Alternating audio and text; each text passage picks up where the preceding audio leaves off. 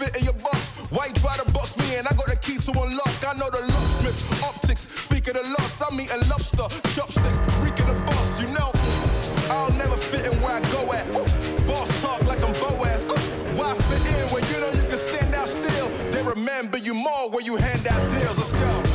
We won't fit in your box. We don't quit, we won't stop. Ride us all to the top. We won't fit in your, we won't fit in your, we won't fit in your box. No, we don't quit, we won't stop. No, ride us all to the top. Whoa. We won't fit in your box. No, don't box me in. I do my own thing, spirit is right within. I got my own way, violent is not within. Look at the way that I do my ops again. Oh, better let me loose. You know that I got the juice. Everything I got to do, words that I speak out my mouth, I gotta move. Oh, oh, we can't fit in your box.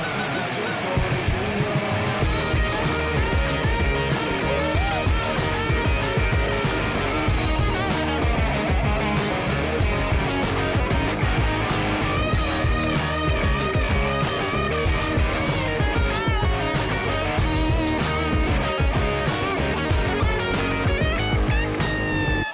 We won't fit in your box. We don't quit, we won't stop. Ride us all to the top. We won't fit in your, we won't fit in your, we won't fit in your box. No, we don't quit, we won't stop. No, ride us all to the top. Whoa. We won't fit in your box. No. Thank you, Ben, for coming out tonight. My name is Son of Augustine. Let's go.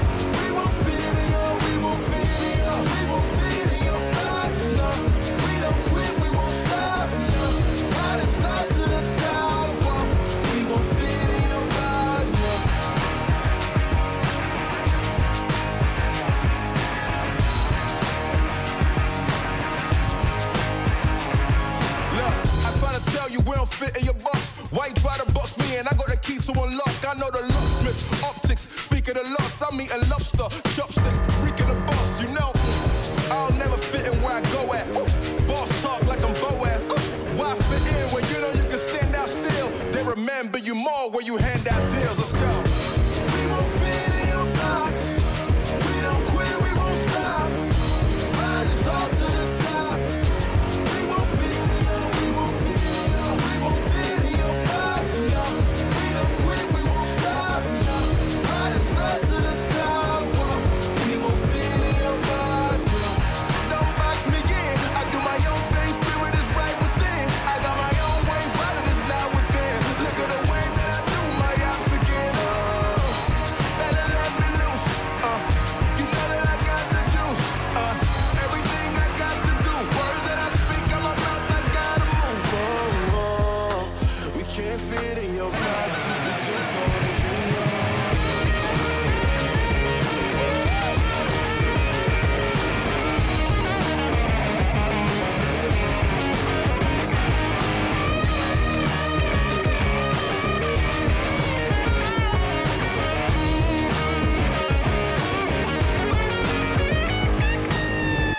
We won't fit in your box. We don't quit, we won't stop. Ride us all to the top. We won't fit in your, we won't fit in your, we won't fit in your box. No, we don't quit, we won't stop. No, ride us all to the top. Whoa. We won't fit in your box. No. Thank you, Ben, for coming out tonight. My name is Son of Augustine. Let's go.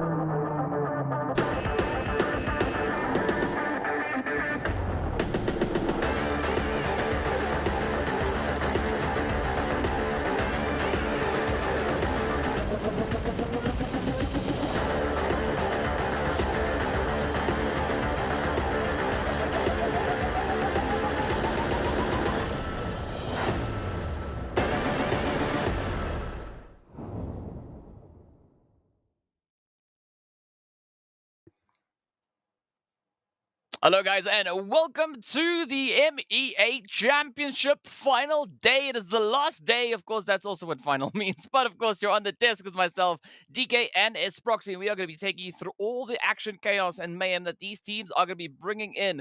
Now, we've been seeing these teams work exceptionally hard over the past 3 days. I mean, we've had so many upsets come through, and it's all boiled down to this final day, right? Day number 4, and everything is going to be revealed, right? Here we're going to see who's going to be getting that ticket punch straight into the PMWI. And of course, well, I think we're in for quite a sweaty day. Oh, we have to be, DK. We have to be based off just what happened yesterday. The fact that we had so many teams get themselves into a competitive shot for taking the slot at the end of the day is going to, yeah, it is going to prove very spicy. Well, of course, we'd love to hear what our viewers are thinking as well. So be sure to head on to social media and include the hashtag in your post, right? Include the PMPL MEA Champ along with your message. But tell us, what do you think the outcome of today is going to be? Who do you think is going to be the team to be crowned the victors of the MEA Championship, right? We'd love to hear what the feedback is, and of course, what your predictions are for this. Curious to hear what those are, so be sure to get them in, include that hashtag as well. So yeah, a lot to look forward to today. I mean, we've seen teams, right, taking days. Right, so we had one team dominating the first day with two winner chicken dinners. We had another team that's doing exactly the same coming through over on day number 2. Yesterday, it was a completely different situation, right? We had a little bit Hmm. more of a spread with regards to those teams, a little bit more of a balanced angle being acquired here.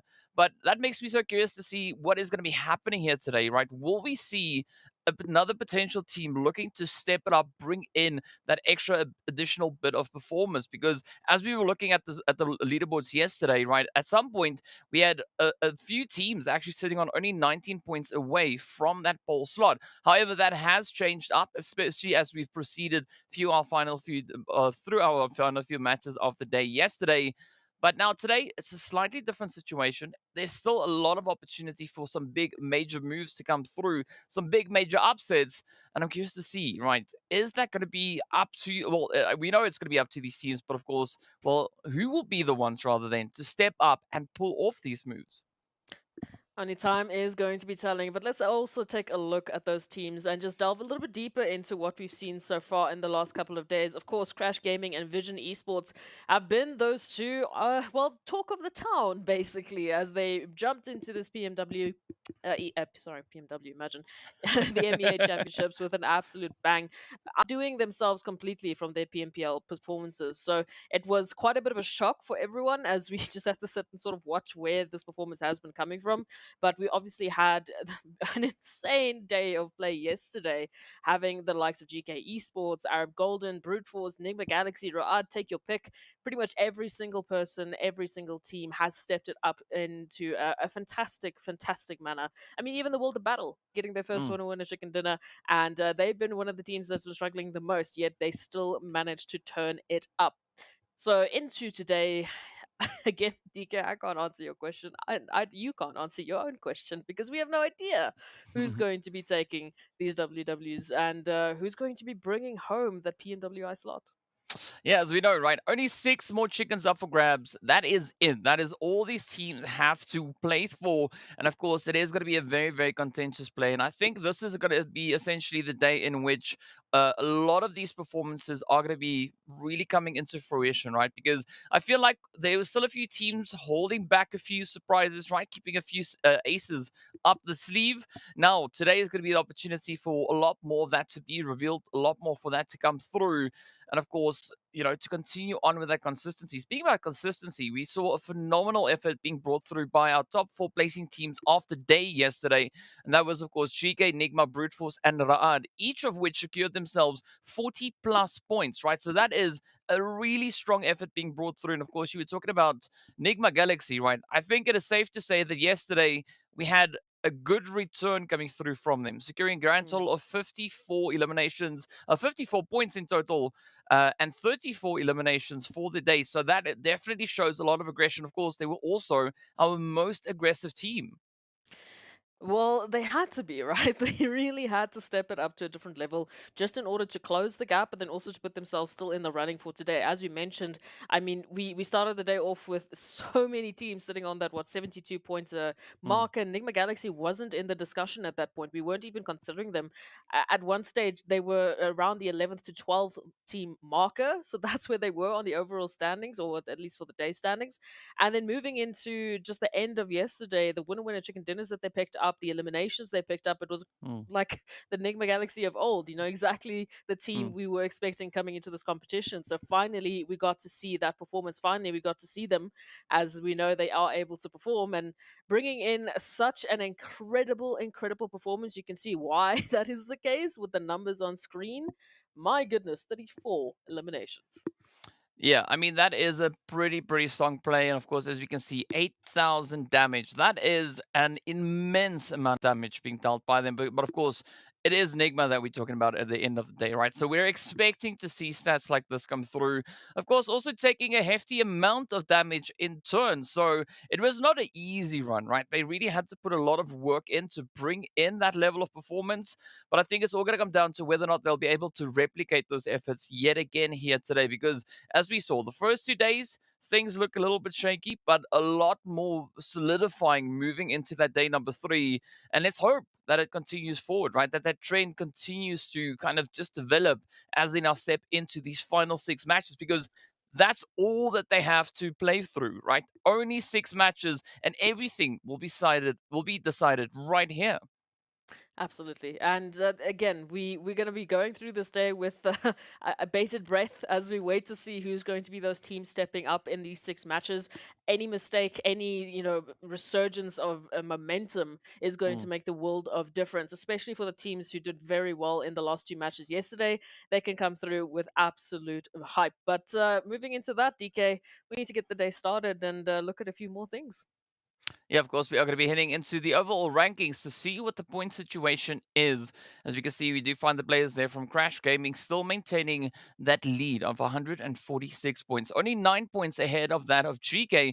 But we also did see in that last match, right, the final Miramar being played yesterday, that GK were able to jump up in towards that second position. Of course, that moved the side of Vision down.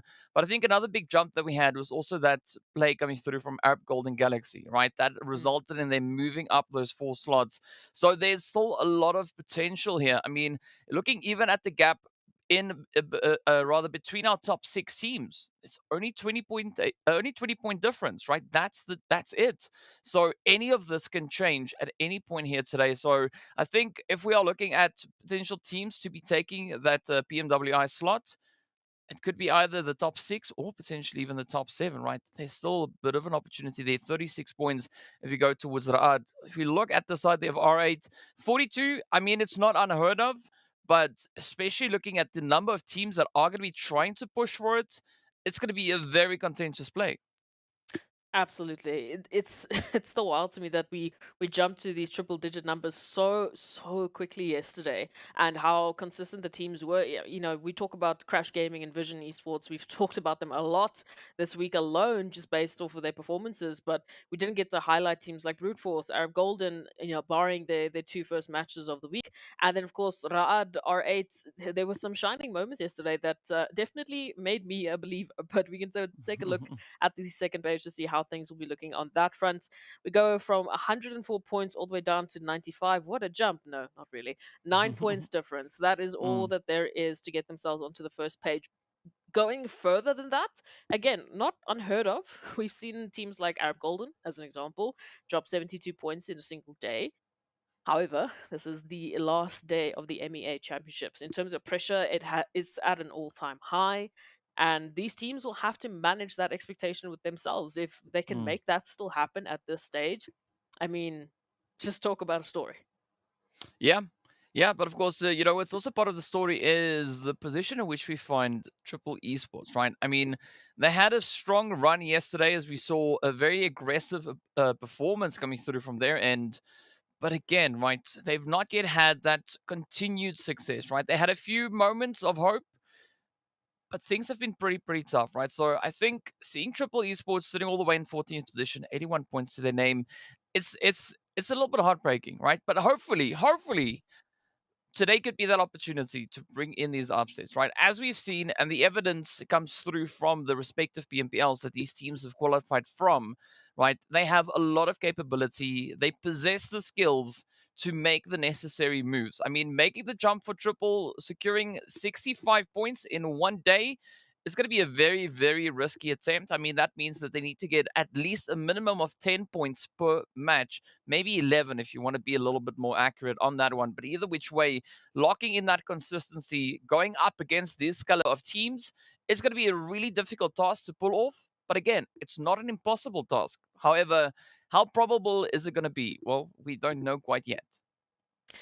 No, we don't. But Triple Esports, hopefully they have a good idea of how they will be bringing that through. I mean, again, we saw them yesterday fixing a lot of the mistakes we mentioned Mm, briefly. They had some of those hot drop opportunities. We saw them make a conscious decision, especially over towards Sanhok, to avoid that, to avoid those positions. So they are working on anything and everything that might have been problematic. And we saw that come to their fruition towards the end of yesterday. So I would love to believe in every single one of these teams that they have mm, that ability to give us that story, to show us, that absolute leap from wherever they currently are finding themselves mm, right to the top to take the PMWI slot, and they would be so deserving of it because of all the hard work that they mm, put in.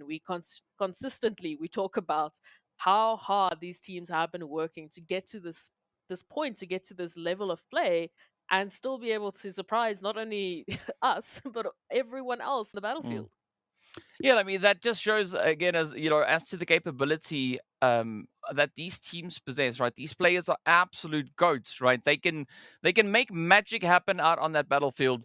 But also, if we are looking at this realistically, there is going to come a point today, and I think it's going to be around about that third match, right? Whatever movements have not taken place by the third match, I think it's going to be a little bit late, right? Especially trying to make big moves, right? When it's up, let's say in between that top five, seeing that it is still contentious, right? They could maybe try and push it all the way to the very end. But I think if you are going to be playing for those major moves, or any moves for that matter, try and rather bring it in the first 2, 3 matches, because there you have that little bit of bounce back room, right? You have that extra little bit of leverage in case something doesn't exactly go according to plan. You can still make up and close it off as you push further on in.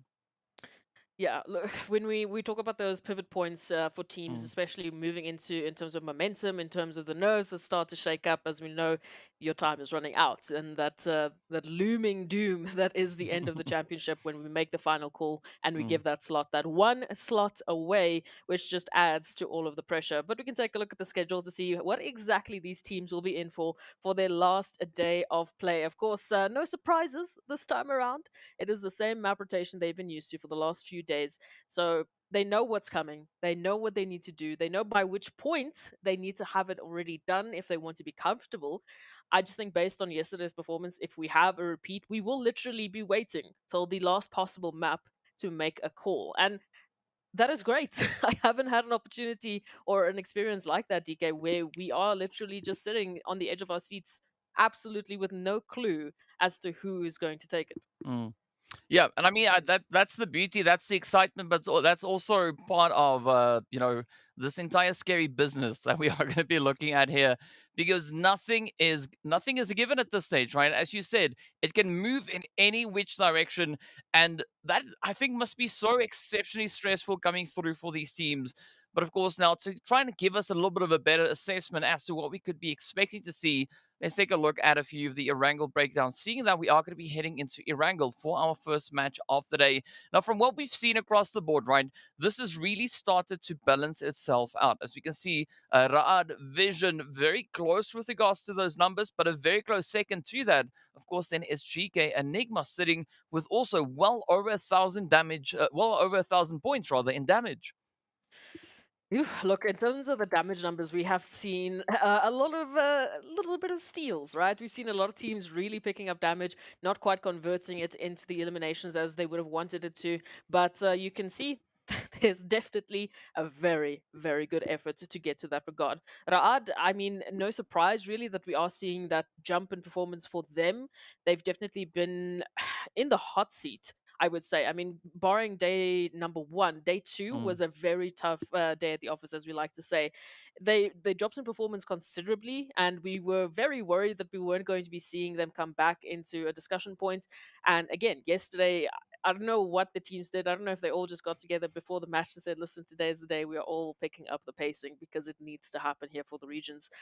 But they definitely made an impression mm, on me, and this is why they are sitting in their seventh position. This is why they are still a contender. Yes, they are the furthest away in terms of some of the other teams, sitting on 110 points away from that 146, but it's still it's still nothing compared to some of the previous seasons we've seen. This yeah. is still very doable.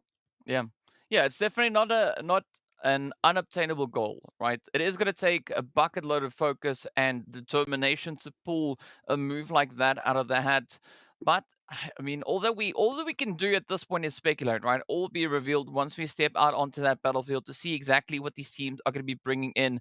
But as you've said, right, Rad, such a strong team when it comes to the side of Erangel. So maybe there could be a bit of an opportunity, right? Maybe this could be exactly what they need. This kind of pressure to be on their shoulders for them to rise up and just bring in an absolute smasher of a match. Unfortunately, we have 3 Erangels, so there is going to be ample opportunity for that consistency then to come through.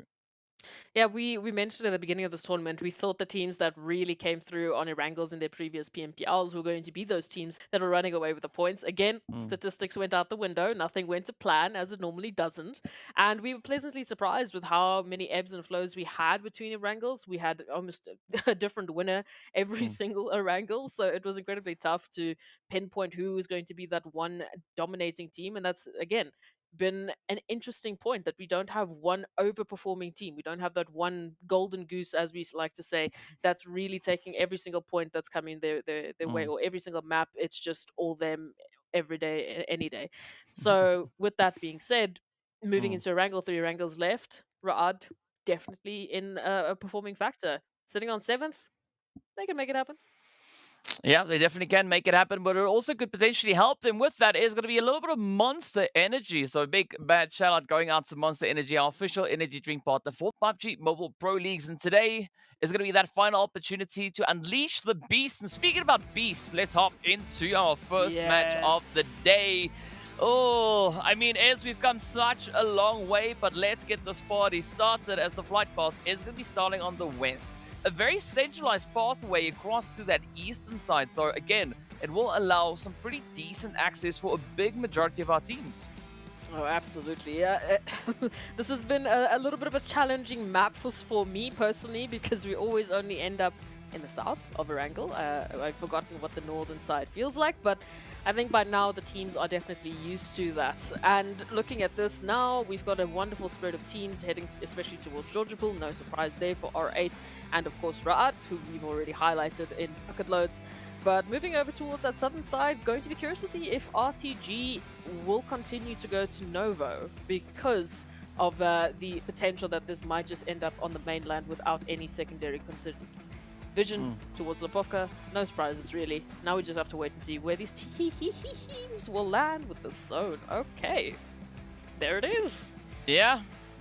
I mean, we weren't asking for anything, so this is a beautiful, beautiful upset to come through. It's like, you know, the RNG gods read my mind, right? So we'd rather just keep it upstairs instead of having it come out.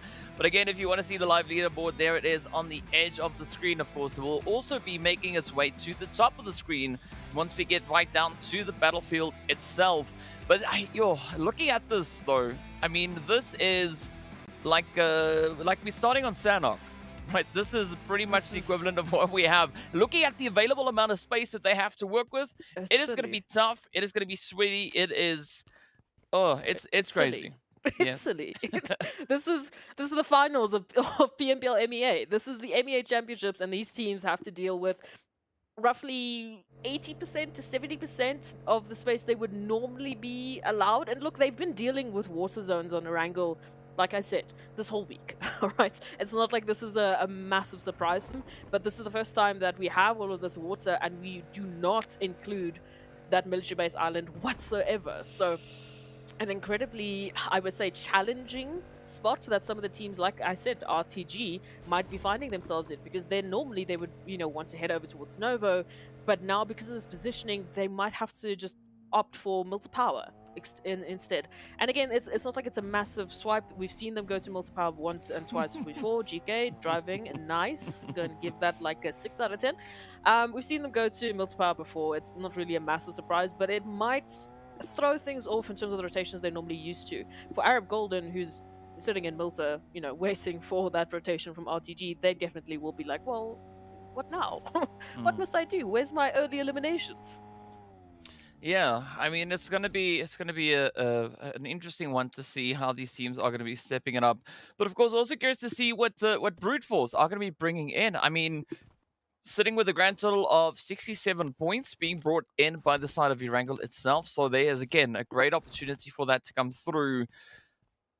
But looking at the total points being acquired, right, the top 5 teams, there's only 10 points separating their performances when it comes to Erangel. So I think across our 3 matches that we'll have here, it is going to be super, super contentious. But I think a big determining factor is going to be that zone placement and how these teams rotate in accordingly, because that is sometimes where we see a little bit of that struggle comes through, right? That unpredictability, that challenging factor, trying to assess whether or not you could maybe be running into one of the opposing teams while moving towards that zone.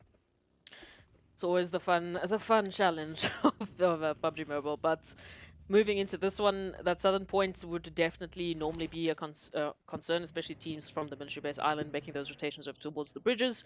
This time around, no such challenge, no such question mark. Towards the western side, I would say, especially for school, towards Potato Hill, even I would include just Naya potentially if we take a bit more of a northern shift. Those points, those rotational points are going to be pretty tough. So that's really where you are going to start to worry. Okay, well, I need to take this. I need to take this hit through. I need to take this path, especially for some of the teams who like to rotate earlier. There's a lot of teams already sitting and containing and waiting for early engagements, for early fights, so that they can pick up points as quickly as possible. As for some of the rest, like Vision, all the way to Lapovka, I mean, they they don't have a worry in the world. They can sit pretty and just wait, loot up, and get ready for what is going to be a very wild zone rotation. In terms of shifts, though, DK, this is the question then. Do we go north? Do we go south? Do we head all the way to the west and basically just take away all this excitement of the water? No, I kind of want the water in there. Right. I think it adds to the suspense, right? Because already these teams are having to deal with so much at this point. And I mean, we understand and we respect that, but we wanna maybe just, squeeze a little bit, that last little bit of effort, that last little bit of surprise element out of these last few games. I mean, if it's only the first match of the day that is going to be starting like that, then it's fine. I mean, moving into the 2 remaining Erangels, they would be hoping for something a little bit more standardized, right? Maybe a little bit more of a center zone, or something that these teams can work with without really breaking a sweat, because then they can focus on strategy, on tactics, and ensuring that they play the best possible game that they play without having to worry about a little bit of a wacky zone getting dealt their way. That's a wrangle, man. We've only had wacky zones. I feel like they should be used to it by now, but such is a wrangle, such is life. As we take a look at this one, interesting position over towards Mansion and that prison sort of split there. A lot of focus on that naturally because it is the center of the zone, and we've had a few clusters there before that have turned into a little bit of an awkward engagement. Arab Golden is one of those teams that springs to mind. They had a very split up approach there, especially towards PMPL Africa. We ended up there more times than I could count, and more times than I could count, they found themselves just bombarded with like 4 or 5 teams, and they split up just trying to take fights on multiple fronts. And in that point, they were fine, right? But since then, these teams have changed dramatically. So if it happens again, if it's a case where once again they're spreading themselves thinly and they have to take fights on multiple fronts at this stage, then we will be seeing some danger. Then we will be seeing some numbers dropping. Yeah, and I think that is also kind of to be expected. But at this point, the team should have been able to rectify what could potentially be missing, or that kind of needs to be there. I mean, both those things mean exactly the same thing, but whatever which way. Same, no difference. Yes. But I think at this point the teams have kind of done what they can, right? So now all they can do is just play the best possible match that they can output at this stage, right? Regardless of what the outcome is, as long as they can say with 100% confidence, this was the best that I could do at that very moment, I think they don't have anything to stress about. Well, we'll have to wait and see. Interestingly enough, in terms of those Erangel stats, we were mentioning them a little bit. Obviously, we've had many Erangels, we've had many winners on Erangel. From yesterday's performances, I think NIGMA Galaxy is the only team that's doubled up on their Erangel wins at the moment. So they have statistically, again, stats, NBA champs, you can make a call whether or not how much you want to, pay attention to this. Statistically, they have the highest chance of winning this. However, they will be dealing that consistency with RUKH, GK Esports, Vision, Brute, Crash, Arab, and of course Vista for that winning slot. So it's definitely going to be an interesting one. We can just take a little bit of a re-peek at Quest, and they're unfortunate, very unfortunate surprise taking that rotation in. Well, I mean, we're going to have a whole day full of these surprises, and that is just the first of many that are yet to come on through. So with that, we say goodbye to our very first player, but now slowly the teams are trying to get themselves positioned. Of course, still quite a few teams rotating within the zone, and that is not even to speak of the teams that are yet to enter the zone.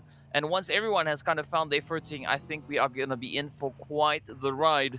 But also then looking at the teams already having that opportunity to get themselves within the zone early, getting that that little bit of a preemptive angle secured, right, in anticipation of those coming rotations, I think that could bode exceptionally well at this point. Absolutely. We can take a look at this. NASR already going to be picking up on a potential trace here of the World of Battle. Very interesting rotation for them. Triple Esports still yet to join everyone within the zone, coming through from Potato Hill right alongside Vista Gaming, who might end up just behind GQ. We can see Raad, as we've highlighted before, already picking up a very cheeky rotation in the form of GK Esports. At least one that they'll be able to add to the tally. GK would have loved to get this res, but NASR, for the time being, is guarding this opportunity with their life. Yeah, I mean, they are not going to try and let anything pass them by, but with that, yet another player falls.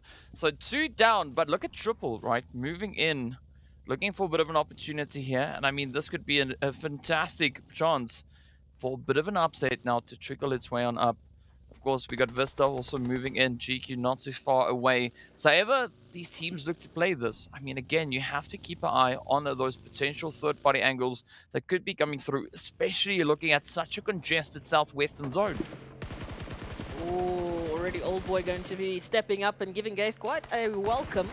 Immediate backup, but the rest of GK Esports, they are in a position at least to help out here, and they have the cover. They will be able to recover that.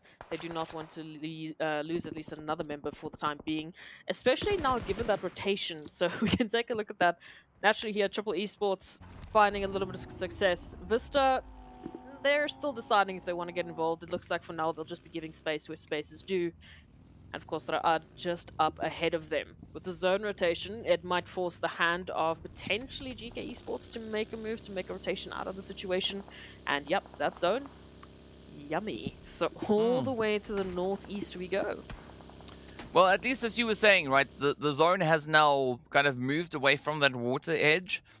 So the team have the opportunity now to focus on a little bit more of that stability. Oh, we're speaking about that though. A very interesting trade coming in here between Vista and NIGMA, a 1-for-1 on either side. And this is the beauty of it, but of course now neither of them are going to be stopping as they continue to roll on through, and there's going to be so much danger being posed here. But a great setup coming through from Brute Force, you can see also just up ahead. But now with Freak, that back tire getting popped makes this vehicle almost as fast as a player running out in the battlefield. So it makes the rotations just that extra little bit more challenging. But let's see whether or not they are going to commit to that. Meanwhile, Vista, I mean, they made a bit of noise. They've been able to secure themselves up in towards Mansion. And I mean, Mansion is a great spot to potentially try and defend. But, you know, attacking from the side of Mansion, it's tough because you don't have all those clear lines of sight. Oh, the chaos just around the corner. You could see just on those transitions, the amount of rotations, shoulder-to-shoulder rotations that these teams have to take because, well, there's just no other choice.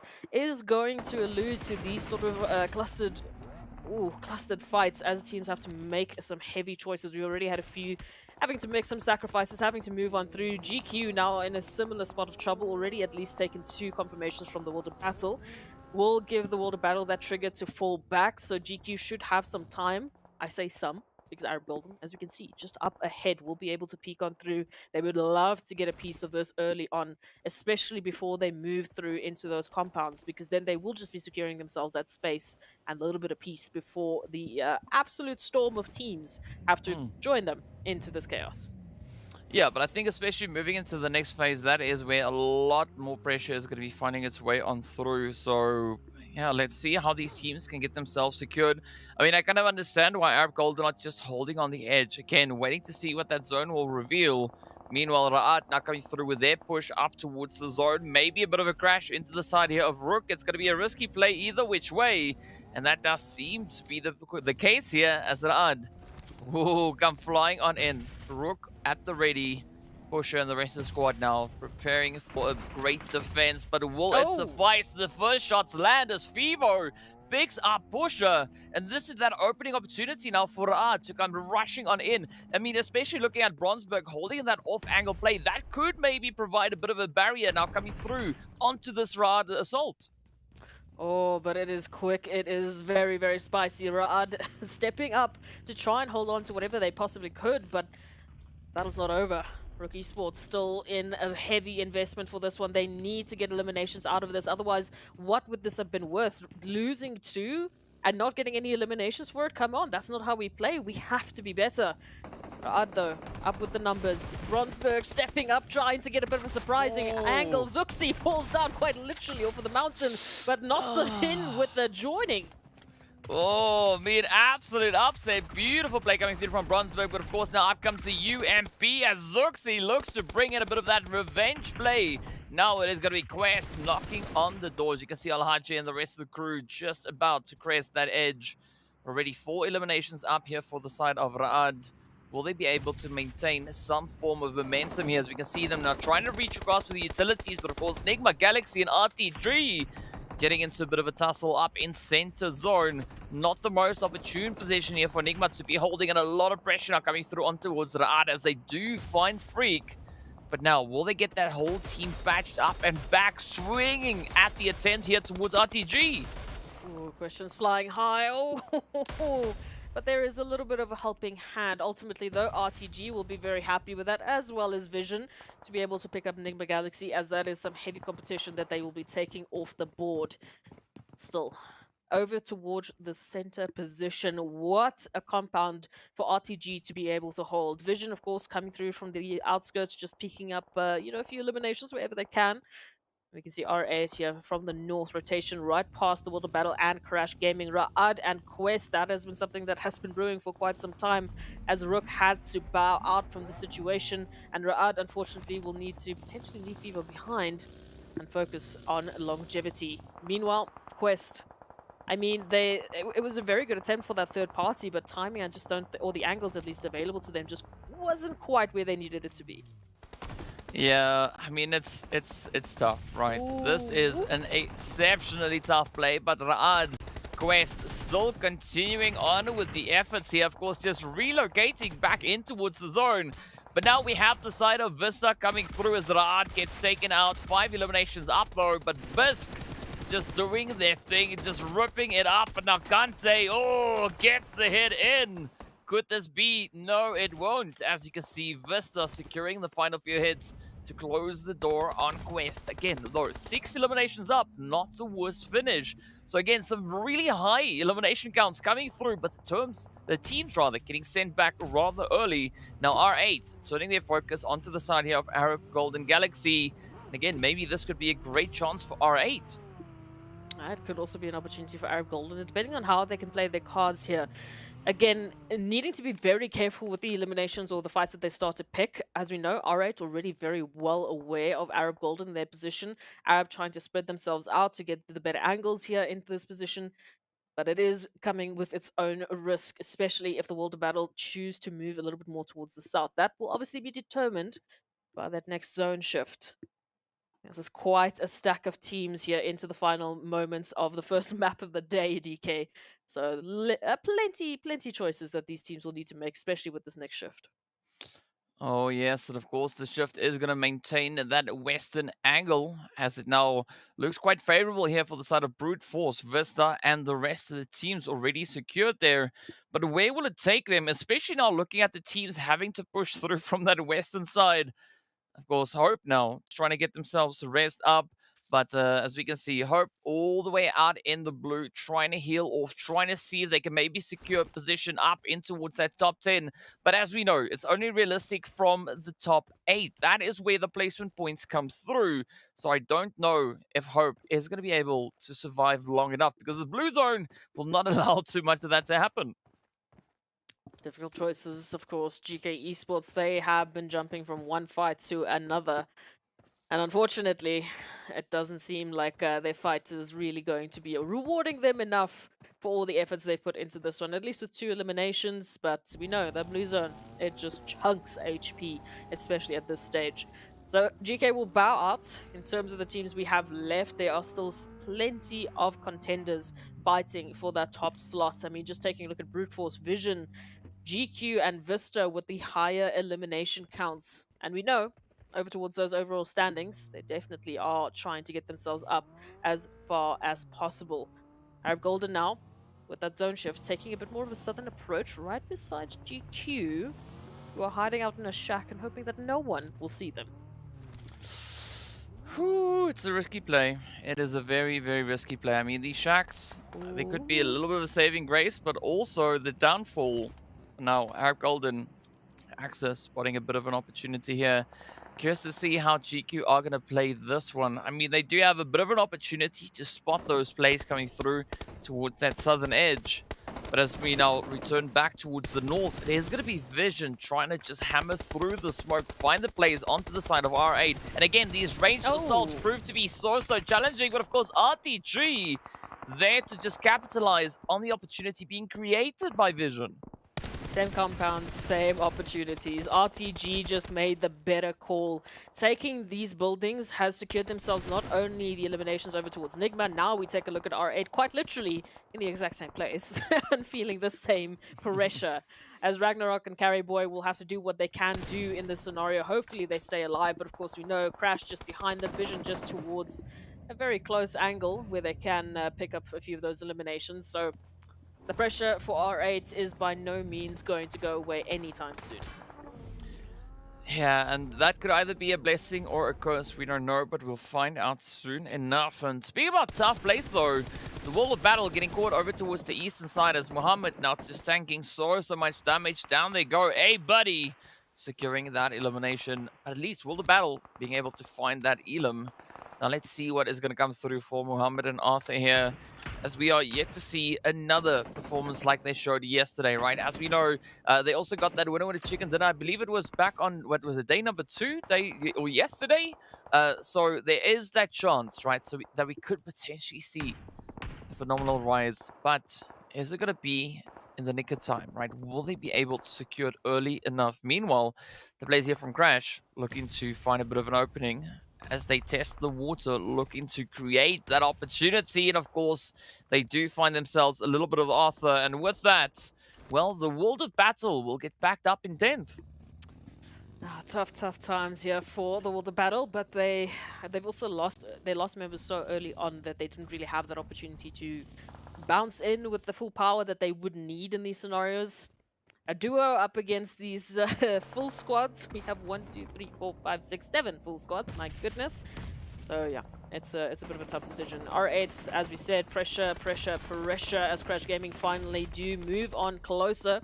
Few utilities sent out, and R8, their days might be numbered in this situation. Even if they do rotate out of this compound, well, RTG is waiting. Oh, but here we go now. The pressure is on. Jafar cooking up a bit of an 8. Beautiful rebound. Well, let's find the play. No, fortunately for R8, they are secured within that bathroom. But let's see, maybe this one will be on target. And the answer is yes, as Carry Boy gets found. That is 1 down, 1 more to go. This is the opportunity now for Crash to rush on through. But of course, they still need to keep a very close eye as they do secure the finish. And that is the end of the road. R8 getting sent back empty-handed, but at least potentially finding a bit of a placement point there. We're not quite sure just yet, but as we know, right, yeah, it is only from 8th place onwards. So a very unfortunate play there for the side of R8. Now NASR looking to do a little bit of cleanup over towards the southwestern side. Vista looking for opportunities, but NASR just denying their access. Absolutely. Mazzaro going to be sending out a few utilities, hoping for connection there to give their teammates the space they need to recover. Vault for Vision in a similar scenario. The only member still alive, and I said that way too soon. RTG, they move on in for the closure. They have been aware of Vision's position for such a long time, so that's not a surprise. Again, this position from RTG is just elimination center. They can take a pick and take a fight with almost every single team until they get challenged potentially by Crash Gaming. I guess they would be the closest. But I don't think they want a piece of this action just yet. Well, let's see how this one unfolds and where the player is going to take them. Of course, now RTG, a good setup that they've got here. I mean, this compound could definitely be quite favorable for them. But the pressure is going to be on, right? They have to defend. They have to see if they can find that extra little bit of leverage onto the side of Crash. Meanwhile, NASR, VISTA getting right down to business as Mazzaro will get confirmed on up. Down they go. It's the end of the road. But now Brute Force trying to capitalize on the opportunity, looking to push a little bit further towards that center zone, looking for a bit of a setup. But again, there's not a lot of opportunity here. That, again, is sugarcoating this whole situation. Everyone out in the open, everyone taking a beating. We can see Brute Force in a similar situation, down to only pre-pod now, as we do say goodbye to Neos. And looking at this situation, that zone, now just to add a little bit of insult to injury, as rotation from this position into zone, we'll see them meet either the crosshairs of Crash Gaming or RTG or even NASR. I mean, take your pick. But NASR also have to focus on rotation, so maybe they might have a little bit of spacing there. GQ towards center, currently taking a few fights against Arab Golden. So we were asking the question, how was GQ going to turn this one around? And Arab Golden looks like they were the ones who got a bit of an ugly surprise.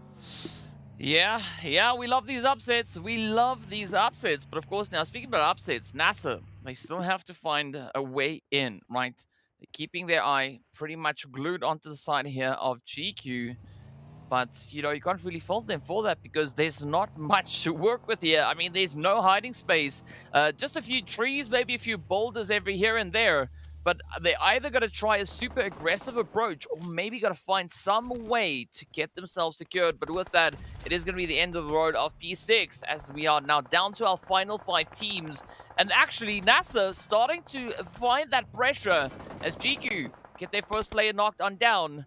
But this is now going to be that chance, right? Sanhok sends it out, looking to reach all the way through. And this is a very strategic deployment of these smokes coming out. I mean, that opens up the opportunity now for NASR to come rushing on in. And up comes the opportunity. KORKA, though, good response. Does find Spec. Oh, no. Is it going to be Xenox to fall? No. Xenox still holding steady. Starch instead is the one to go down. Now KORKA getting thrown with a few things. We can see Molly's just being placed rather all over the place. It is going to be a 1v1. Who will settle this dispute? Will it be KORKA? Oh, the third party play though has come on in. KORKA blowing the vehicle up and off it goes. Down to the final 4 teams. We've got 2 solos currently present in this match. Yeah, I was going to say the time on that engagement was so limiting.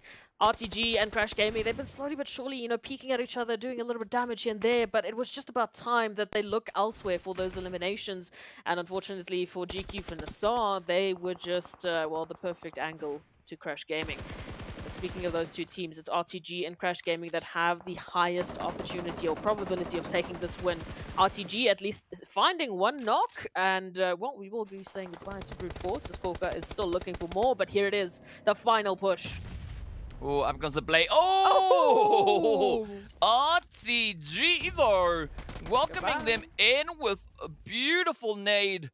Crash Gaming now getting reduced down to only a buddy. So Galaga having to be a little bit more careful on the edge there. Oh, but the spray is in. A buddy taking so much damage.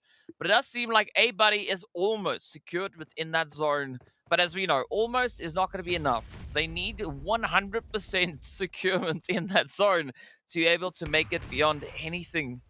Of course, now KORKA still holding that off angle. Could maybe present a bit of an opportunity here.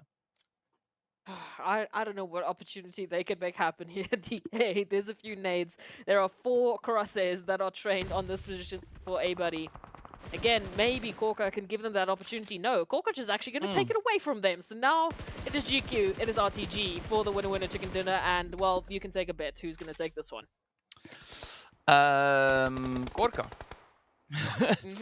Well, let's see. Let's see. I mean, it's not gonna happen there as Gorka gets taken down by the blue zone. I have to swallow my words, but what a performance we have seen now come through from the side of RTG, stepping up super aggressively. 9 eliminations and 2200 damage secured. Absolutely phenomenal start to the final day. Well, this is the start that RTG would have loved to had, and well, they made it happen. It's going to come down to the choice of that compound, that rotation into those buildings for that zone, just the way they were absolutely given a prime opportunity and definitely grabbed it. I can only say, well done. That's exactly what you need to do on the final day. So RTG, fantastic start. And for the rest of the teams, Crash Gaming, getting into the top 3 placement, not too bad. Again, it is going to allow them those extra few points to hopefully hold on to the number 1 slot for a little bit longer. Well, speaking about a little bit longer, let's take a look at that match report as well as we move on in. It is going to be Gorka dominating with those eliminations and damage. Then, of course, we can see Groza, Zakaria, and A Buddy also stepping on through. So, I mean, Team GQ, right? Even though they didn't secure themselves the winner chicken dinner, still an exceptionally strong effort being brought through by them. Absolutely. So I didn't even know how they were able to make it happen, just because they had our Golden behind them. They had teams literally taking their numbers as they were just trying to get into the zone bit by bit by bit, but they definitely turned that one around, and you can understand why KORKA is in this position. I mean, even being cheeky enough to steal the last little bit of placement points away from Crash Gaming right at the end. Yeah, well, it's been a super exciting one. Let's take a look now at the top damage dealers from this past game. And of course, a little bit of a comparison to come through to see where we find ourselves, right? How these teams have been performing. As we can see, so much has been done out on that battlefield, especially from the side of RTG. And as we know, that resulted in a glorious winner chicken dinner coming through. But look at GQ, right? Still maintaining a strong bit of persistency, consistency as well. Oh, okay. Not too bad, not too bad, not too bad. Again, this is the first map of the last day, so I beg the question, can they still bring in that sort of energies, that sort of dominating performance on the last day when the pressure is at its worst? And well, this is the answer that we've been given. So very convincingly, very impressed with NASR as well, I would say. Considering the position once again that they were put in, we time and time again see them coming through from that southern position, and they just get noticed by every single team towards the south, yet they have to fight their way into the zone. And they're not too bad at it, I have to say. I feel like that might be their next strategy. Well, speaking about strategy, let's take a look at the match ranking to see how many points the teams were able to secure. And of course, well, as we know, at least the points of one team. It is going to be RTG coming through with 19 there, as we can see the glorious numbers. And of course, Quest, or rather GQ, coming through with 10 eliminations, awarding them 16 points in total. But Brute Force NASR, I mean, they were trying exceptionally hard. As you can see, a decent, strong number coming through with those items. But again, Quest, Raad, locking in strong eliminations. But as we saw, they had to settle for a rather early finish. Yeah, very early finish there. I mean, compared to what they were trying to cook up there, I definitely had faith that there was going to be a complete resurgence for Quest Esports and Raad. But yeah, it's again how the cookie crumbled, and Erangel rotations are just nasty, especially this week for the MEA champs. Let's take a look at that second page to see how everyone else ended up and who will be joining us in the donut shop. We will be having 4 customers, 4 very perplexing customers, as R8 Esports, Triple, NIGMA, and RUKH unfortunately do not have the start to the day that they were looking for. Yeah, I mean it's an opportunity for improvement, right? That's what I'll say at this one. So unfortunately, this is only the first match, so there's still 5 more to go. But these are going to be the 5 most important games in this championship, because it is going to be that make or break performance to see what the teams are going to be able to secure. And I mean, even with RTG doing what they just did, right? Sure, yes, there was a little bit, there was a move coming through with regards to those standings. But now the question I want to ask is, will they be able to maintain that, right? Will we see that come through consistently. And of course, now another team that we want to look at is also then the team stats coming through from the side of GK. Yeah, absolutely. GK Esports, this is a team that we saw yesterday just popping off, honestly. This is why they ended up in the second place on the overall standings. Moving into the first Erangel of the day, you can see the numbers aren't looking as wild as what we would expect. But, I mean, in comparison to their Literation brothers of GQ, there definitely needs to be a step up. We saw GQ just taking every single challenge, taking every single mantle in their stride. And for GK Esports, sitting in second place, you have a target on your back. You have a massive target on your back. So they need to be ready come the rest of the matches today. Otherwise, they might lose that opportunity. We already see RTG moving up. I think that was 3 slots on the overall standings. We had Brute Force at least moving up 1, just managing to survive for pre-prod in those final moments. So whatever points you're able to get in these matches are going to make the world of difference.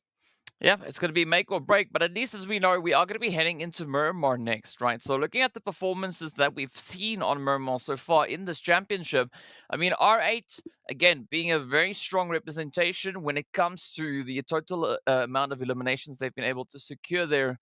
But of course, well, before we get into that, we are going to be taking a quick look at another team head-to-head, right? Apparently, it is going to be the Bruty Fruities versus NASR. So let's head on in to see what that comparison is. And of course, this is from the last match. As you can see, I mean, 6 and 7. It's strong. It's strong. But of course, we want to see now consistency being the main goal here. Now, yeah, look, so this is a bit of an interesting one in terms of the head-to-head to me. The reason I wanted to point it out is because obviously they both got 10 points in that last match. In terms of the application of those 10 points, it's a very different scenario. Again, NASR I highlighted as one of those teams that in the last 2 days have just been so prophetic in terms of how they manage those outskirt positions, how they manage those sort of just last-minute chaotic rotations where they keep running into teams. Whether they do it on purpose or not, I don't know how they could plan Erangel rotations that well, depending, how we've had these Erangels just blow our minds. But they really seem very comfortable on the outskirts. And for Brute Force, again, it came down to those placements. Just survivability with a few of those foundational points is what is keeping them in this race. Well, speaking about the race, right, let's take a look at the overall rankings to see where these teams currently find themselves. And of course, we still have the side of Crash maintaining that pole position. I mean, GK also now looking to try and close that gap, but it is still such a challenging day. And that's now a 16-point difference between first and second place. But of course, we did see that move come through from Brute Force, moving up into with that 4th position. Again, trying to bring through that extra little bit of pressure that they can find. And there's only 4 points, 4 points between them and the position in which we see the side there of Vision. So curious to see how that's going to play out. But of course, I mean, RTG, Road to Glory, they've jumped up 3 slots all the way into 8 just based on this last match. So Chicken Dinner still accounts for quite a lot of movement. Bam, bam, bam, bam. We go to that second page. We still see a very close resurgence. For Quest Esports, we know they were just alongside their ad in terms of how much damage they were outputting, how many eliminations they were looking for. So moving into Miramar, they have to be all the more aggressive. They have to be ready to bring as many points as they possibly can because they're getting closer. It's just they need a bit more. Yeah, well, speaking about a little bit more, right? It is that time. We are going to be heading straight into Miramar to see what the flight path is going to be doing. Of course, the beautiful picture to start us on as we are heading right on down a very southern flight path. Ooh. Now, you know what usually comes along with the southern flight path? Either a complementary zone or a bit of a spanner in the works, right? Maybe sometimes we see a zone that pulls a little bit further up towards the north. But let's see which is going to be the case this time around, as the teams are going to be looking to make their way and get themselves situated. Already quite a few teams starting to break off, heading a slight bit further up north. But Arab Golden Galaxy, I mean, they are sitting with smiles on their face because they can pull straight into Via Del Mar and not have to worry about reaching that point. Oh, absolutely. I mean, this is just their position given to them on a silver platter. As for some of the rest of the teams, especially the ones that do enjoy those northern reaches, well, I hope they find a vehicle nice and quickly. Zone will be the talking point for us here. As we've seen, you mentioned, those spanners in the works that constantly get thrown our way, and here it is, the repeat of the water zone on Miramar, because why not? It's the last day. We need to give these teams clearly a little bit of hydration, I guess. See, this is what happens when you call a zone a complementary zone, right? It takes a complement and does something with it, right? What do you want to interpret that as? You know, take it for whatever you will. But here we have it, that zone now going to be forcing the teams again into a very Sanhok-like play here. So this is going to be a very exciting one. And of course, right out of the gate, GQ and the side of R8 trying to play a little bit of hide and seek, right? A little bit of cat and mouse. But, well, R8 not going to be... Ooh, not going to be letting this one slide, as they could maybe still lock in a few easy eliminations here. Ooh, definitely so. As we've mentioned, any sort of points, whether it's by placement, by eliminations, whatever it is, if you can get an opportunity to just grab something early on, it is going to make a difference. We already had a little bit of some wild melee action on the map as we get the zone. I think I was just too distracted by the fact that we have so much water on Miramar going to be involved in this next phase. But either way, some potential more eliminations here for R8 Esports. And Toffees, oh, buddy, run. that's all you can do. Yes, just run, right? Let's see if they are going to be able to get picked up, as we do have the team moving out. I mean, at least the rest of GQ, they are kitted up somewhat, so they could have a bit of a response here. But now it's going to be a very dangerous play, but fortunately the terrain is what it is, so it allows them to use it to their advantage. But now they just got to maintain that angle, maintain that trajectory, and potentially get themselves up to a position like either Graveyard or San Martin. But moving into Graveyard, they are going to be bumping into a little bit of that Vista problem. A little bit of those Vista issues, as we can wait to see what Vista will be bringing to the table. Crash Gaming, of course, over towards that northern side. A little bit of a nice replay for us, as Jafar had to say goodbye. Again, all of these nice little bit of early eliminations will be adding to the tally later on. I was also told there was a machete that was thrown, and we missed it. So, ooh, that, yeah. But it obviously didn't result in anything just yet. Maybe we'll get a bit of a highlight for it later if they can catch it. As for the zone, Triple Esports, smack bam, very close to center, and they're in Puerto Pareso, so that gives you a very good idea of how east we are looking at those rotations. It's just, I can't believe that this is a zone that we have on our second last Miramar. I mean, it's hard to believe, but believe it because it's true. And now, I mean, a team like Triple, they're just going to be sitting there smiling, right? Because they don't have to move anywhere. They can just have a big chill up in towards Puerto. Kevin, though, has to try and, you know, maintain a little bit of focus when driving around the terrain. Because, as we know, the physics here sometimes just a little bit odd. Oh, yeah. Physics on Miramar with vehicles? No such thing. No such thing whatsoever.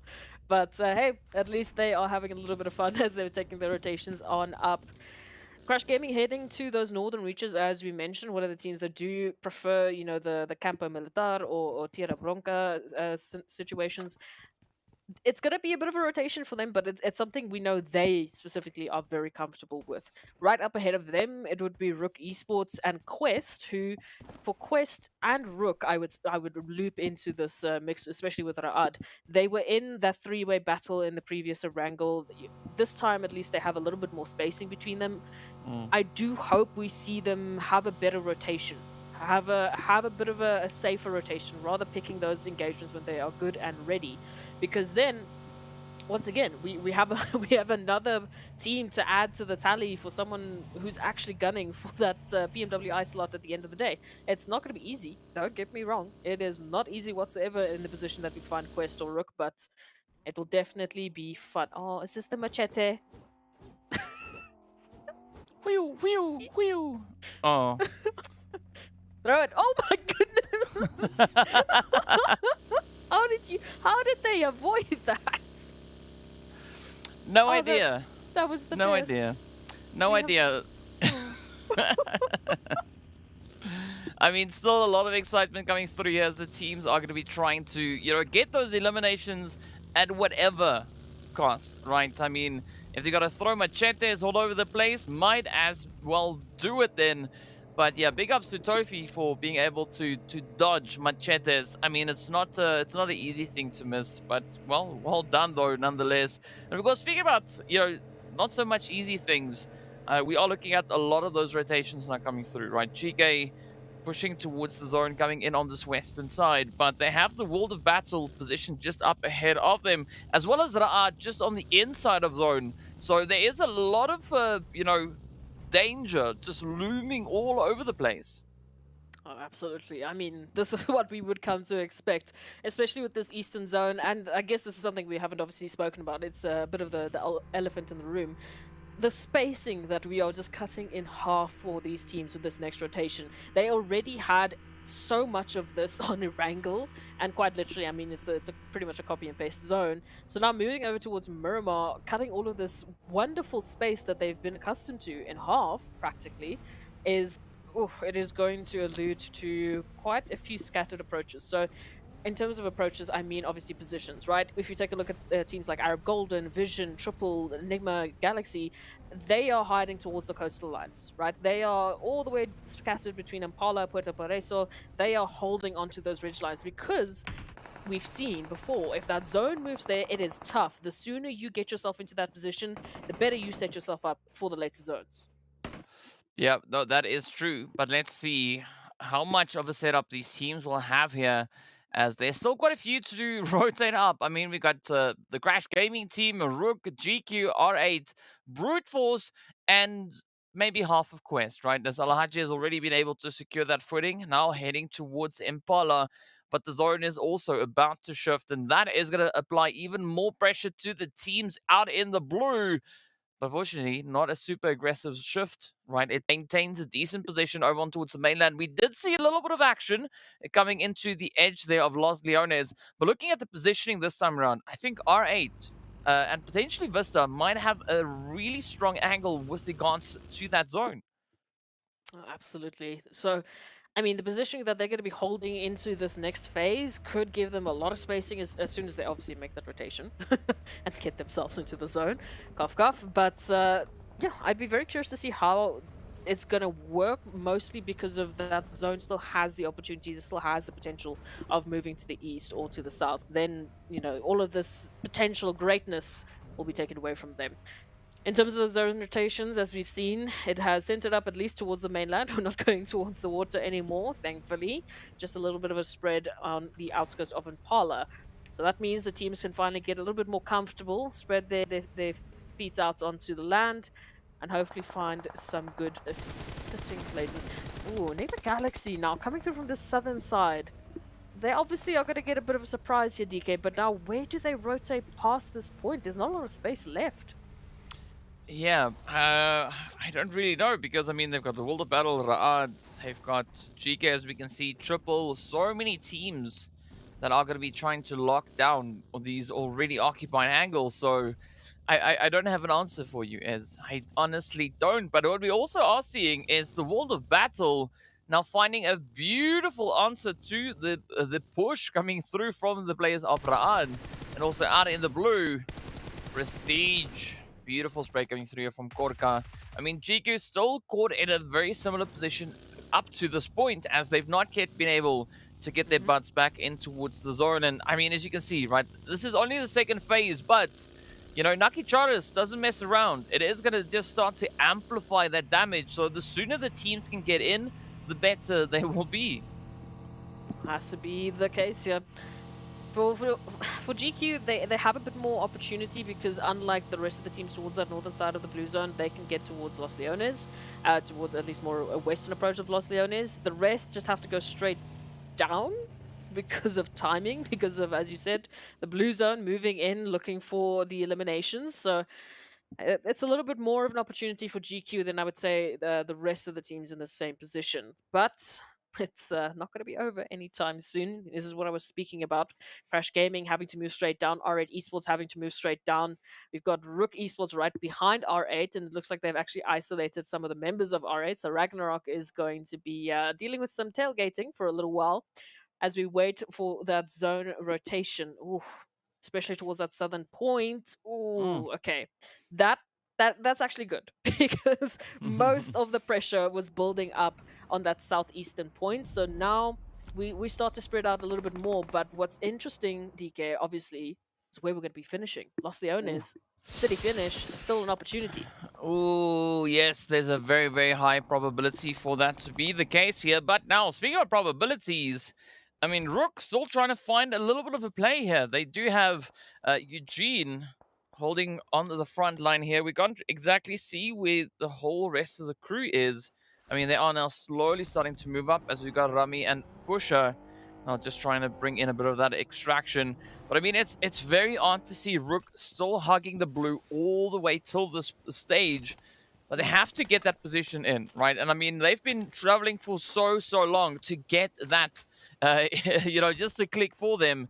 But still, such a big challenge remains ahead of them. And of course, Crash going to be looking to keep a bit of a gate play onto that angle. Meanwhile, there's going to be Vision and Quest. Oh, in contention for Cigar here. Who's going to be the one to find it, though? Beautiful hit coming through from Al-Hajj. The first one falls. And now is that opportunity for Quest to just drive it in and find the rest of Vision. Absolutely. Vision might even just absolutely scatter away from this opportunity because they cannot afford any sort of upsets. They already had a bit of a tough day yesterday. We mentioned, it wasn't as dominating as what we saw from Vision day 1, day 2, given the territory of every single other team stepping up to a different level. So they can't afford to have that happen again. They are so close to getting themselves into that top slot. They've been in that top slot this week already. So hopefully they also don't find NIGMA Galaxy on their rotation. But alas, here we are. They will have to make a decision on how they are going to handle this. Yeah, they will have to, but so far we do see a little bit of that tension now getting drawn in here as Triple do find Mon. Down goes Volto as Freak secures the spray. Oh, goodbye. And there we go. Vision getting taken out all the way in 16th, the first team to fall, at least one elimination to their name. So not the worst situation they could find themselves in.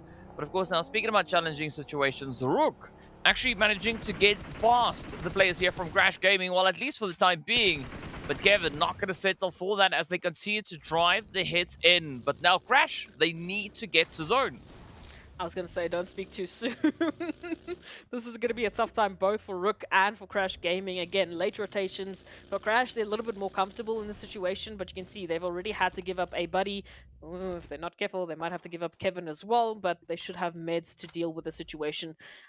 The side of RUKH Esports in the zone, again, still have to move on. They can't really invest time in either getting reses here or getting these eliminations back to the side of Crash Gaming. They have to just give up what has already been taken from them, unfortunately, and focus on staying alive in the zone. We can see Eugene, confirmation there. So both Crash and RUKH are relegated to only 2, at least for Crash's sake. They are in zone and just waiting to see if they can surprise RUKH. Meanwhile, the World Battle, GEEKAY, a little bit of a car chase here. Oh, yes, just a little bit, right? Nothing too hectic, nothing too crazy. But of course, now the pressure is going to come through here as World of Battle actually light it up. They do find Santa. So that is 1 down, 3 more to go. So let's see if World of Battle can now stick to their guns and continue with this rampage. Of course, they got to watch out for the side they have Raad. But we also then see the players from GQ all the way over on towards that far western side. But for the time being, Mohammed, tries to find the angle. Beautiful jump shot over the wall. But now they got to keep that focus on, right? It is only a 2-piece left. It is Mohammed and Hazem left to defend. And they've got quite a few pressure points to worry about. And you can see in the bottom of our screens, NIGMA Galaxy and Quest going head-to-head as well. The damage is being dealt all over the show. Even the World of Battle now feeling the brunt of the action of RTG, obviously holding those high-rise positions so they can just lay down the law whenever they feel like it. And now even Raad step in, so the World of Battle caught literally between 3 teams looking to just take them out and say goodbye, back to the lobby for you. Well, they're still managing to hold strong, hold steady. So let's see if they can survive the onslaught. Meanwhile, we go back to Quest and NIGMA as it is a 3v3. Beautiful nade coming in there, Oh. finding a good bit of damage onto Koops, but not sufficiently so to knock them down.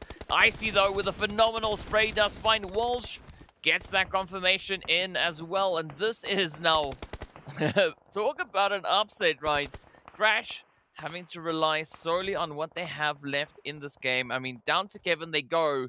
Quest also trying to make the most out of the situation, but Faidan still going to be keeping a bit of an off angle, right? Not going to be looking to get themselves revealed just yet.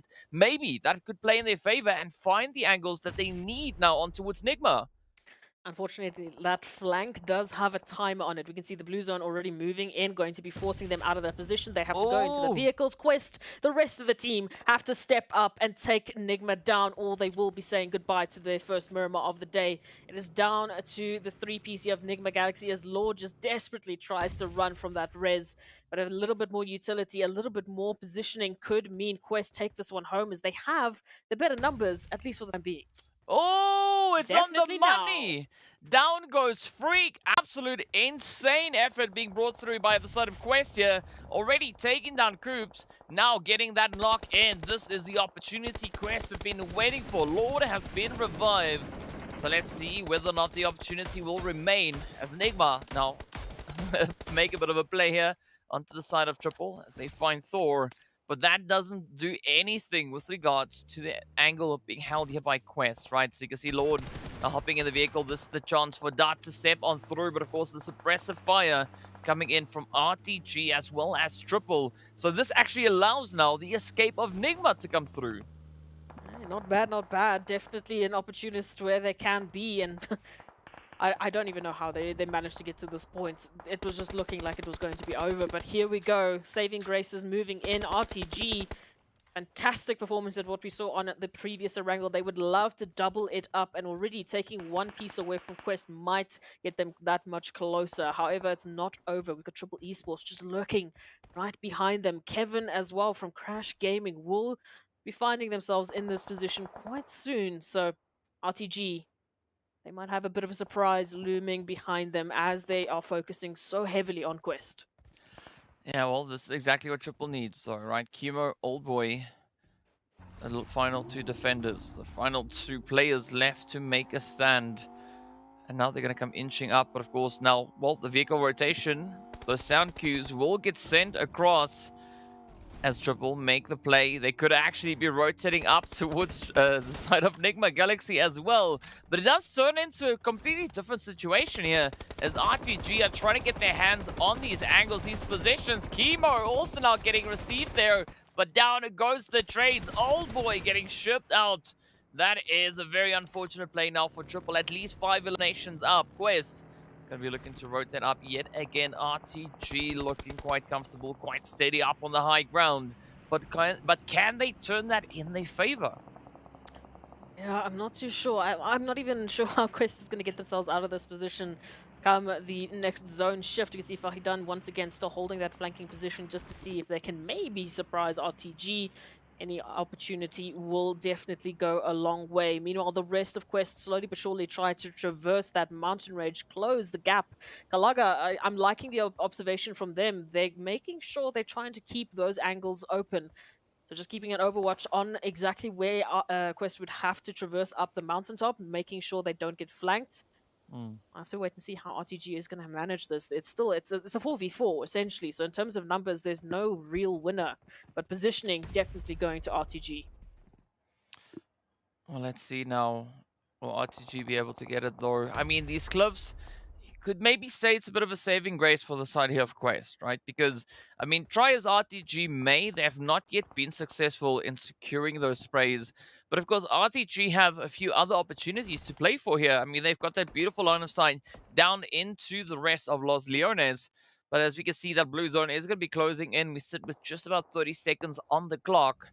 And then the next level of pressure will be revealed. I think the zone is going to be moving towards the northern mound, just towards the northeastern side of Los Leones itself. But let's find out. You can see that mound right there, smack dab center. Nobody's holding on to that position. So let's see how accurate my guesstimations are at this point. And of course, we haven't seen much coming through from the city itself, right? GQ, Arab Golden, Raad, R8, GK, they've all been quiet. But now this could be the opportunity to move, and that is exactly what they get. And this is, again, where RTG find themselves in a phenomenal setup because they can continue to maintain that high ground. Absolutely, they can stay on the mountain ranges. It's only really Quest that might be a bit of a challenge for them. As you said, they can't quite yet find the line of sight on towards Quest, but now this rotation is going to force Quest's hand. They have to move up further and further. The more they go, the closer they get to that road, the more they put themselves in the way of RTG. So you can already see one knock has been found. RTG slowly but surely trying to dissect these angles. Kante now taking a little bit of damage as well. So their time might be numbered. Let's see now. Jade down. Vista doing what they can at this point. But RTG, I mean, still, I feel like they're a little bit torn, right? They can't decide where they want to go, right? Are they going to play this angle? Are they going to play that angle? And also that spread allows quite a bit of information being acquired by them. But I think in order for them to make any form of success at this stage, they need to just commit to one angle, clear it up, and then focus on to the next one. Which angle is that going to be, though? I have no idea, right? I have no idea. But, you know, that's what makes sense in my head. But I think there's a reason why I'm sitting here and not there. Yeah, there's a reason we're just watching, right? We don't know. RTG definitely have more information than we do about the situation, but in terms of what's surrounding them, obviously NIGMA Galaxy just below them. Getting the zone will definitely go a long way for the duo of RUKH and Lord. As for RTG, ooh, they have found Fahidan, so this is great. At least for the side of RTG. Not so great for the side of Quest, who is fighting for those top slot positions. Oh, Kante getting caught out. Oh. And that will be another knock added to the list. Just 2 more to go, and then RTG will have found the quest they've been looking for. Yeah, well, we can tick that mission off. But let's see now, will Kalaga find that Molly over onto the edge? Oh, Da tries to make a run, but down they go. Al-Hajj now getting caught in a very uncomfortable position. You can see them just looking on as the snowman survives the flames. And that is the beauty of skins, right? Logic does not matter here. But again, opportunity presents itself. Galaga trying to find Mozaro, but for some reason the shots just don't want to connect up. Well, it was enough to scare Mozaro for that position, so I think job done, at least. You know, maybe it was just that. Just shoot around them, make them afraid, let them leave. For RTG now, again, in terms of the challengers, in terms of the teams that can challenge them from this position, there's not a lot to add to the tally just purely based on the high ground they have. So fantastic position, but also look at the utilities they've used just to get Quest out of these angles, just to get these eliminations. They are running low, very desperately low on utilities. So if they could get some loot, that would be great. It's all going to come down to that zone rotation, though, as they do find a little bit of success over towards Brute Force. NASR, though, also helping out, and this is a bit of a back and forth.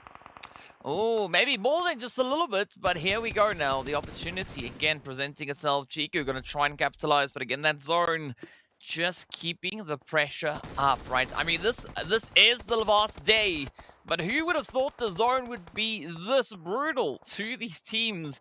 I mean, Zakaria now trying to get that res in, at least to have Brute Force back on a 2-piece. But up comes Jiku, still trying to capitalize on all the carnage up ahead of them, just sneaking their way on through, looking to play Riches. But in the meanwhile, we will say goodbye to NASR as they get sent out in 13th place. With that, the pressure continues. You can see VISTA also trying to make a push for zone, but they are, at least at this point, still getting denied access. Loving to see this move through. Once again, Quest have been so good with picking up eliminations, but now relegated down to only 1 member. What else can they do? Vista, yeah, they're suddenly realizing that there was a little bit more than just a warning shot being thrown by RTG, trying to look for those connections. Kevin, I don't even know how Kevin is still here, but Kevin might not be here for much longer. Well, who knows, right? I mean, it's a tough one. Of course, a very full amount of teams just waiting up ahead. Mazzara also having a little bit of a challenging play there, as we do have a Boot now getting backed up. Out goes Busher. And this is where we are going to be seeing a lot more players starting to get taken on down. GEEKAY, though, just starting to apply that pressure as they move in the direction of Brute Force. So there could be great chance for some upsets to come through on that front. RTG, again, you can see them just looking in all directions, looking for that next strike, looking for that next opportunity. But it's still quite a bit of a range to play through. Meanwhile, pressure will be on. It's not going to be GQ driving it in. Riva goes down. Rio holding steady, super low on the health bar. But of course, the shots continue to connect as NIGMA step into the party as well. This is what we wanted to highlight because of the zone rotation.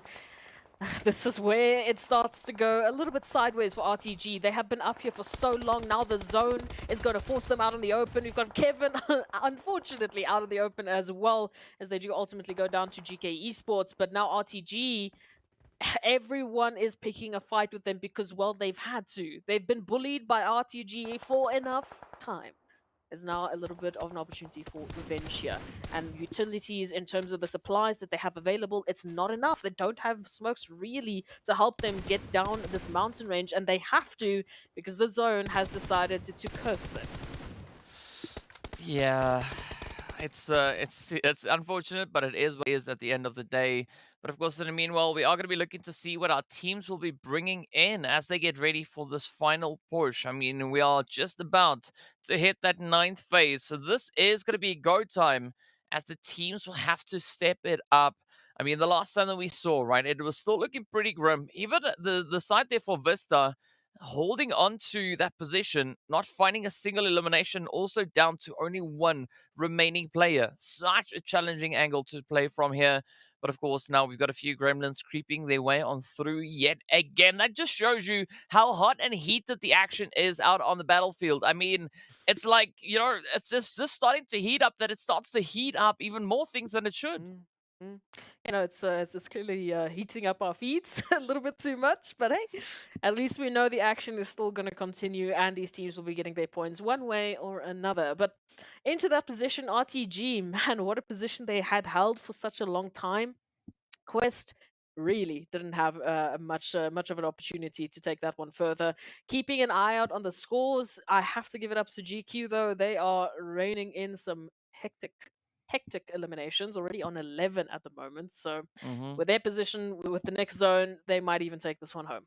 But we'll wait and see. Yeah, I mean, we just had the players there from RTG getting taken down. I mean, they got sent back with a bucket full of points as well because they've just been such a menace, right? Again, these positions looking to be so favorable for so many of our teams here. But of course, it is that 9th stage, right? It is going to be do or, well, don't at this point, as we've got one team rather, still holding on to not a single bit of eliminations. And of course, with that, it is going to be the side there, VISTA, but it is Bisq now. Bisq coming under a little bit of fire, looking to see if they can maybe get a little bit of something happening here, but unfortunately they will not survive as they get taken down. It's now down to our final 3 squads. It is going to be a 1v1v2, right? GEEKAY, GQ, and NIGMA battling it for that winner chicken dinner. We got Hope now rushing in. Oh, and the upset is there. GQ has been taken out, and of course the match just ended. So let's see if we can get some predictions as to who we think won this last match, right? I mean, there was 2 teams left. 2 teams, that's all that we had, right? NIGMA being one of them, and then, of course, the other team to come through was going to be the players there from the side of GEEKAY. So give us your predictions. Tell us, who do you think won the match? Of course, apologies for the gremlins, right? We have no control over these gremlins, hence why we call them gremlins, because they do what they want when they want. But, yes, game number 2, of course, is going to be going straight to the side of NIGMA Galaxy, walking away with an absolutely phenomenal play. A very, very toughly earned chicken dinner, right? It was not easy, but 1,500 damage, 5 eliminations, and they took 1,200, almost 1,300 damage. Wow, okay, that's the duo of NIGMA Galaxy taking the win. So very impressive. That has... I don't even know how they turned that one around. I mean, we took a look at the pressure that NIGMA were put under by Quest. Quest immediately got their got the comeuppance to them because they were immediately put into the pressure cooker by RTG. RTG immediately got revenged upon because they were taken out by the zone and everyone else that was getting bullied by them. So wow, what a difficult situation. It's tough. I mean, it's tough, right? And of course, it's no surprise to see this, but let's take a look at our match report. As we can see, with KORKA again coming through with that representation. Then we've got Neos, Da, and Neos bringing in the remainder. So again, a very strong effort being brought through by the side here of Team GQ. I mean, they've just been so active for the first 2 games. Impressive performance being brought through here. Again, KORKA just being the highlight player for GQ today. In our last 2 matches, consistently, they are bringing in some eliminations. They're bringing the damage. It's incredible to see. Brute Force as well. The Broody Fruities, DK, as we like to say, definitely also still going to be staying in the discussion for some time. Moving into this Miramar, it was just wild in more ways than one.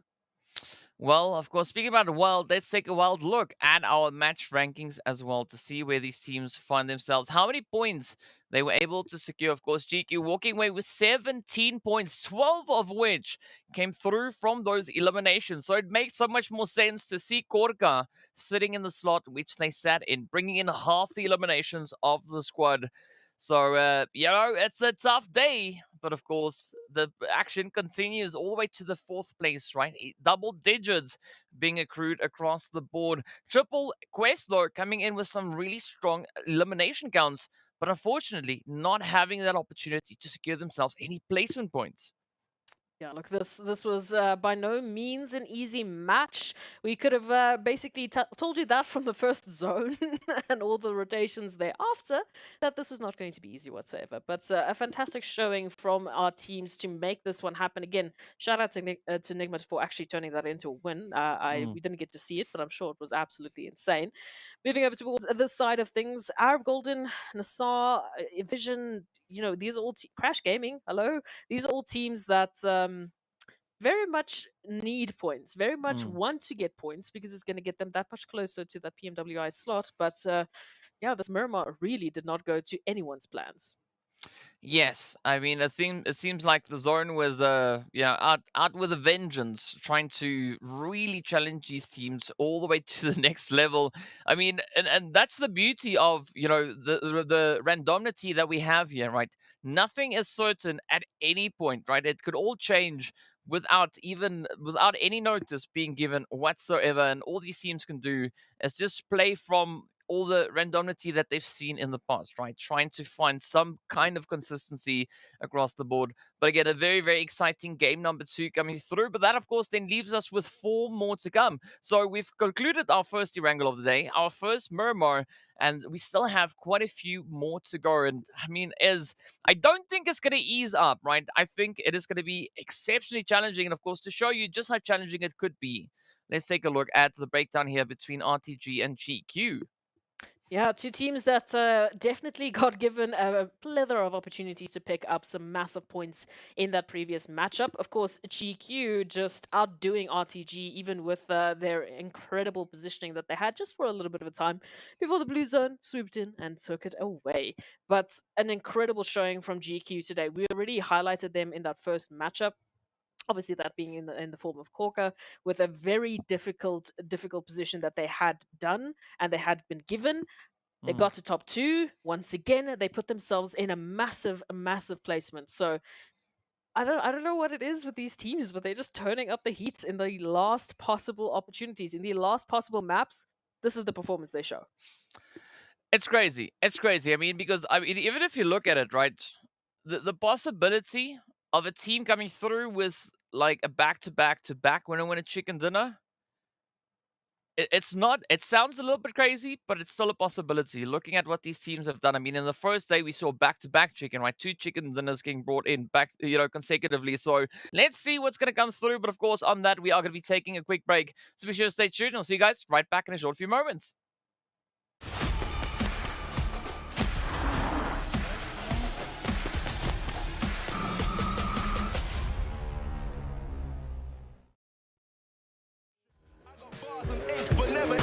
missing. Too far gone, never gonna sit and listen.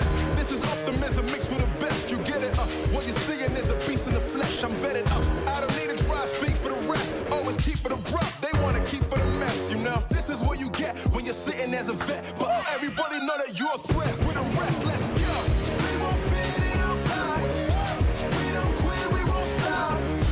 Ride us all to the top. We won't fit in your, we won't fit in your, we won't fit in your box. No, we don't quit, we won't stop. No, ride us all to the top. Whoa. We won't fit in your box.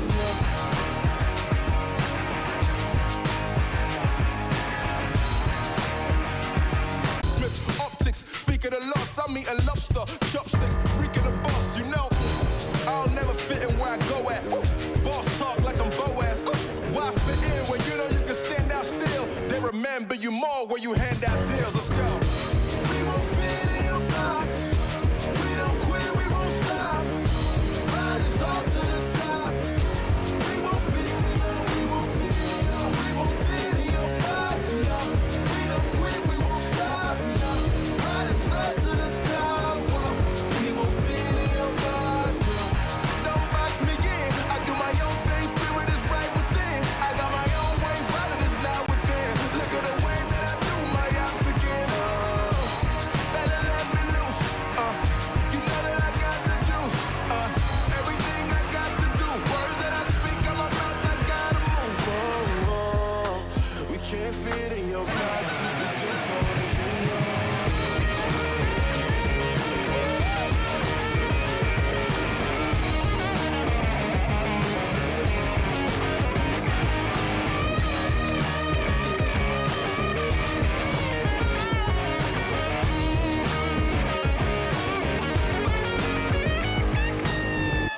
We won't fit in your box. We don't quit, we won't stop.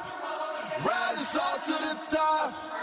We won't fit in your, we won't fit in your, we won't fit in your box. No, we don't quit, we won't stop. No, ride us all to the top. Whoa. We won't fit in your box. No. Thank you, Ben, for coming out tonight. My name is Son of Augustine. Let's go.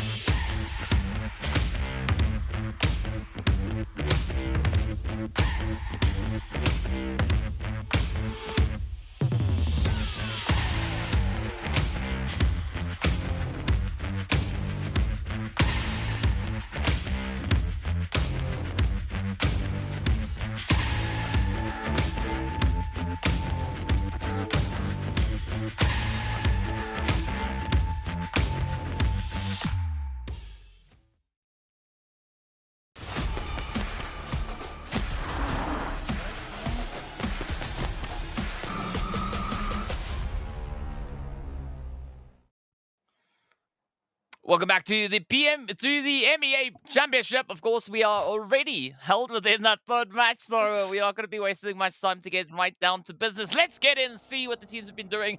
Of course, we had our flight path starting all the way over at that Sanhok military island, heading all the way up towards North George, over on towards that western side. The zone has popped over on towards the eastern side, as we can see right there. We haven't lost a single player. Everybody is still rotating now that we all caught up. Let's see what is going to happen here as we have a mass migration of teams up in towards center zone.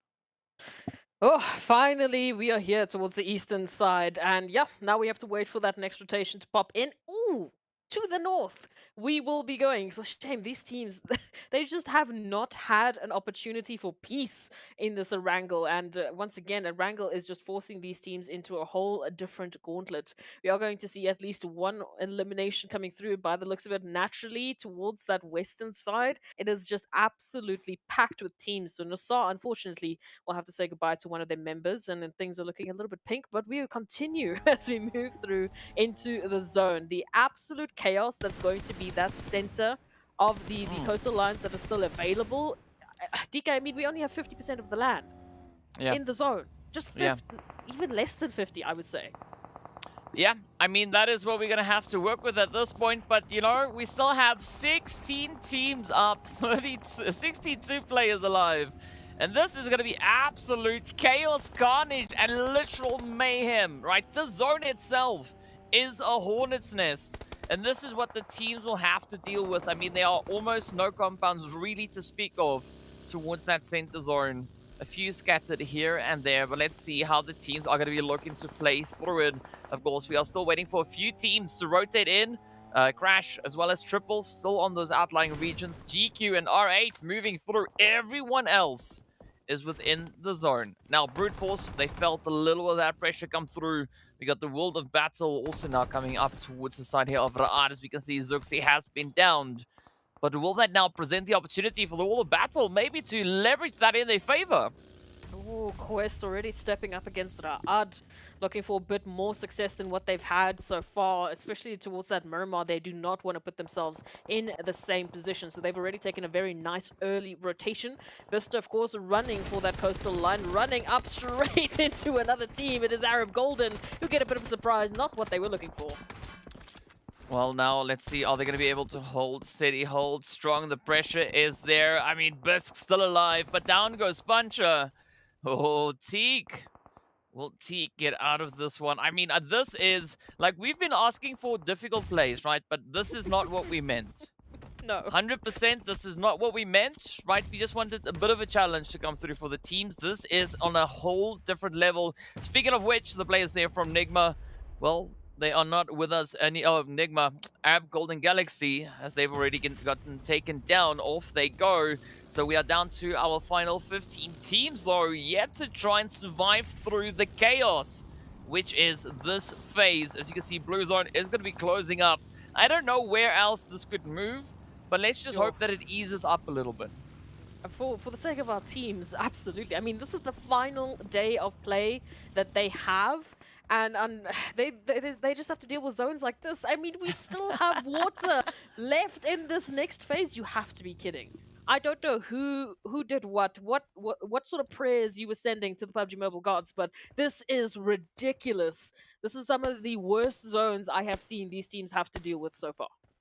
Yeah, I mean, this is absolutely crazy, but of course, Crash now still strolling through with a late rotation. Maybe this could be another setup for the side there of Crash to come through. Who knows? But then meanwhile, it is going to be a RUKH now trying to find some kind of fortitude here. I mean, looking to at least bring in some kind of a play. Triple also now just strolling up in towards the zone.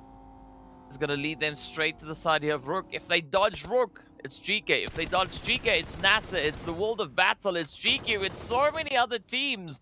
And this is not the kind of zone that you want to try and rotate towards a center position. Like you said, we made a bit of a joke earlier. It feels like we're over towards Sanhok instead of Erangel. And once again, we say the same thing. We said the same thing about Miramar. It's just, there's only water today. There's only water here for these teams, and then a lot of chaos. The world battle we say goodbye to as Triple Esports hold their ground for the time being. We'll see if the remaining members will be able to bring something back. But once again, reduced down to a duo. No choice in the matter, really. And they will have to rotate over towards that coastal line. In terms of Triple Esports, things aren't looking that much better. They still also have been relegated down to a duo, trying to pick up eliminations where they can, holding everything into this Wizard Tower and hoping that they can stay alive. Well, only time will tell what these teams will be able to pull off, but in the meanwhile, Crash, they found a bit of a potential entry point here. They have NIGMA in their sights. Well, I don't know that whether or not they know that they have NIGMA in their sights, but they are going to rush it regardless as Kevin comes through. Freak now just running all over the place, trying to dodge the lead. Out comes the utilities, a little bit of a preemptive nade. But Freak, they've already ducked out of the compound. Now it is going to be Kevin taking that damage. Let's see if the nades will find the placement here. Of course, now it is a heavy defensive angle being held by the side of NIGMA. I mean, rightly so. They don't want to give up this position. Have you seen the chaos in the rest of the zone? It makes sense. I don't know if they are aware of this, but if they can deal with the threat being posed here by Crash, it could definitely ease up quite a bit of the zone for them. Well, that's definitely going to be a great opener coming through from Lord. Already 2 down for the side of Crash Gaming. Got Walsh in the compound. Utilities being sent out, trying to get that hit. A-Buddy will still be in this one at least. Kevin was the one going down. A-Buddy goes down almost immediately as I say that. So never mind. It is Walsh here for Crash Gaming to try and hold the flag high, to try and keep them in this one. NIGMA Galaxy, they can back off with the success, with the ease of mind that they have done the damage necessary. Even if Kevin and A-Buddy get up into this position, I do not see them going further from this point. Yeah, of course, especially not with Lord, just literally gatekeeping them, right? Just waiting on the opposite end of the blue, trying to see if there is going to be a bit of a push coming in. But as we have it now, A-Buddy getting caught by the blue. Kevin narrowly escapes it, but tries to make the run. Oh, Kevin literally running out of HP on that one. And now it's all down to Walsh. But Lord, you got to watch out, right? If the blue zone did that to them, it's going to do exactly the same thing to you. And this is not the kind of setup that Crash wanted to have, rotating towards this absolutely insane zone. With that, the nade is there. Kevin gets confirmed, but Walsh still remains. Not going to be dipping out just yet. Instead, hopping in the vehicle, looking to see if they can maybe find some way to rotate towards safety. Raouf and the rest of NIGMA also going to be doing the exact same thing. You would talk about a challenge. This is exactly what they have all to work with. And NIGMA catches up. Coops comes in and down goes Walsh. Who would have thought? Who would have guessed that you would see NIGMA running a player down, crashing into their vehicle, and with that securing themselves the needed elimination? You will not pass, is what NIGMA Galaxy has said, and they have done so beautifully, exactly what they needed to do. In terms of containment, in terms of gatekeeping a team, there's your textbook example. NIGMA Galaxy now will be rotating into the southern portion of the zone. Quest here over towards that coastal line, obviously with VISTA right behind them, or at least what's remaining of VISTA, with only It's a Boot still being up and Adam. Right up ahead of them, we've got RUKH and Vision, so this is going to be an interesting rotation. GQ still in the conversation as well, just up north of this position. And Brute Force over towards that northern side, the most northern point of the zone. They're feeling a little bit of damage. The World of Battle, I mean, what a spread that they have. Just, I don't know if it's because of the initial rotation, trying to get a bit of positioning, or if they are literally just hunting anyone and everyone, but they are very widely spread, and Muhammad will be heading right past Brute Force Esports. Yeah, I mean, it's an interesting one, but one thing that I'm really relieved to see at this point is that the zone has come to its senses, right? It's moved back onto dry land. A little piece of water, but it's not a significant piece. So the teams now have the opportunity to get their focus back on the positional play, back onto the aggression, and not having to worry about, you know, scrolling themselves back into the zone just to try and keep up with it. But of course, we are still left with 14 teams. You can see so many teams have been running into quite a few issues along the way, right? Quite a bit of aggression being shared across the battlefield. But now NASR holding center zone, got a bit of an opportunity there, at least a bit of quietness coming their way, as the rest of the teams will have to deal with these edge positions, especially looking towards that more western side right there where Triple and the World of Battle are situated, but also over here towards NIGMA and RUKH Esports. NIGMA, as we know, as we've seen, they have already just jumped off of the wonderful success of picking up Crash Gaming. So momentum are running high and is exactly the level at which we need NIGMA to be performing if they do want to take that slot away from everyone else here. RUKH Esports caught between quite literally a rock and a hard place, or at least a smoky place for the time being, as all of that utility has been deployed and they are trying their best to get themselves back up on their feet. Well, let's see. It is still going to be a very tough attempt here. The shots now are connecting through from the side of Quest. But Quest now also having to decide how they're going to answer to the action or the pressure being applied from VISTA and GQ on the opposite end of that zone. NIGMA having to try and cover that bit of ground. The zone just within reach. They still have 140 meters to go. But I think it's going to be heavily reliant on what RUKH and Quest are going to be doing in this next play. Of course, if you missed it, this is what happened to the side here of Crash and how they got absolutely obliterated. Coops running out, running and gunning, right? Doing what they had to secure those eliminations. GQ also now just, trying to leapfrog themselves back into that zone. As they need to. There's no other choice but to make this one happen. Again, talk about these final few zones, how challenging they have been and how challenging they will continue to be. Brute Force, I mean, lots of spacing towards that northern side. Every single other team here towards the south or the east, fighting for a position, fighting for an opportunity to stay in this one. Quest already feeling the brunt of the action, joining the side of RUKH in this compound, trying to stay desperately alive as one has been taken from them. And a bit of a team Molly, unfortunately, is not going to help the situation. Yes, if you're not going to make it all that pleasant, but Fivo needs to watch out. Not a lot of health to work with as they do find the damage over onto its Kante. But now this rotation coming through from the side of Quest has opened up the opportunity for NIGMA to inch their way back in towards that zone. RUKH now trying to deal with a few players upstairs. We can see Reno trying relentlessly to just keep out of harm's way. NASR though with a beautiful spray onto its Kante that turns the pressure onto RUKH. He's going to be finding themselves in a very, very challenging situation here. Utilities getting sent across. RUKH running straight into that one. And down goes Quest. 4 eliminations up. RUKH now rushing up towards RTG, or rather the other way around. But RTG being met with quite a bit of aggression. Also, RUKH taking an absolute beating, as you can see, Bronsberg not just making that dash for center zone, trying to get the heck out of dodge, but they find a bit of an opportunity over towards the side of RUKH. Here we go, NIGMA now looking to capitalize as they find RTG coming in with that third-party play. It is pressure, it is heat, it is Rio trying to survive, but they will not be able to pull that one off as RUKH fall alongside RTG. NIGMA Galaxy, once again, hello, how do you do? Thank you so much for the eliminations. We desperately need them. We want to get that PMWI slot, and so far NIGMA Galaxy definitely being very convincing as to why they would deserve it. But now, we continue on forward. Who else will NIGMA be looking for? GEEKAY Esports already spreading out quite far. Santa getting that information as to where they are holding. GQ even peeking up ahead. They had a fantastic game on Miramar. This time they have been relegated down to a duo, so it will be a bit more difficult. But hey, NIGMA, they won with a winner-winner chicken dinner only with a duo, so if they can make it happen, it has to signify that everyone can make it happen, but they are just on something else today.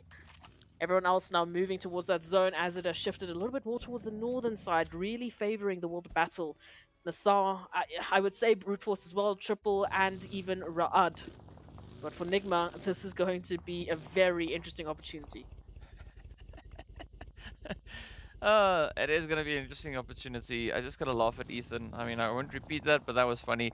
Either which way, now, the teams... and I try and make the most with what they've been dealt at this stage. I mean, 28 players trying to find a position to secure. NIGMA still in the outskirts. You can see them attempting a bit of an angle towards the side here of RUKH, but it is not going to be that easy. I think a good opportunity here could be to wait and see what is going to come through from GQ. But the plunge has been taken as Lord finds the opener. Reno getting that self-nade in, and that is exactly what NIGMA now needs to just apply even more pressure onto the rest of RUKH. Fivo managing to get themselves completely healed up. NASR in the accompanying building. Where will this one go? Is this going to be an absolute rush play coming through now from NIGMA? I mean, they've been able to pull essentially the entire team into this compound. And it is going to be their first a bit of a challenge here to try and find that angle towards Fivo. But still, at the same time, being able to evade the rest of the sprays. But there we go. Go Fivo, though. Stopping two. Now, Freak and Groups, they need to pick it up. Fivo are going to be applying that mid pack as soon as they possibly could. We can see the teamwork trying to happen here. Crossfire good enough, but unfortunately Coops is better as they move in a quick confirmation over towards Fivo. And now NASR, the only member alive here for RUKH. Utilities being sent out. NASR's time is numbered. The rest of NIGMA Galaxy here to activate and take out RUKH. Now Coops trying to reach in with all the extra utilities they can spare. But again, you got to watch out because GEEKAY is still going to be hanging in the wing there. Look at NASR just looking on as the flames do their thing down low. NASR almost running into that nade. But will we see NIGMA now getting ready for a bit of a flush, a bit of a rush? For the time being, trying to ensure that the health bars are on point. But Freak doesn't need that as they send it across. And with that, they send RUKH backing R8 now. Feeling the pressure he has. The World of Battle are applying quite a bit of pressure onto their side. But of course, where will this next play take us? As you can see, Ragnarok holding steady. Brute Force know that there's someone just on the outside. Pre-bot down they go as R8 secure yet another elimination. Whew, we are heating up this Erangel. We had so much water. Where's all this fire coming from? It is absolutely insane. The battlefield has heated up to new heights, more so than what we've ever seen before. GQ now taking a look at the world of battle and saying thank you for those eliminations. We want a bit more. Hazem already going down. Muhammad to follow suit. So it is all down to Kron, and for how much longer? Oh, AZ sent out the nade, trying to find that opportunity. It's now going to be Corona holding steady. AZ super low on health, but fortunately, they were already starting that res. Now, Group's going to come pushing in, find Stonefies. Down they go, though, as AZ comes in with that beautiful Uzi. Oh, but Freak just flying down the side of the hill. GQ, though, are going to be settling for that 7th place. 2 eliminations to their name. NIGMA already on 14 eliminations. The World of Battle could maybe be their next victims. Will the battle continue forward? Lord finding the one. Freak, yes, in a bit of a tough position here. Has fallen down. You can see Kron now rotating around, trying to find that angle. VISTA moving in for a little bit of a help. They want a piece of the action. It's a Brood. As a solo, definitely needs to take any opportunity to their advantage. But with all of this chaos, even with all of these eliminations, and NIGMA Galaxy now, they've been relegated down to only 2 from the full squad. So this is a very difficult position to put themselves in. But it's a Brood. Still potentially another victim, and the world of battle, Kron specifically, could follow suit. Ooh, but look at the Scoops now moving up. They're not going to sit around and wait for something to come their way as they move out. Krona obviously spotting that rotation coming in, but now it's all going to be down to that opportune strike. Oh, Curves on the money. Takes down the world of battle.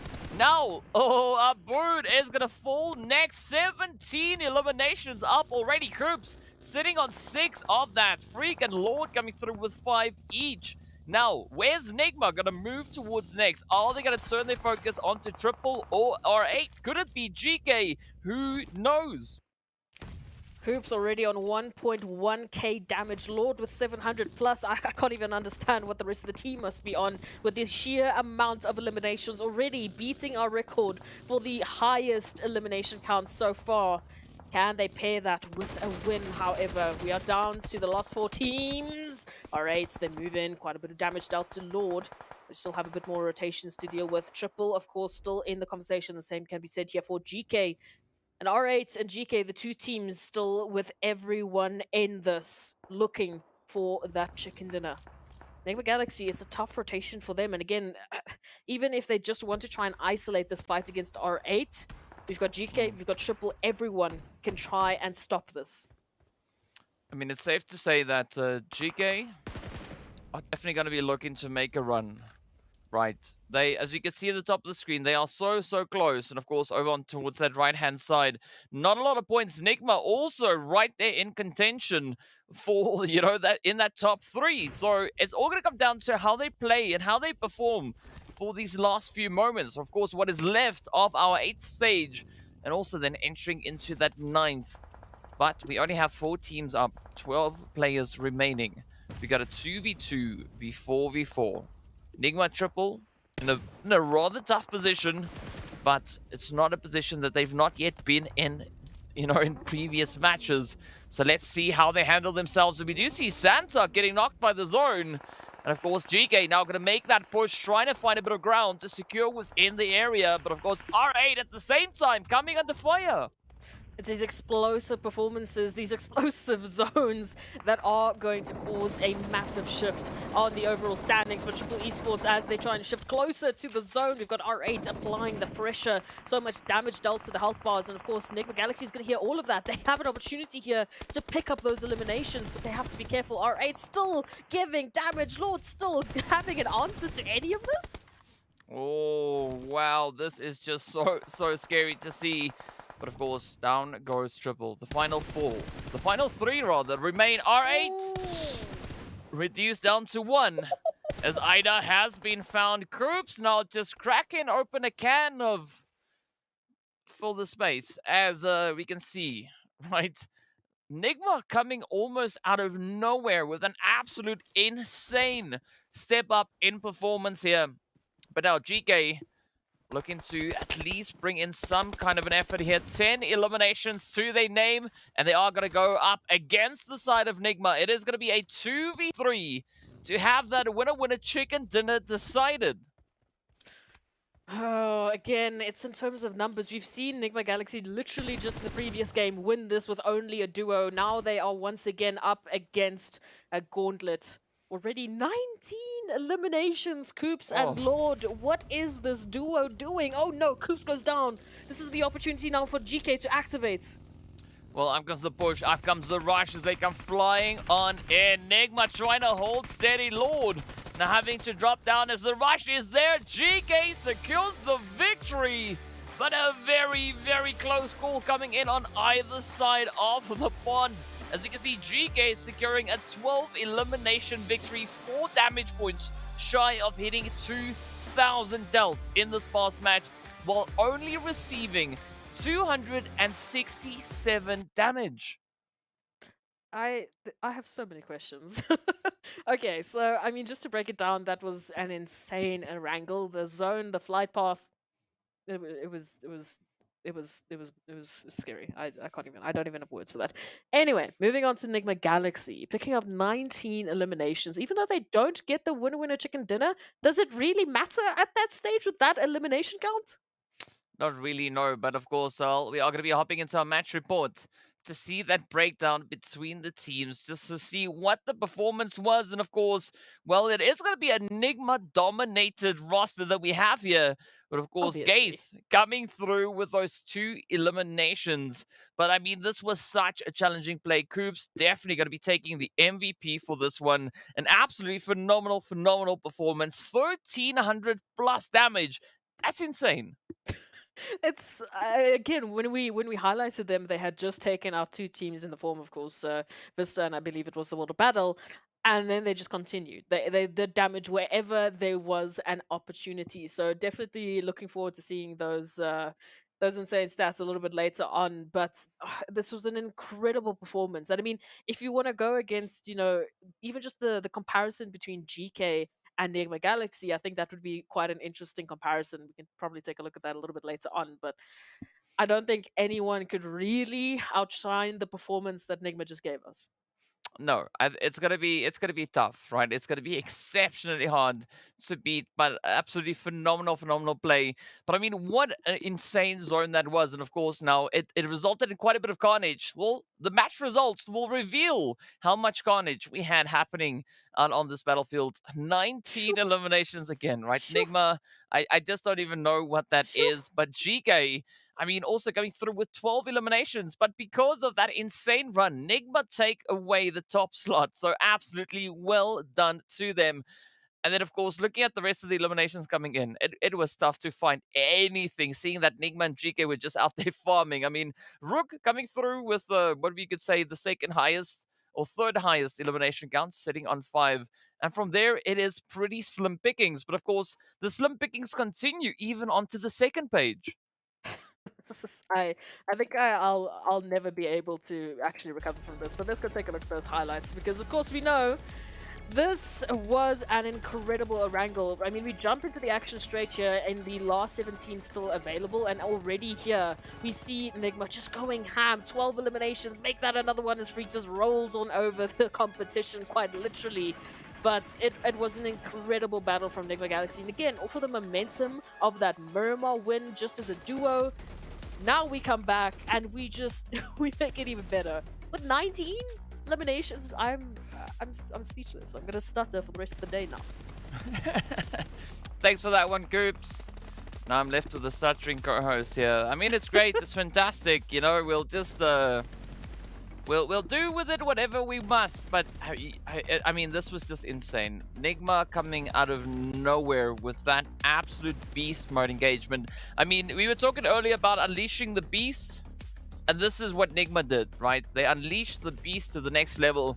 I mean, had GEEKAY moved into this engagement with only 2 players, things could maybe have turned out in a slightly different way. But, you know, it is what it is. And of course, see that we've just spoken about unleashing beasts. We got to give a big shout out going out to Monster Energy, our official energy drink partner for the PUBG Mobile Pro Leagues.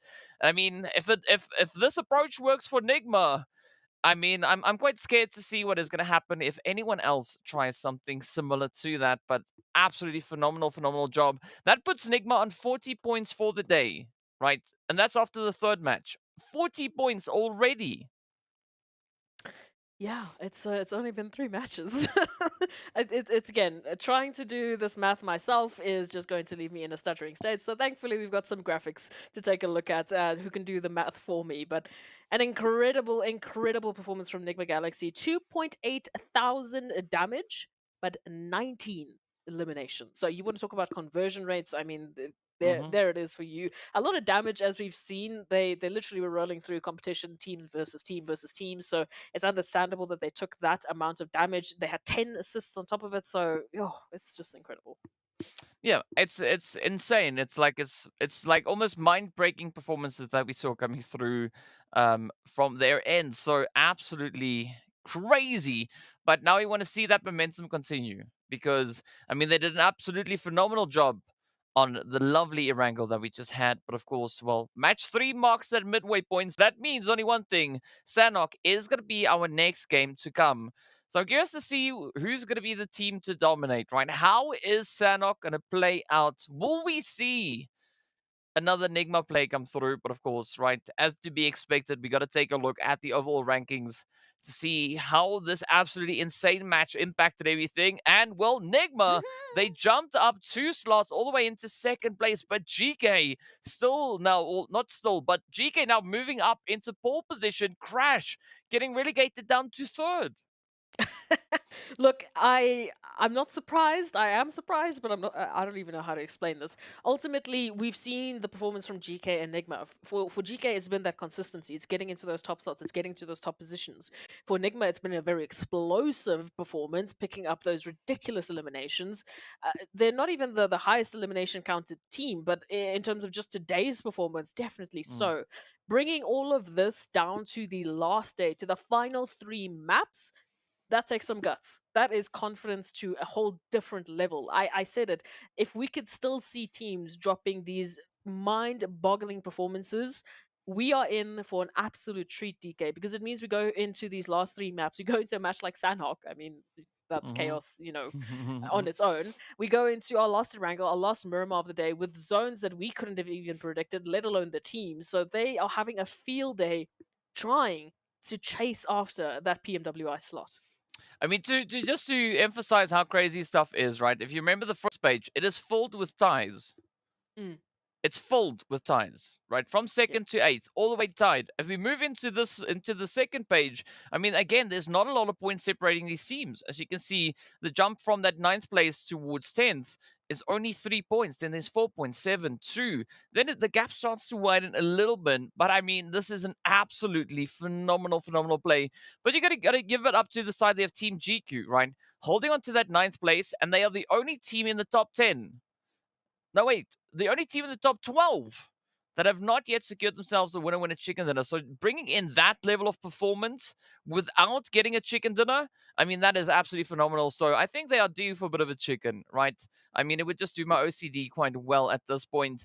But of course, it is going to come down to this final, or the final Sanhok, to see what the lineup is going to be. In the meanwhile, let's take a look at the schedule to remind you of who's secured those winner chicken dinners. Of course, the first one went to RTG. Then we had NIGMA securing themselves the victory. And of course, GEEKAY bringing it in on Erangel just now. So let's see, right? I want to see some predictions, right? Wherever you're watching, let us know in the chat, who do you think is going to be taking the chicken when it comes to the lovely, chaotic Sanhok we are about to witness? I don't even know if we could even compare the chaos of Sanhok to what we just witnessed on Erangel. Look, if Sanhok still turns out to be even more chaotic, I don't know what sort of placement that would be on the map to actually be awarded that, then I feel sorry to some extent for the players today. It's great to watch because shame you must just make do, but oh, what a wild day that this has been so far. And we've only been, halfway through our map rotation so far.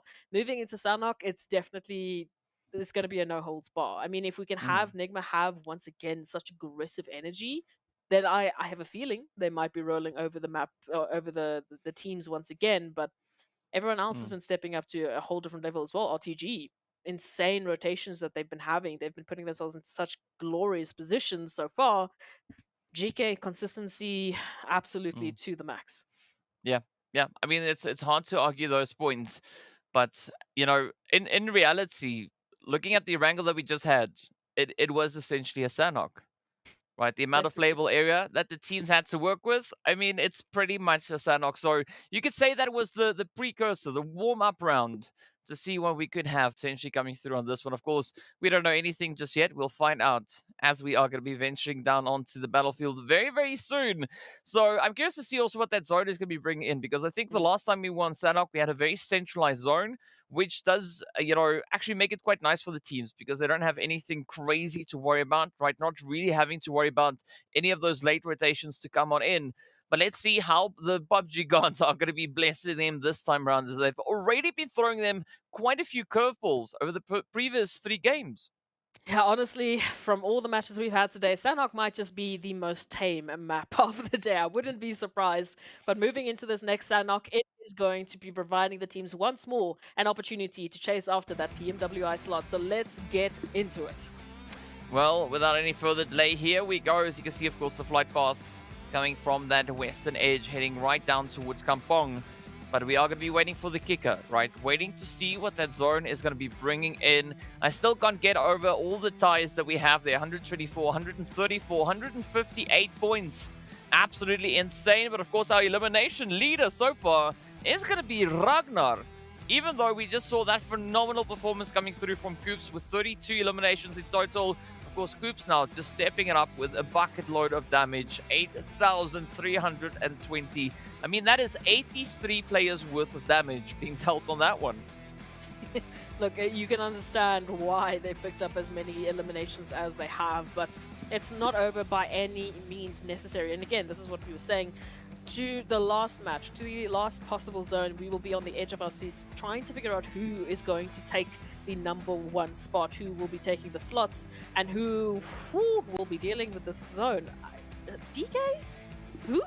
What did we do to get these zones today?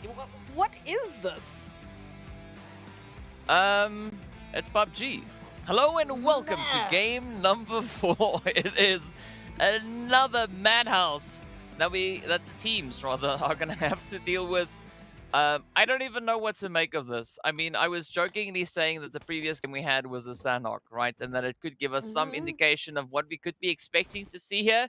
I did not mean for the zone to shift up north. I mean, so half of the zone is over the land, and a portion of that land is separated by water, right? So I think water is the name of the game here today, right? So if you've not yet hydrated, maybe try and do a little bit of that. Maybe that could alleviate a little bit of that water pressure coming through.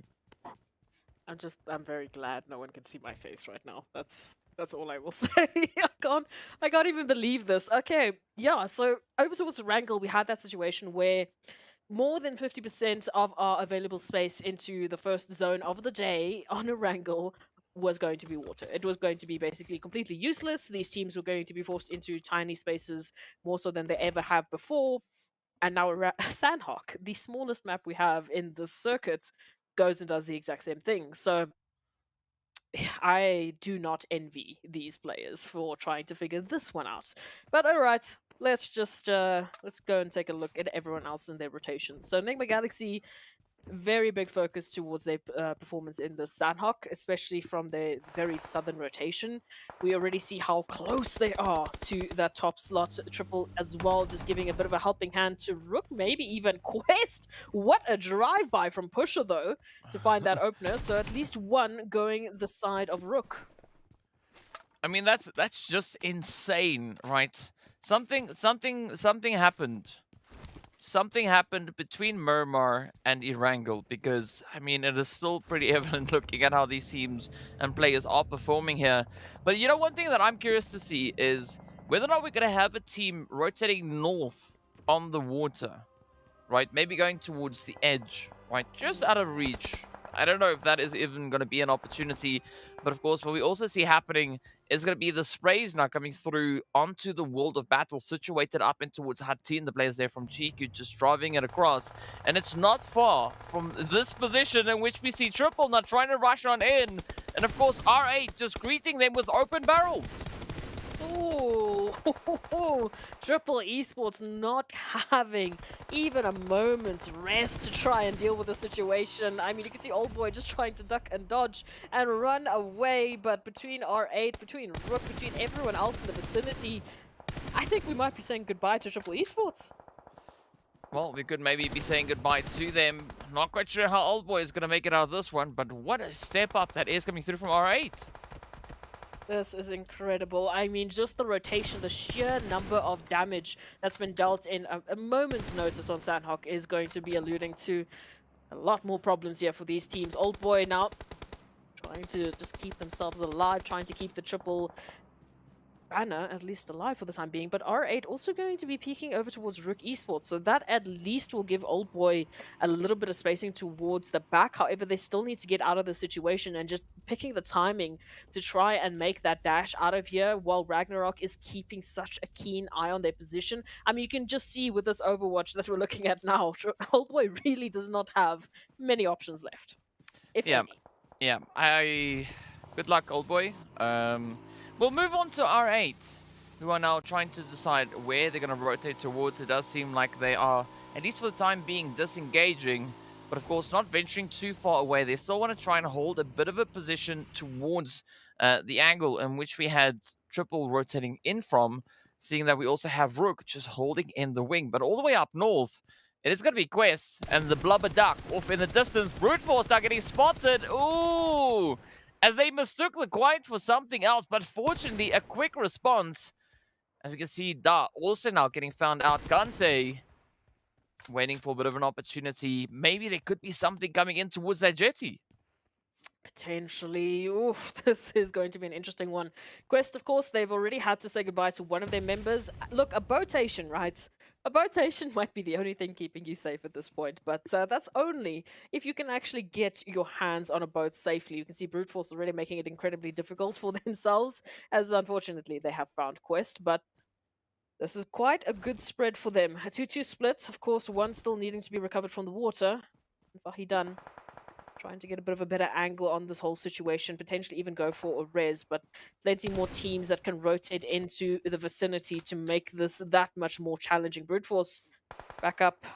Numbers going to be very crucial to keep in a map like Sanhok in this situation with so little space available. Yeah, I mean, that's just the, I guess that's the thing now, right? I mean, we had it on Erangel, we've got it right here on Sanhok. So this shouldn't be too much of a shock coming through for the teams. I'm so curious to see how the blue position teams are going to rotate out, right? Golden, NIGMA, RUKH, of course, NASR. Spec especially has quite a long way to go. And I mean, you can't wait too long because the blue zone is brutal, right? So you can't give up Ooh. your HP to that. But of course, now the zone regaining a little bit of its senses there, moving a little bit more back on towards dry land. And this still limits quite a bit of that playable area, so the teams will have to be very selective as to how they rotate into this next phase. Oh, absolutely. Look, the percentages are still much better than that first phase, but we still have quite a few more rivers and waterways that we will be looking at. Again, just this repeat of triple. Oh, the damage as R8 just unleashes lots of doom and death over towards Triple Esports, almost immediately confirming them out of the count. We'll have to wait and see a little bit more over towards the Vision of 2020. Not going to be for Vision in this matchup.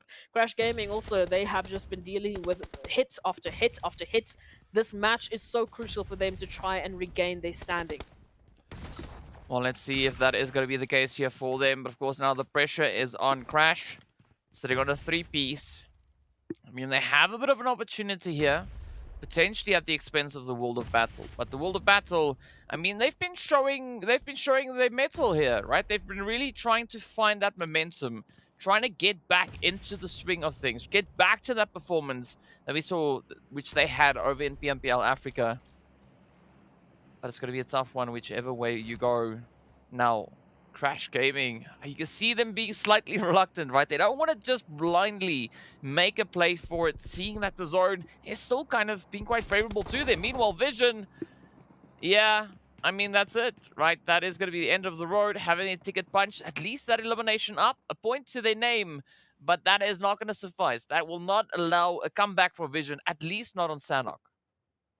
Yeah, and then after that, there's only 2 more maps, right? So time is ticking. The maps are starting to run out, and these opportunities are not going to come around often. As you can see, NASR now, a rotation for them. Yes, Spec still towards box, but it looks like they have found a vehicle, so hopefully they will be joining the rest of their team in the zone. We can see NIGMA finally have made it into the zone. Nice bit of a western rotation for them. They don't have anyone to worry about behind them, so this could be a prime opportunity for them to take this one further. And again, we can see how close those points are. If NIGMA once again has just a dominating performance, they're getting very close to securing that slot. I'm not going to say they will, because I don't think anyone can till the last game, except the World of Battle might be able to give us a few surprises. I love this from a World of Battle, though, playing the upset. I mean, you know, might as well risk it for a biscuit somewhere, because, you know, gaining 108 points, it's not something they'll be able to pull off at this point, but they can still go out with an absolute bang. They are going to be looking to make it as contentious as they can possibly make it. And now RUKH trying to figure out how they're going to play this one through. NASR attempting that res towards Reno, but not fully committing to it just yet. Up comes Krona, nade in hand. This could end the run right here for RUKH.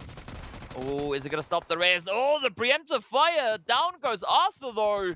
The rest of the World of Battle team getting ready to spring into action as the trades continue to rain on in. Of course, now Golden reaching in from the hillside. Down goes NASR, and the World of Battle now sitting on 5 eliminations. I do like this cheeky energy that the World of Battle are bringing in. Yes, even though their opportunities are looking very limited at the moment, they can still pick up whatever points they have available to them, and they're going hunting for teams. They're making it difficult for them. They will be fighting until the very last second, so I really do appreciate that mentality that they're going to be bringing in. Continuing on to the zone, of course, you can see RTG. Yeah, bit of a rotation for them. So over towards this eastern side, as we see, Brute Force just up ahead of them, who has already been beaten down by so many teams in the vicinity, just off of the bats of that fight with Vision. Now they have to deal with so much more. Oh, NIGMA, what a rotation right across the bridge, right in front of not only GQ, but also RUKH. Yeah, that's a very bold move to make. But now Fake going to be paying the price alongside their teammate there. It's going to be down to Coops and Lord having to try and keep that banner on high. But now Lord getting found down in the drink. Oh, this is not the bounce back that we wanted to see. But NIGMA still having to find at least 15 points somewhere, right? And that is all dependent on GK's performance coming through in this match. So let's see if Coops is going to be able to maybe secure that res and somehow miraculously get themselves out of the situation. It's crucial, right? Yes, they just had a fantastic performance over towards Erangel, but we can't let any single map slip, because if they let's say, you know, let's play the worst of the bit of an analysis game, although I'll do that afterwards. Crash Gaming in a position now to get themselves back into the top 3, going up against the World of Battle. We know already the World of Battle, their opportunities are limited, but now, ooh, they are just applying some pressure here. A buddy is going to step up, looking for that final confirmation onto Hazem. And unfortunately, that will be the MVP for the World Battle to go down. Yeah, Oh. as I was saying, NIGMA Galaxy, we need them to continue this, right? Because they can't just let that insane performance stop at Erangel. After this, it's only 2 more maps. Yeah, I mean, like, it's pressure. It is absolute pressure.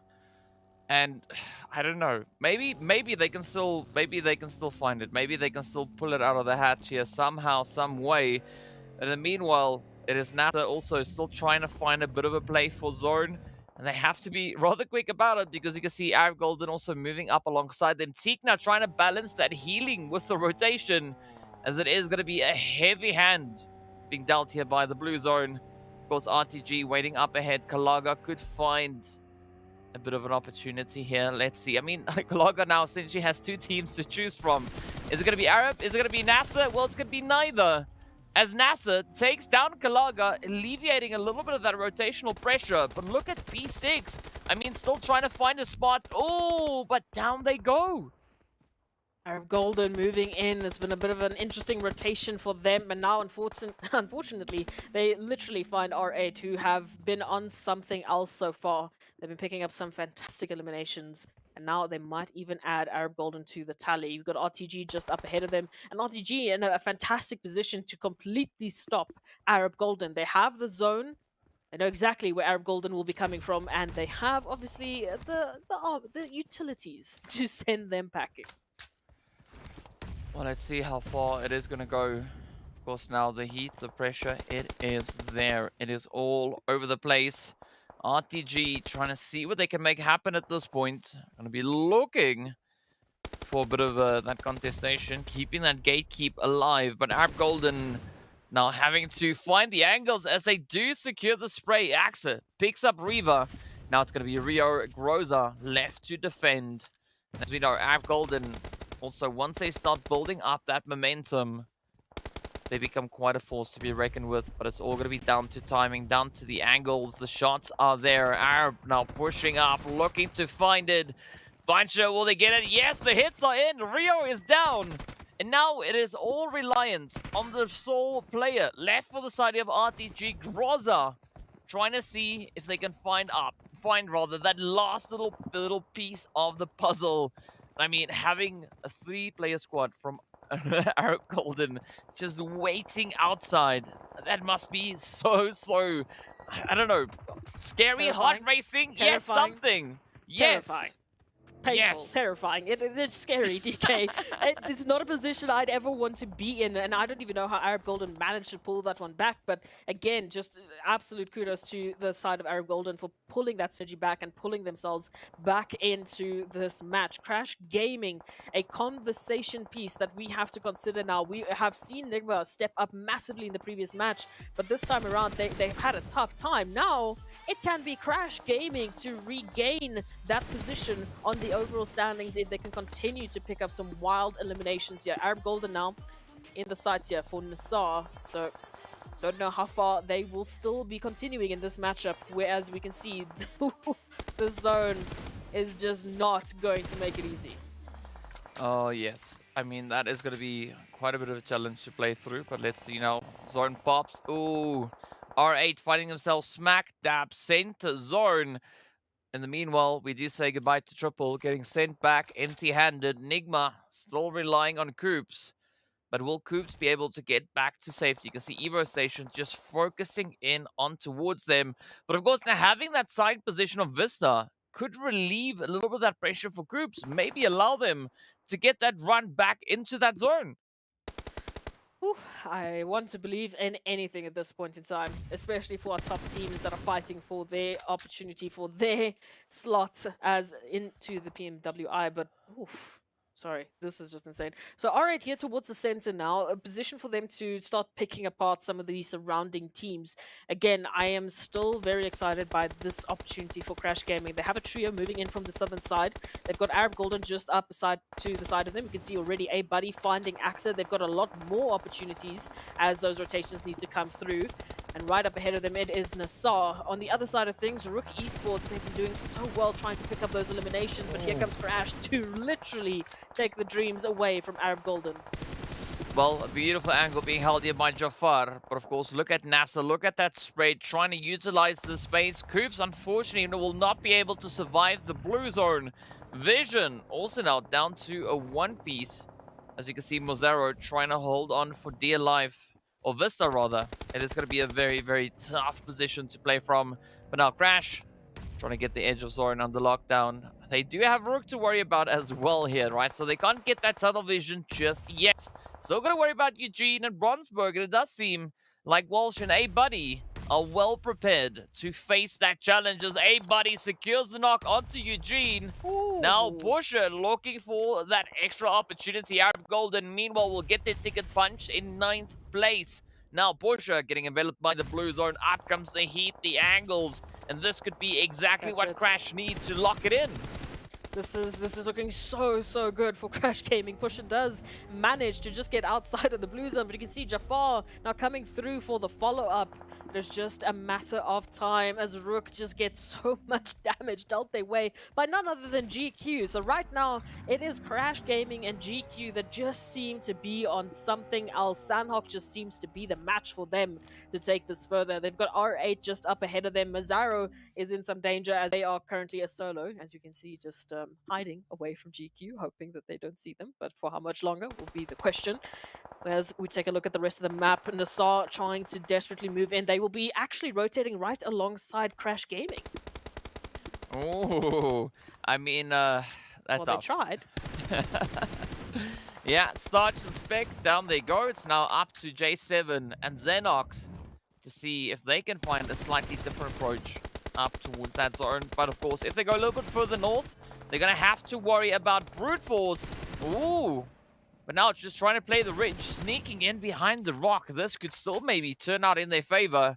Let's see, will they get that jump? Of course, Crash already sitting up on 9 eliminations. Out goes Utilities, J7 trying to create a bit of an opportunity. But R8 holding steady, not quite sure. I don't really see this being all that doable for the side of NASR, as the knock has found its way in. Vista, though, gets confirmed on through. Down they go. The elimination is there. NASR down to Xenox. And it just keeps on just tightening through as Quest gets picked up in 6. Again, Crash and GQ, their rotation on opposite ends of this little bit of a waterway, now having to face what's up ahead of them. It is R8, quite a split for them, and quite a focus over towards GQ. You can see they've got both Brute Force and R8 trained on their position. So Crash Gaming has almost been gifted a wonderful rotation. It's just that little bit of a worry point of Xenox still holding their position, but they have to get themselves into the zone one way or another. Meanwhile, it is going to be up to GQ to keep themselves in this. They have to deal with brute force and immediately deal with R8 before either try a third party. I mean, GQ, they've been showing that they are quite a menace, right? Already sitting on an absolutely insane play so far for the day, securing a very strong amount of eliminations. But now, will they be able to make anything out of that? As we do see Torfies getting found. Ooh, the confirmation about to come in. Will Tofi make it? Oh, the hit is there though. Prepot getting picked up as well. Now Brute Force going to be falling to the pressure. We do say goodbye to Tofies. And now it is AZ and Korka left to defend the honor for GQ. R8 looking pretty healthy, pretty strong. Crash also looking exceptionally decent at this point. But Xenox trying to make that play. Unfortunately, you cannot beat the big bad blue zone, as we are down to our final 3 teams. It is a 2v3v3. I mean, R8, Crash, they have the numbers advantage here. But let's see how this one is going to unravel. unfortunately for RH, especially with Prestige's current position, it's not looking too great, although Walsh being taken out might alleviate some of the pressure. Fantastic spray coming through from A-Buddy to secure a few more eliminations, but we say goodbye to Crash and we look at GQ. Will they turn this into the win? Oh, it's all going to come down to the wire. It's all going to come down to these last few nades. Prestige goes down at GQ. Take that winner chicken dinner. Absolutely insane effort. 11 eliminations to accompany that glorious, lovely, amazingly tasty winner chicken dinner. Wow. I mean, GQ could be bringing in a bit of an upset here today, right? I mean, it's one of those teams that we've seen them play, we've seen them do things, but you know, we were focusing a lot on the other teams sat above them on that leaderboard, and now of course GQ just coming in with another exceptional performance. I mean, it's gonna come down to the wire, right? I don't even know what to make of these coming few matches, but of course, still have to process what we just saw come through in this last one. So let's take a look at the match report to see who did what and where they went. I can tell you what, that Sanhok was quite a bit of fun, but let's take a look at all these numbers that have just been thrown at us. Of course, Crash Gaming, an incredible run from them to pick up some eliminations. A-Buddy doing the most, but of course, Walsh right there to back them up. Over towards RUKH's side, a Pusher not too bad in terms of those grenades. They definitely had a very tough rotation into the zone. Once again, we have to highlight Corker from GQ. Again, just the consistency that has been Corker on this match report, and of course Spec, wild rotations that they had to make for NASR. But an incredible showing so far. Yes, GQ have been a bit of a conversationalist today, thanks to the position that they've been putting themselves in. Well, speaking about conversations, we'll continue this right after the break, so be sure to stay tuned and see you guys right back afterwards.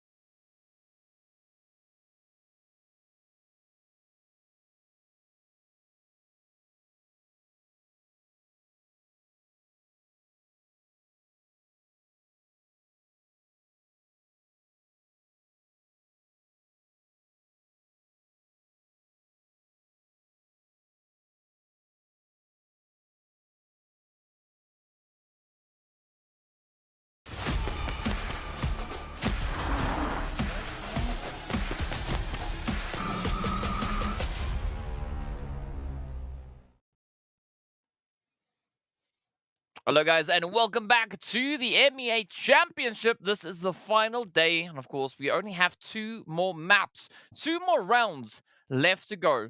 It is going to be Erangel, it is going to be Miramar to be those final decisive matches to see who will be walking away with a PMWI slot. But of course, in case you missed it, this last Sanhok we watched was absolutely insane. Such a phenomenal performance with, of course, the players there from Team GEEKAY stepping up, securing themselves an 11 elimination winner with a chicken dinner. But let's take a look at that of match rankings as well to see exactly where the teams found themselves. You can see there, Team GEEKAY, glorious run. Crash, though, coming through with 12 eliminations. But R8 and RUKH also cooking up an absolute storm, 9 eliminations each. Oof, it was a wild Sanhok, let me just tell you. But of course, that was the follow-up to the insane wrangle that we had. So again, chaos just absolutely personified. But GQ picking up those 21 points, Crash as well. Just an incredible showing from these two teams. We highlighted some players there from RUKH Esports. R8, of course, the hammer over towards Triple Esports, taking them out so early on. And they continued a very good, consistent performance. So incredible showing from them.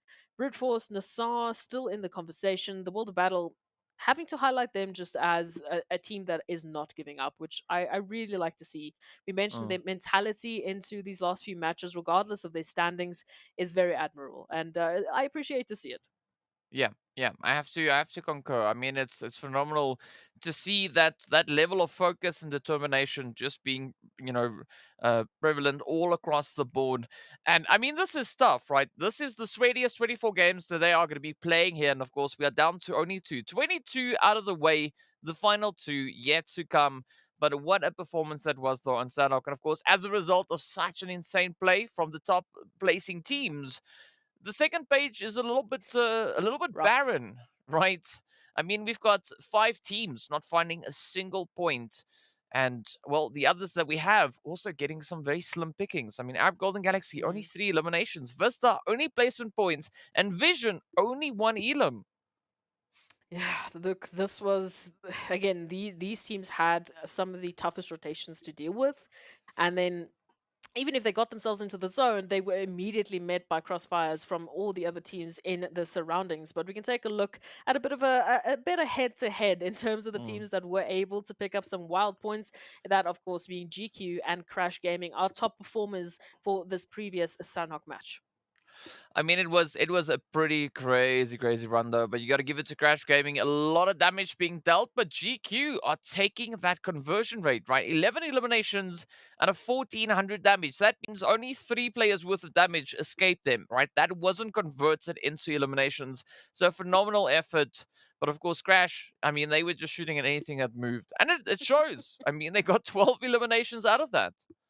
Absolutely incredible showing. 2.3k damage. It says a lot for Crash Gaming, and they definitely have to pick up these points wherever they can. I think with this sort of performance on the overall standings, it should look a lot healthier. But in terms of momentum, we were talking a little bit about it off camera. It can't stop here. We say that more oftentimes than not, and I will just quantify that with the fact that we only have 2 more matches left. Yeah. 2 more opportunities for any team to try and get themselves into the #1 slot, and that is the only place you will be awarding yourself a PMWI slot. So they have to make it in these next matches. Well, to keep the pressure up, let's take a look at the overall rankings to see where these teams are currently set. Of course, we can see Crash now taking a beautiful 2-point jump up into that pole position. So absolutely amazing. That, of course, has moved down GK and NIGMA. Brute Force still maintaining that 4th place. So nothing has changed. But GQ, with that insane performance, also jumping up 4 slots all the way into 5th place. Goodness. What an incredible showing so far. Again, we can understand why GQ and NIGMA have been some of our top performing teams for the day, just off of that insane momentum. But of course, looking to the side of things, we can see some trouble spots for some of the teams. I know there's plenty of fans for this side of the page, so they will still be hoping for some wild performances from these teams, and I think it could maybe happen. But let's go take a look at our second last match of the day for the MEA Championships. Oh, DK, what a day it has been so far, and now we're back to the chaos of Erangel. Yep, this is the final Erangel for the spring season. This is it. It all boils down to this match right here, at least for Erangel, right? Of course, we have one more yet to come. But, I mean, things are looking pretty scary. If we look at the leaderboards there, right? From first to first, only 36 points difference. So anyone sat from, from second to fifth place can make a play for their top position. I mean, GEEKAY already 2 points away. That is not anything, right? That is just a little bit of a boom boom, and then they've got it, right? So, this is going to be a very, very tough one to play through. But of course, let's hope the zone is a little bit more gracious towards these teams, right? We are not looking for any insanity to make its way in. Of course, we want a nice and decent zone to work with. Let's see if that is going to be the situation. Let's take a look at this. The flight path, once again, it looks normal. That zone doesn't look normal at all. But it's a lot less of a bit of a problem than what we saw on that previous Erangel. Moving into this, there is still water to take a lot of the space available away from these teams, but there is a very good spread of opportunities for teams, especially towards those western sides, to take up their positions, to take up the usual spots, and be treated to an incredible last Erangel of this championship. Oh, I mean, yeah, so we went from a Erangel zone, a Sanhok zone on the previous Erangel to this one, which is maybe a bit of a Vikendi, right? It's something similar to that, more or less. Not exactly, don't quote me on that, but whatever, all right? So, yes, that is going to be quite an exciting zone, but I don't think the teams are going to feel as pressured because they've already had 2 semi-brutal starts in the previous 2 matches. So this time around, I think they are going to be breathing a sigh of relief, saying like, you know, this time around, it's fine. This is doable. Let's get the job done here. But of course, already right out of the gate, we have Raad and RTG finding each other rather over towards that Malta side. So the action is not going to take long to start coming in, as we are just a few moments into this match, and already we have a bit of carnage coming in. Fever, unfortunately, caught in a rather uncomfortable predicament here. But let's see whether or not this is going to be the trend for Raad, as the rest of the crew are quite some distance away. Yeah, you can see Zuxi was making their way through, but immediately they have to turn around because the confirmation is there. And for Raad, they need to keep their numbers in this one. Second last Erangel of the day. In terms of the stats, we know there are some teams who really do love their Erangels, Raad being one of them. We highlighted them as one of the teams that had some of the best elimination rates on Erangel, some of the teams that had some of the best winning rates on Erangel, and moving into this one, unfortunately, starting it off with a trio might make things a little bit more challenging, but I don't think it's anything outside of the realm of possibility. I mean, speaking about Erangel, DK, there are 2 teams specifically that really do enjoy their Erangels. That, of course, being GEEKAY Esports and NIGMA Galaxy, 2 of the teams that we've been highlighting today as just incredibly excited teams to try and take that slot away from everyone else. I mean, I think GEEKAY definitely enjoying it a little bit more, right? Because they've been able to secure themselves a grand total of 100 points. Coops, watch out. Those hay bales are nice little stoppers there. But yes, GEEKAY, they've already secured themselves 100 points just on Erangel. I mean, 2 winner chicken dinners for GEEKAY. That is a phenomenal run to have. I mean, NIGMA only 6 points behind that, also sitting with 2 winner chicken dinners.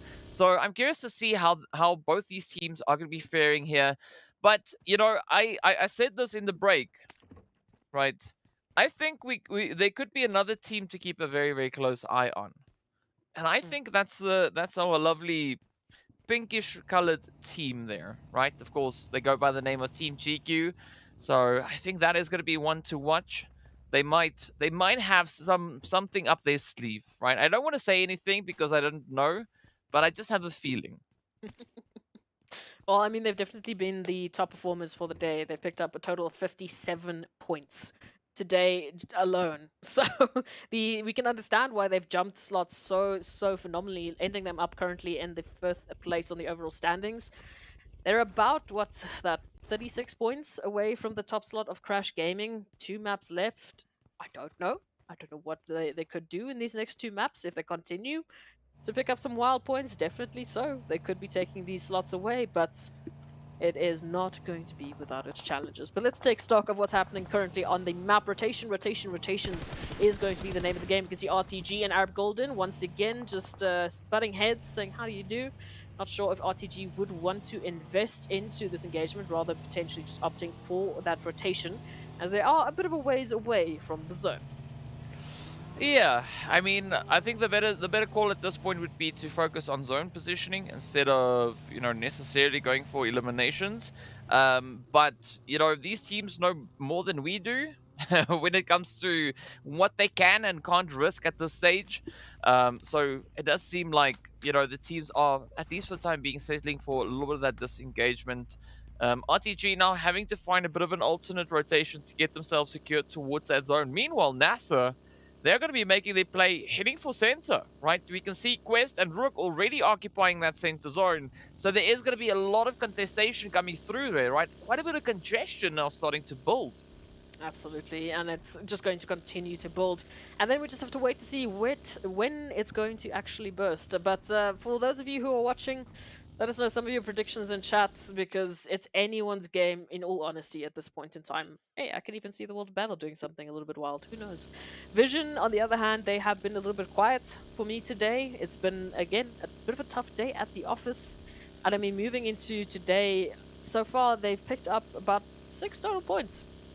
It's been really tough. It's been so tough compared to a team like GQ, as an example, who's picked up 57.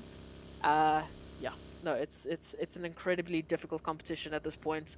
Bolt even showing us a little bit of some of those J-turn actions, but their rotation now, I do not know where they would want to end up, because if they continue north all the way to, let's say, Georgia Pool, you know, that ridge line, to just take a bit of a hit across into the northern reach of the zone, depending on the timing, they might find themselves just behind Crash Gaming. There's a possibility for that, but another interesting spot that I'm also looking at is that western bridge down south, right? Because RTG are rotating across the Sosnovka Island, and again, if timing works out, they could be rotating in behind the players from GQ, who do seem to have their eyes kind of set to that more slightly off-center rotation. So curious to see how that one is going to pan out. But in the meanwhile, I mean, it's just a lot of rotating coming through, especially from our zone-occupied teams, right? The blue zone teams there. But center zone, the congestion is still there. And triple, though, I mean, they like, you know what, this is fine. Promorsk is there. We'll just sit here and wait. You know, you can settle whatever you want in zone. We'll maybe just come in a little bit later on. Yeah, even Fajita has taken that a step further and has just gone to the beach. Just having a fun time. But Zone is going to center up. We start to cut out some of that wild water shenanigans out of this whole situation. And we center up to the congestion that we've been talking about, how that has been building towards the center of the new zone. Now it continues. Now we just start to add onto it. We still have the likes of Vision, Ra'at, the World Battle, and RTG alongside, of course, our wonderful easygoing team of Triple Esports and R8, as well as Crash Gaming, to rotate into the zone. So that is a lot of teams now to suddenly add into the mix. Arab Golden, oh, they will just look on as GQ give Vista a bit of a warm welcome. Yeah, it's quite a bit of a warm welcome, as you can see the shots now just firing off in all directions. Of course, none of that converting into knocks at any point. Evastation managing to evade the sprays, healing up, but losing a little bit of health. Down goes Trophies. Now is going to be the opportunity for Vista maybe to push in. Oh, but Hazy, though, finds a Brood. Now Mozaro having to send out the response. Up comes the nade. It's going to find Korka. Down they go. Beautiful play. Trophies also still down. And this is now going to be Vista looking to bounce as they've taken down 3 of GQ. AZ. Oh, TBS. My. Down they go. Absolute upset coming through from Vista. Guys, Vista, we were just highlighting GQ and then you literally come to rain on our parade? How dare you? But no, that was brilliant. That was absolutely gorgeous. A fantastic showing from Vista Gaming. And again, off of the bat of their rotation, they had no choice but to jump out and just hit them shots, and they absolutely did that. Well, we say goodbye to GQ. So thanks for that, I guess. But we move on to see who else will be taking the top slot here. Vision Esports still taking rotation. Crash Gaming actually opted from that northern rotation to go all the way to the west, very close to where we saw R8 actually rotating from. So I'm very curious to see where they'll actually end up. I don't know if they're going to go all the way down to Quarry, if they'll be just behind R8, and obviously where Vision will end up, because they've also just been basically following suit for Crash Gaming. Yeah, I mean, it's going to be an interesting one, right? It's odd to see it happen, but it's interesting all at the same time. In the meanwhile, R8 now going to be looking to condense that split of theirs just a little bit. Still keeping Esketon on a little bit of a scouting mission, trying to gather information, looking to see what is happening elsewhere in the zone. But here we go, Vision and Crash. Now just rotating past each other, but no one is going to be taking the stop over just yet. Maybe that could be the case here now for Kevin, but it's still going to be a very challenging angle to hold, as Crash could maybe set up a bit of a gatekeep. But it doesn't seem like Vision are too committed to pulling straight in towards the zone. Instead, they'll rather settle for Quarry and working their way through the marshes, trying to get themselves up into the zone. I mean, anything is better at this point in time than trying to take on the likes of Crash Gaming, who just had a phenomenal showing on Sanhok. So momentum is there. I agree, just continue on forward, please. Triple Esports, in the meantime, might be able to cut them off as they've rotated up from Mosque. However, Thor is still left behind, so it will be not a complete Triple Esports if they do take that engagement, but at least they've got some compounds secured. Moving on into the rest of these rotations, these wild rotations, as we move from that center down into the southern zone. You can see GK Esports still yet to find a position in. Right up ahead of them, they've got the World Battle and NASR. You can see that rotation already just being highlighted by these wonderful sprays, but now they need to make their move. Yeah, they need to, right? They have no other choice. But of course, well, the blue zone could be lending a little bit of a helping hand here, right? To have these teams decide how they want to play this one. Meanwhile, we do see Santa just moving into a little bit of a compound position. Unfortunately, that is not going to be within the zone. Ra'ad, on the meanwhile, have a great rotation here, just pushing straight on through, and that would allow them a great potential angle towards that center zone. But of course, quite a bit of congestion still holding over towards this western edge. I mean, Crash, again, right? This is kind of their strategy here. Coming through with those slightly delayed rotations. Looking to see if they can maybe find a few wanderers along the way. But now for the time being, Vision, they are going to have to deal with this whole R8 situation. Already Prestige, taking a decent chunk of damage, but still not necessarily in so much danger. Not yet, at least. R8 right up ahead. Crash Gaming will look on, as well as Vision from the southern point. You can see, yeah, Thor. I think that might have been an AFK, so maybe a bit of a network issue that happened there, because they were still in Promos when that elimination came through. So that is a bit unfortunate for Triple Esports. We'll see what they can make from this. However, R8 now continuing to move on forward. Center zone going to look as chaotic as ever. Both teams trying to hold on to some angles here. Crash Gaming just making this so difficult for R8 to move on up. They get a little bit closer, they say, oh, no, can't go that way, thank you very much, we'll have to choose something else. And now Crash Gaming in a very similar position here with Brute Force. Would be very curious to see if Crash Gaming is actually going to go for any of these earlier rotations, because there's a lot of teams on these outskirts, and we've seen Crash and Vision, one of those teams as well, that are very comfortable with these outskirts engagements. They like to, just slowly but surely take some fights on the outskirts, pick up some eliminations before they even deal with what's happening in the center. Well, let's see. Maybe they can find a few more. R8 could maybe find a bit of action there. As you can see, Prestige and Ragnarok already just hopping out of their vehicles, getting ready for a bit of action. And there we go. The knock is in. Crash Gaming. Ooh, getting a double hit delivered. Of course, returning the favor, but the confirmation is in as Crash loses one. Kevin now down on their knees. Walsh trying to see if they can maybe save their fallen mate. Now it's going to be a buddy also just running on in. But Brute Force rotating up from the north. This is going to be an absolute spanner in the works.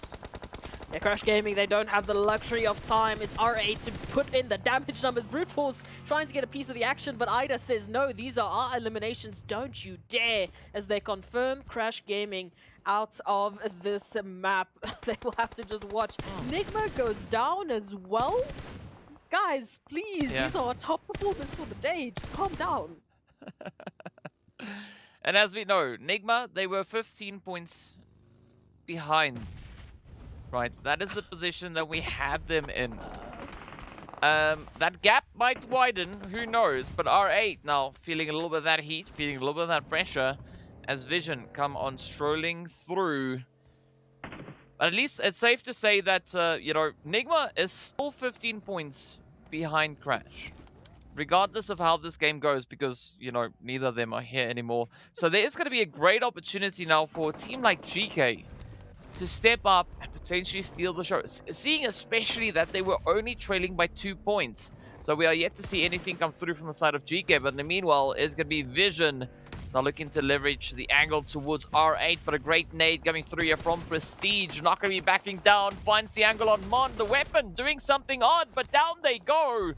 Try again. Eventually, the shots will leave the barrel. Now, Prestige being brought to their knees, and the rest of R8 having to find a bit of a different approach here. But unfortunately, they have secured themselves within that zone.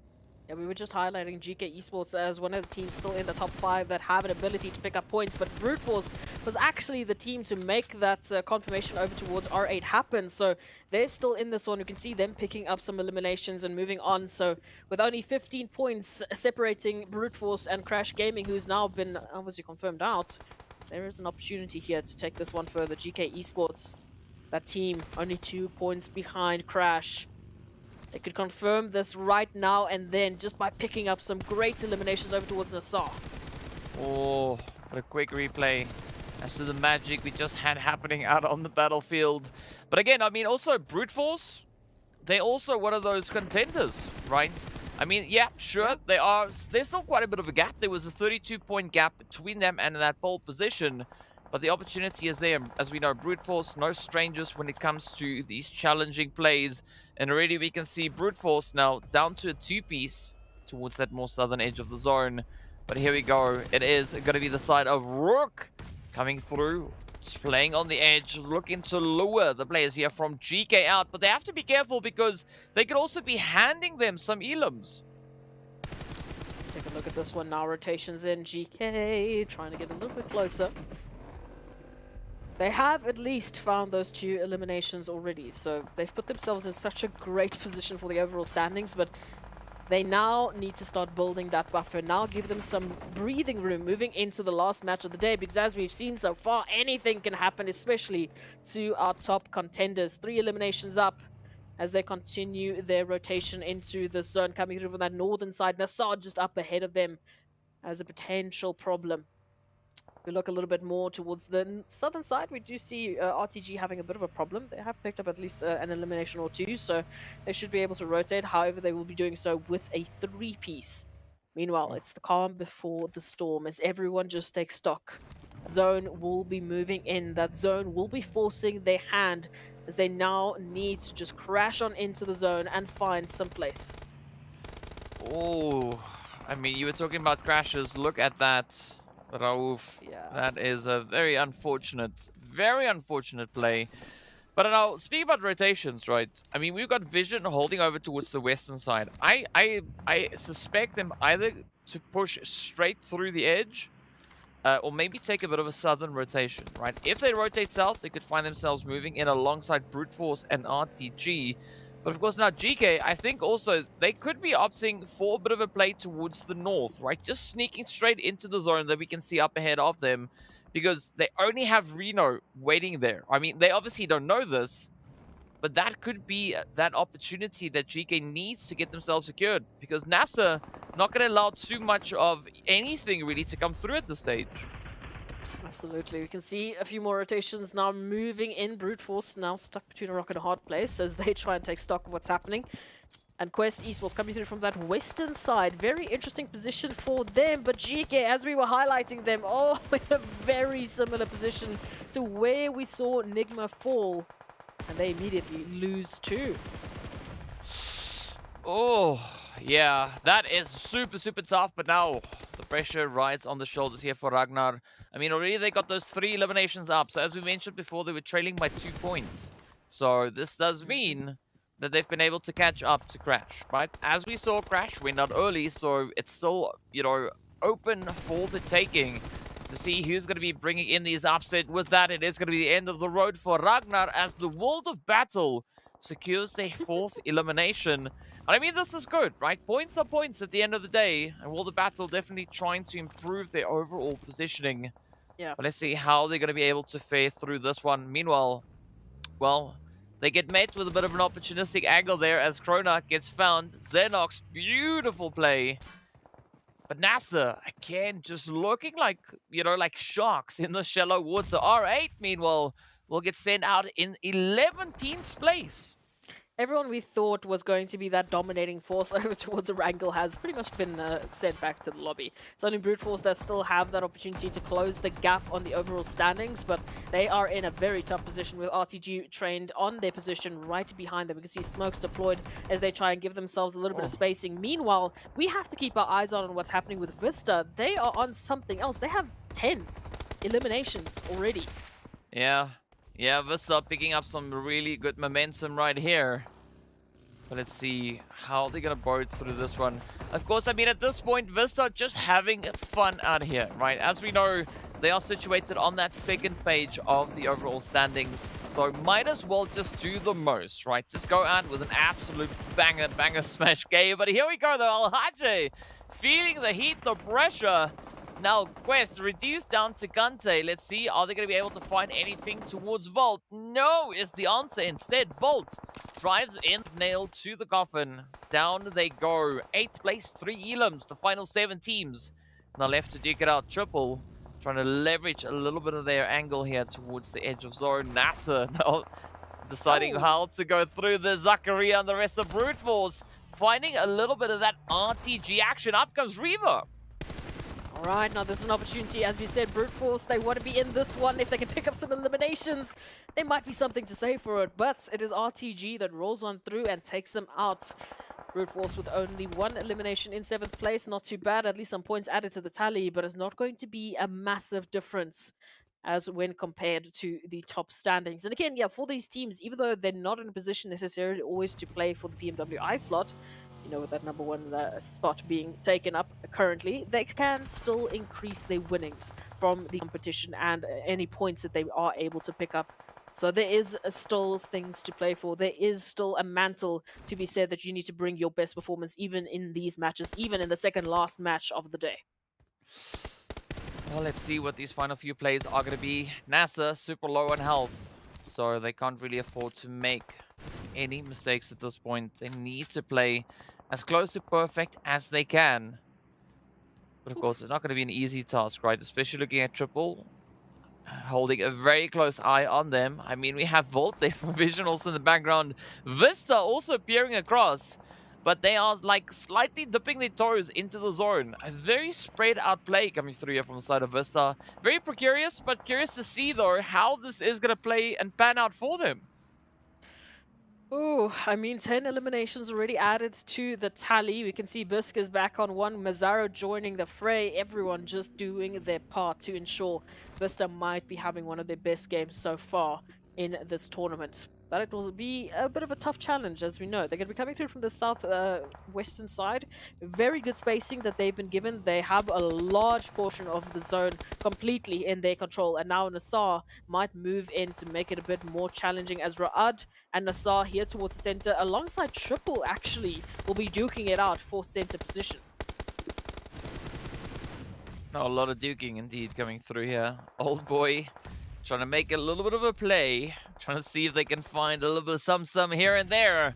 But of course, Ra'ad also now ready to welcome them in with those nades.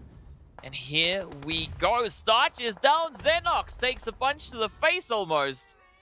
But will they be able to survive? Fortunately, they still have J7 to provide some support here. But you can see J7 quite some distance away. It is going to be a really, really challenging rotation to come through. But now, right, the heat is on with that zone shifting in favor of Triple. This could be exactly the kind of position they need.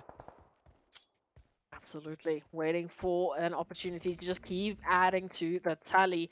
Few nades being sent on out. Center position looking absolutely stacked. This could even be an incredible position that we could find teams who are within the center of this next zone to take a win-win at chicken dinner. That right now, for me, being triple esports, massive position that they're currently holding, an opportunity potentially to turn this one into a win. Again, like we said, even if you're not going to be playing for the slot, you could still be playing for points and for that prize money. Yeah, it definitely could be. But here we go. Team are having to make their final few stands. I mean, VISTA now starting to try and solidify at least a bit of a controlling position towards the southeastern edge. I mean, they still have RUKH, NASR, and the rest of the lobby to worry about. So let's see exactly how VISTA are going to look to finish this one up. I mean, 10 eliminations, though, looking absolutely glorious for them. No, they are looking spicy. They are looking aggressive. They are looking like this is going to be the map for them. However, still quite a few teams to stand in their way. There are a few stragglers, like in the form of Vision and RUKH, as well as NASR, but ultimately, Vista, highest elimination count, highest player count into these final few battles. Let's just see how they turn this one into a win. NASR feeling the brunt of the action, down to only Xenox now to hold the line. As you can see, that rotation in. It's going to be a tough one. RUKH up ahead of them, though, will be receiving a taste of their own medicine as, once again, Mazzaro steps up for Vista. Oh, come on, come on. Come on, Bisk. Come on, Mazzaro. What you gonna do? Of course, now, I like this position. Vista, it's just amazing, right? Still having all 4 players up. Yes, Cacao has been brought to their knees. It's there. But they still have 4 players making it to this stage. Now, Volt sneaking into the side. They have RTG, gets 1 confirmation. Now, it's all reliant on Riva and Rio to see if they can clutch it out. I mean, the responses are all over the place. That is going to be Vision down. 6th place, 6 elims. Some nice points acquired right there. But what will the final 5 teams do? As we can see, we've got three duos just strewn throughout the zone. I mean, Triple sitting on 3, so that does really play into their name. But still got to watch out for that side of Vision. Xenox now trying to lock it in, but J7 secures the spray. NASR gets the return on Xenox. And now J7 gonna try and get it in, and there we have it. Down they go. The shots are there. RUKH getting sent out in 5th. Great crossfire coming through from NASR, but again, timing is going to be of the essence. Smokes immediately deployed because they need to get their numbers up as soon as possible. Meanwhile, Vista focusing their attention over towards RTG. Triple Esports left to their own devices here towards the center as Vista get closer and closer to their position. Depending on the timing that Triple find here, they could potentially surprise Vista and take this win away from them, even though they have been so good. They've been so prophetic in this aggression. They've been so quick on the trigger, quite literally. But now it's going to come down to these last few teams to see who will be turning this one around. For NASR, they still have quite a bit of a tough one right up ahead of them. Yeah, I mean, they still have quite the way to go still. But now, I mean, you want to talk about 4 teams to finish up in the final circle. This is a beautiful setup, right? NASR, RTG, Vista, Triple, all just holding steady. I mean, gotta say, right, day number 4, right here, the last day of the championship, the last Erangel for the season. Not disappointing as these teams continue to sneak their way on through, but we've now hit that 9th stage. There's not going to be any more zones after this. It is only blue. So let's see who will be clutching it up. Beautiful nade though coming through from Rio as they find Mazzaro. 1 down. So many more to go. Riva, Rio sneaking in. Already sitting with 6 elims up. NASR sitting on 7, trying to jump at the opportunity. But unfortunately, the hard cover proving a little bit challenging to fire through. Now, Icy could have the angle here on towards J7. Is it going to be on the money? Yes, it is! Pinpoint accuracy. Beautiful spray. And now it turns to Xenox to see if they can survive the onslaught. Icy, old boy, along with Fajita, trying to just lock things down. But of course, still got to watch out for that RTG player in the wing. Sanhok still involved in the conversation as well. This is what happens when you leave a team like Triple Esports to their own devices, and this is what happens when you do not take Xenox out when you can. Another nade to follow up. Great damage dealt to Old Boy, but Triple Esports, for the time being, they are still somehow in this one with the confirmation of Xenox out. It's down to our final 3 teams. It's not going to stop soon, though. Here we go. It is that last bit of contention, that last bit of pressure building. VISTA sitting on 11 eliminations. Now, Triple. Oh, they do lose Old Boy, but down goes the Bood. Rio trying to clutch it up with a little bit of that DPS spray. Now, the battlefield has been evened out. 2v2v2. Couldn't ask for better numbers. Triple not trying to bring their third player back into contention. But here we go. Bisk trying to find the last bit of RTG. But the blue zone might beat them to the punch. And that is exactly what we see coming in. Absolute insane. But here we have it. It is going to be Vision and Triple to fight for the last winner with a chicken dinner on Erangel. Bisk out in the open. Will they get the spray? Icy holding on for dear life. I don't think they've ever hugged a hay bale like they're hugging this one right there. And there we have a Triple Esports stepping up, securing their very first winner chicken dinner. What a time to pick up a winner chicken dinner. Second last map of the MEA Championship, and you decide now is the time to make the plays happen. I really wish we would have had this Triple Esports a little bit sooner into this whole competition, but it is better late than never. So absolutely fantastic performance coming through from Triple Esports. And what is going on with the Erangels today? I mean, either you get these wild zones, or you get these dominating matches, or you get a match where all of our top teams don't have an opportunity to get much. Well, we don't know, but let's take a look at the match report, right? Maybe this gives us some indication. Of course, Bisk coming in with a phenomenal presence here, as we can see, taking the most eliminations as well as the highest damage, sitting on a glorious 1,037, right? Finding 6 eliminations out of that. Icy securing themselves a beautiful nade finish, and of course, Lath with a beautifully ranged head. I mean, Vision also doing so much work in this match. Absolutely. Stepping up and just surprising everyone. Once again, reminding them as to why they were so dominating in the first 2 days of this championship. But moving into, well, our last match, there's a lot more that we still have to talk about. A lot of numbers we now need to consider. In terms of what we should be expecting moving into the last match of the day, I don't even know. But let's go take a look at the match rankings so we can try to do some quick math and see where these teams might have ended up. We know VISTA Gaming doing VISTA Gaming things and picking up a total of 20 points just to round off the second last match of the day. Yeah, I mean, that's a good run. It's a good run. But again, as you can see, a little bit of a top-heavy play. I mean, even Vision, even though they got taken out, you know, a little bit close to the end there, still managing to secure themselves those 6 eliminations. But you got to love that 7 being spread between Triple RTG and NASR. The World of Battle, of course, all their points coming through from eliminations. So unfortunately, not a single slither of positional points coming in.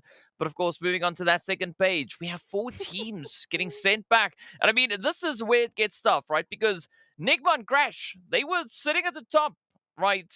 And now they get a bubble. Like, oh, what is going on here? Yeah, I mean, going into this matchup, Crash Gaming was our team sitting in second. No, sorry, not sitting in second, but second for that last match. They were the team that was sitting on top of the overall standings going into this matchup. NIGMA Galaxy just got themselves into third. GQ just got themselves into fifth. And now and Brute Force even, who's up with only 2 points, they were sitting in fourth. Again, this is what I'm saying. I don't know what's going on with Erangel. I don't know who threw some spice in the punch, but it's definitely not been easy for the teams who are fighting for that number 1 slot. As for the rest, I'm glad that they've joined the party, but as we mentioned, a lot more numbers to consider. So let's build up what's going to happen in this potential next matchup. As we know, moving into this one, we were talking a lot about Crash Gaming, GEEKAY. We were talking a lot about these teams that we think need to make things happen here if they want to secure themselves a slot. Lo and behold, we're going to be going into the last match with many questions, many unanswered questions as to who's actually going to be the champion. Who knows? Who knows? I mean, one way that we could potentially take a look at that is, of course, having a bit of a stat breakdown between the two, right? Just to maybe get a bit of a glimmer, get a bit of a hope, a chance, maybe something to figure out what exactly is going to be coming between these teams. Because, I mean, based on the performances that we've seen across the board, there's been so much happening, and these teams continuously bringing through the upsets. And of course, it's all going to still boil down to this very last game to see what the teams are going to be bringing in. And I mean, looking at the Miramar stats that we have, there is so much opportunity to come through. I mean, we've got 3 teams tied on exactly the same amount of points that they've been able to milk out of Miramar. I mean, that's GEEKAY, RTG, and R8, right? They're Absolutely. all sitting on very close to their figures here. Yeah, but we can take a look at the day performance so far of, well, these two teams that are going to have their work cut out for them into the last matchup. That, of course, being GK Esports and Crash Gaming. 2 teams that were leading the pack and currently might still be leading the pack based off that change. We know GK got 3 points moving into that Erangel, so you can do quick math. That means they're just basically 1 point ahead of Crash Gaming. So these 2 teams are going to be our focus points moving into the last matchup. And very similar, very different at the same time. You can see the damage numbers looking much more healthy in terms of what Crash Gaming have been able to bring in, but that doesn't give them much points, DK. The only way you're going to be able to pick up those points is placements and eliminations, and that is where GK have been shining just today. Yeah. No, they definitely have. I mean, you can't take it away from them, right? But they've been putting in the effort. They've been really trying so hard to continue that contention, to keep the heat of pressure up, because as we know, it ain't over until it's over. It's all going to come down to the wire, down to the very last match to have it all be decided. And I mean, it's scary to look at what we have on these leaderboards. I mean, it is so close. We've been seeing so much movement, right? It's the gaps have closed, the gaps have opened, then they close again, then they open again, then they become bigger. Like, what is going on, right? So many upsets. But of course, we've got even more stats to take a look at. Absolutely. So just continuing the talk of momentum. In terms of the performance that we've seen just today from these 2 teams, NIGMA Galaxy and Brute Force, 2 teams that also are in contention, a few points away from GK and Crash, who we just highlighted, but they still have that opportunity in their current 4th and 5th place, respectively, to pick up the pacing. NIGMA, naturally, have had wild eliminations today, picking up 24 so far, and looking like they might not stop. Again, we remind ourselves, a good portion of that was just from one map. Yeah. 19 of those came through from one game.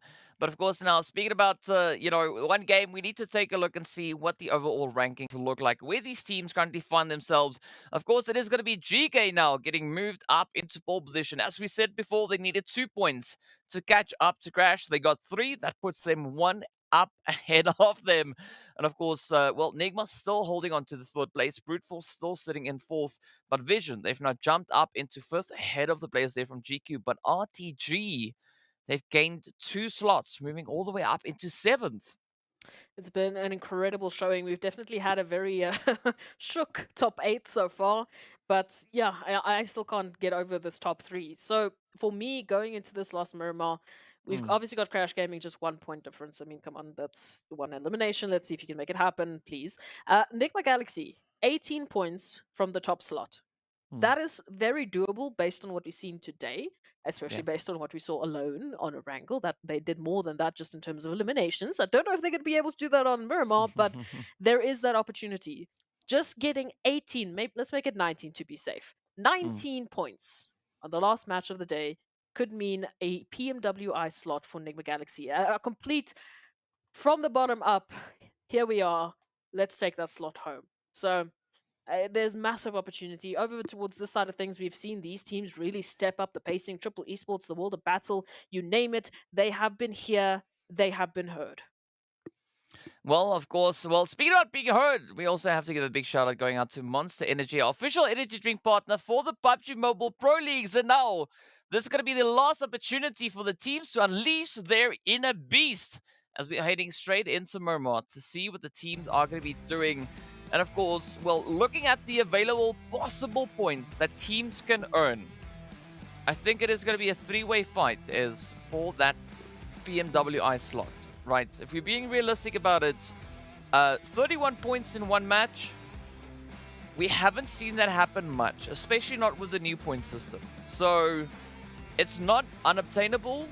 It's just not very, very likely to happen. So, I mean, unless, of course, Brute Force have something completely different up their sleeves and they can pull out an absolute insane clutch strategy, I don't see that really happening. I mean, but it is definitely going to be on between NIGMA, Crash, and GEEKAY. Well, let's quantify that, right? They'd have to get 32 points to go from 4th into 1st, because they obviously need to get more than what GEEKAY currently have. So that would casually mean, that they need to get 22 eliminations and the winner chicken dinner to make that happen in Miramar, in the last map of the MEA Championship. Yeah, look, I would be very pleasantly surprised. I will be very happily surprised if they make something as wild as that happen. But it is not going to be easy. And looking at the zone, at least no water. Well, other than, you know, a little bit of oasis, but none of that wild Puerto Paraiso water this time around. That's good, though. I mean, it's good. You know, the team's now being quite happy with a bit of dry ground. So let's see how they're going to be playing through this one. I mean, again, this is not the worst zone that you'd have asked for this phase. I mean, a lot of teams are going to be sitting quite happily. And, I mean, it's a zone that they've seen many times before. So all we're going to do now is see how the team's going to work their way through this looting phase and then into those rotations into stage number 2. Yeah, this is going to be a tough one. As we know, this is a massive focus on the teams that we've highlighted. Those 3 teams right at the top, Crash Gaming, GEEKAY Esports, and of course, NIGMA Galaxy. And I mean, for NIGMA, I mean, they're going to be rotating all the way from that southern position, right alongside RTG, Los Leones. So it's a bit of a far ways away for them. GEEKAY, as you can see, sitting very pretty in Bocado, very nice and comfortable, just going to be able to loot up and relax for the time being. And Crash, they're in trailer park, so they literally have to walk a stone's throw away into the zone. Not really too tough for them. And very, very isolated from that northwestern side. They're not going to see much of anyone until they get much closer to the center of the zone, unless we see Brute Force just for some reason rotating straight up north, which I don't see why they would do that. Why they would leave all of that loot behind. So, yeah, we're going to have a very heavy focus on those 3 teams as we wait to see who will be bringing it home at the end of this matchup. But you can see just some of these wild stats on Miramar. I mean, Crash Gaming, 5.29 eliminations per match. If they get that, yeah, they've pretty much secured it as long as GEEKAY do nothing else. Yeah, but now also what I'm quite curious to see is how the teams that are positioned on that second page, how they're going to play this match, right? Because now this match, they have an exceptional amount of power. Because they have the power to decide who goes where.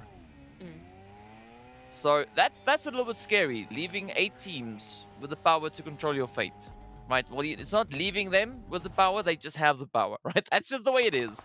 So, they're going to have to play an absolutely phenomenal game. And of course, it is going to be RUKH Esports starting with the first upset here as Eugene finds the angle on towards Neos. And this is not a good start for Brute Force, but I mean, it's not the worst, right? They can still make quite a bit with only 3 players. Quite a bit indeed. This is going to be definitely a very fun matchup to witness, because we've already had so much chaos just alone today. We've had to see these teams bring through a different performance, a different level of performance, right? And we've highlighted some incredible individuals who've brought definitely a lot of momentum to their team. I mean, just thinking back to that Erangel with Coops and with Freak and with the Lord and with everyone from NIGMA Galaxy taking it to a step higher than they ever have before.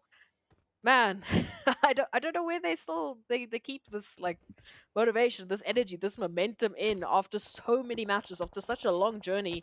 They can still pull out these wild performances. I mean, they are just built differently. I'd guess, right? I mean, that is I think probably the most accurate way to state that. And of course, just look at that nade. Eugene finding Neos. So there we go. Yeah, but Brute Force needs to be careful. I mean, as we said before, there is pressure on their shoulders, right? They've come into this match with a 31-point difference between their position and first. So if they are aiming to get that ticket, they know what they need to do. They need to play one of the best PUBG games that they have played to date, at least within the championship right here. Yeah, no, they do. And that definitely will go a long way if they see the individuals stepping up to new heights. I mean, I was just taking a look at the eliminations we've had so far. We have Ragnar currently, by the looks of things, at least until someone else did some more math for me, picking up 37 eliminations.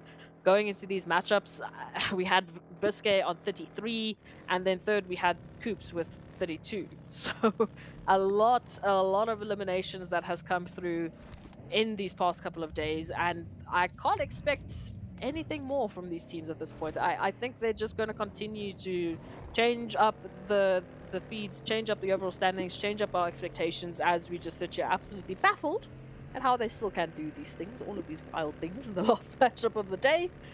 But a lot of eyes on Enigma Galaxy, especially if they can pull out a winner chicken dinner with, what is that? I mean, 19 points that they'd have to make that happen with, so at least 9 eliminations. We've seen that 19 pop up more times than we can count, so I still think it's possible.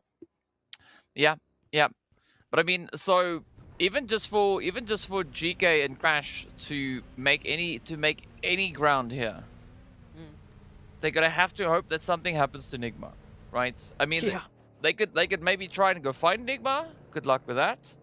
I wouldn't recommend it, but either which way, you know, to each their own. But starting it off, Nigma could find a bit of an opportunity onto the side here of the world of battle. And as you've said, right, they are going to need at least 9 eliminations to accompany a winner chicken dinner, or even more so, right? Because if they settle for second place, they're going to need a bucket load of eliminations. And as we know, Nigma, they are capable of bringing in a game of that level. So let's see if this is going to be that decisive mode. Are they going to flick the switch and engage that full-on beast mode? The other consideration is to make that it's 19 points, well, it's 9 eliminations and a winner chicken dinner, if barring the fact that Crash and GK do nothing, that they get no points. So if anything, Enigma needs to find those two and take them out, make them a part of your 9 eliminations. Else it's going to be tough, but we'll wait and see. They didn't have the best last Erangel. We can see that rotation now heading towards San Martin.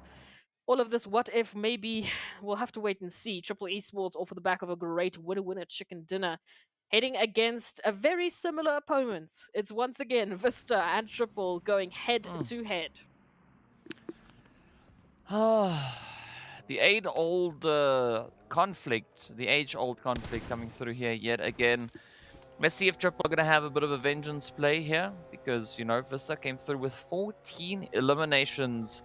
Well, Triple had to settle for half of that. But at least, you know, they got themselves that lovely chicken, so that does account for something. And of course, it was their very first chicken dinner. So again, Nice. you know, big GG to Triple. You know, it's good finding chickens, right? It works. But of course, in the meanwhile, we are going to be looking at Brute Force and Raad having a little bit of a say-so across the pillars here. Brute Force trying to reach in, but Raad not going to allow them any opportunity. And now the beauty of these positions is the only way you get up here is by using your vehicle, right? And sometimes it's quite funny because they have to go up backwards. Why that works, I don't quite know, but it just does. And of course, Raad, they're not going to stick around. They're just going to dip out and look for a different positioning. And I think Reno and Zuxi, they're going to rotate rather over towards Fivo and NASR, who we see situated much further down south. Yeah, look, this is a bit of an interesting position that we could see them hold. Obviously, that zone will be forcing their hand. They have to move in a little bit closer. The same can be said for Brute Force, right? But moving over towards what we saw nearly unfold, that of course being Vista and Triple. Vista obviously sending it straight to the center, right below GK. So as we know, GK on the hunt for elimination. So Santa going to be hearing those vehicles rotating in and needs to go investigate, because any single point, every single elimination can make the world of difference. They are for now ahead of Crash Gaming. But how much longer is going to be the question. So nice little bit of a split, very reminiscent of where we saw RTG, and we know how that ended for RTG. So let's just hope and wait to see what's going to happen with the zone. NIGMA, of course, in a similar, very difficult situation. Rotation now for them is going to be a bit of an interesting one, as they've got quite a few teams right up ahead of them. That's starting actually with RTG. So why is RTG constantly in the conversation? I don't know. Because they're on their road to glory, Hey. right? That's what the name says. You can't argue. You can't argue because that's what it is. Unfortunately, Groza not going to make it past that point. Down they go. So that is the first casualty coming through for the side of RTG. They have the rest of the squad now to move towards the cliff sides, and that is going to be a very difficult position. But especially now with the zone centering up on towards San Martin. Oh, this is going to be absolute crazy action. Of course, the city finish. I mean, San Martin, a little bit more tightly packed than we have up in towards Los Leones, but also not that many buildings to utilize. So the teams are going to have to play it quite sparingly moving into that region. But again, looking at the angles being held there by R8 and NASR, Ooh. I mean, that is such a strong position, and that could potentially be the one to challenge. It's oohs and it's ahs and it's NIGMA Galaxy losing one member as they move on forward. It looks like the World Battle will continue that front as they look for the remainder of that team. Crash Gaming over towards that northern side. Continue their rotation on as Vision just looks on through. Bit of a back and forth. Ooh, Nath getting some good damage. Kevin definitely locking it down, but no eliminations to add to the tally just yet. GEEKAY, though, finding VISTA. Finally, there is a bit of an activation there. So now it is the race against GEEKAY and Crash as they have spotted two teams. They know there needs to be those elimination counts. Again, it hurts because these teams will be going through, right, not knowing absolutely whatsoever what the other teams are getting, how many points they are picking up so far, how it's going with them until the end. They just have to do their best. Yeah, and that's all they can do at this point, right? Is just try their utmost best. And meanwhile, we do see the players there from the World of Battle and NIGMA Galaxy going at each other's throats. And of course, now GEEKAY getting caught in a bit of pressure here, as we do see Vista knocking on the door. Santa has been brought down. Lord are going to be just holding on for dear life. Will the World of Battle find that angle? Ooh, it is close. Arthur almost getting that hit secured. But now, NIGMA, only 2 eliminations up. As we said, they need at least 9 and a winner chicken dinner. So let's see what Lord can do here. I mean, the World of Battle are disengaging. They are going to be heading themselves towards that zone. So that does alleviate a little bit of that initial pressure. But still, Lord not having a safe rotation coming towards the zone itself. Ra'ad, in the meanwhile, will be our first team to get backed up and shipped out. Off they go. And still, the pressure continues. Absolutely. At least they have at least picked up 2 points, so that's something to add to the tally. Absolutely. We don't know what, of course, the solo of Lord will be doing in this situation out in the blue. We wait, we see, we wait. Over towards that southern side, we can see Vista holding a nice little bit of a position, somehow, some way, still in the action, but they are alongside GEEKAY. And we saw there was a little bit of that back and forth. It's a boot to quite the number of damage. And I'll have to wait and see if this is going to turn any way into the favor of GEEKAY. Ragnar, I mean, has been on something else for GEEKAY Esports, so if they can activate here, it might be a different story. Over towards the north we go. This is really going to favor Crash Gaming. As you can see, very isolated towards that northern side. One of the few teams that has taken up that position. And they've got quite a few that might want to rotate around there to get some of those compounds, to get some of those terrain positions, and to get themselves set and prepped. That means, obviously, eliminations on the rotations that they could potentially grab. Potentially, yes. But let's see now. Well, potentially that is NIGMA running out a bit of juice. So they go down in 15th, only 2 points up. So that is not the finish that NIGMA wanted. So I think at this point we can kind of count it for what it is. So, you know, valiant effort being brought in there by NIGMA. But now we turn our focus to Crash as well as GEEKAY to see what they're going to be bringing on through. I still believe that we are in for a bit of an upset coming through here from Team GQ. But 37 points in one match. Yeah, good luck with that one. But either which way, I think regardless of that, right, I still think Team GQ are going to be bringing in a major thing somewhere, because I mean, based on the points that we have for the day, they are the leading team with regards to eliminations and placement points. So let's see what they can do in this final match of this MEA Championship. Well, I mean, when we started the day, GQ were in 11th place, where when we went into this match, they were obviously sitting in 6th. So they've already done very well in terms of climbing the overall rankings. We'll see how far they continue to go as NASR move on in looking for R8 Esports. Xenox will be popping out of the door just to say how do you do. Going to be taking Ida down, confirmation in the bag. R8 still scattered around these compounds, and again, not in a position to really follow anything up, because even if it was, you know, just a case of, oh, well, let's just go next door, they'll be going next door in the line of many, many crosshairs. As you can see, the city just absolutely strewn with every possible team so far. It's teeming with life, not the kind of life that you want. But let's see. Vision now trying to make a bit of a play here onto the side of GQ. Ooh, AZ. Yep, down they go. The hit is in. Trophies are going to have to defend. Will we see that defense? Ooh, yes. The hit is up. There we have it. Saif. Gotta be careful. All the pressure now riding on the shoulders, at least on this initial position. The rest of the team are just holding towards that eastern side. Of course, we're not going to be giving up that Hacienda del Patron position just yet. Saif now, quite emboldened. Gonna risk it here. Oh, but the nade is there. There goes the shot. That is Saif on their knees.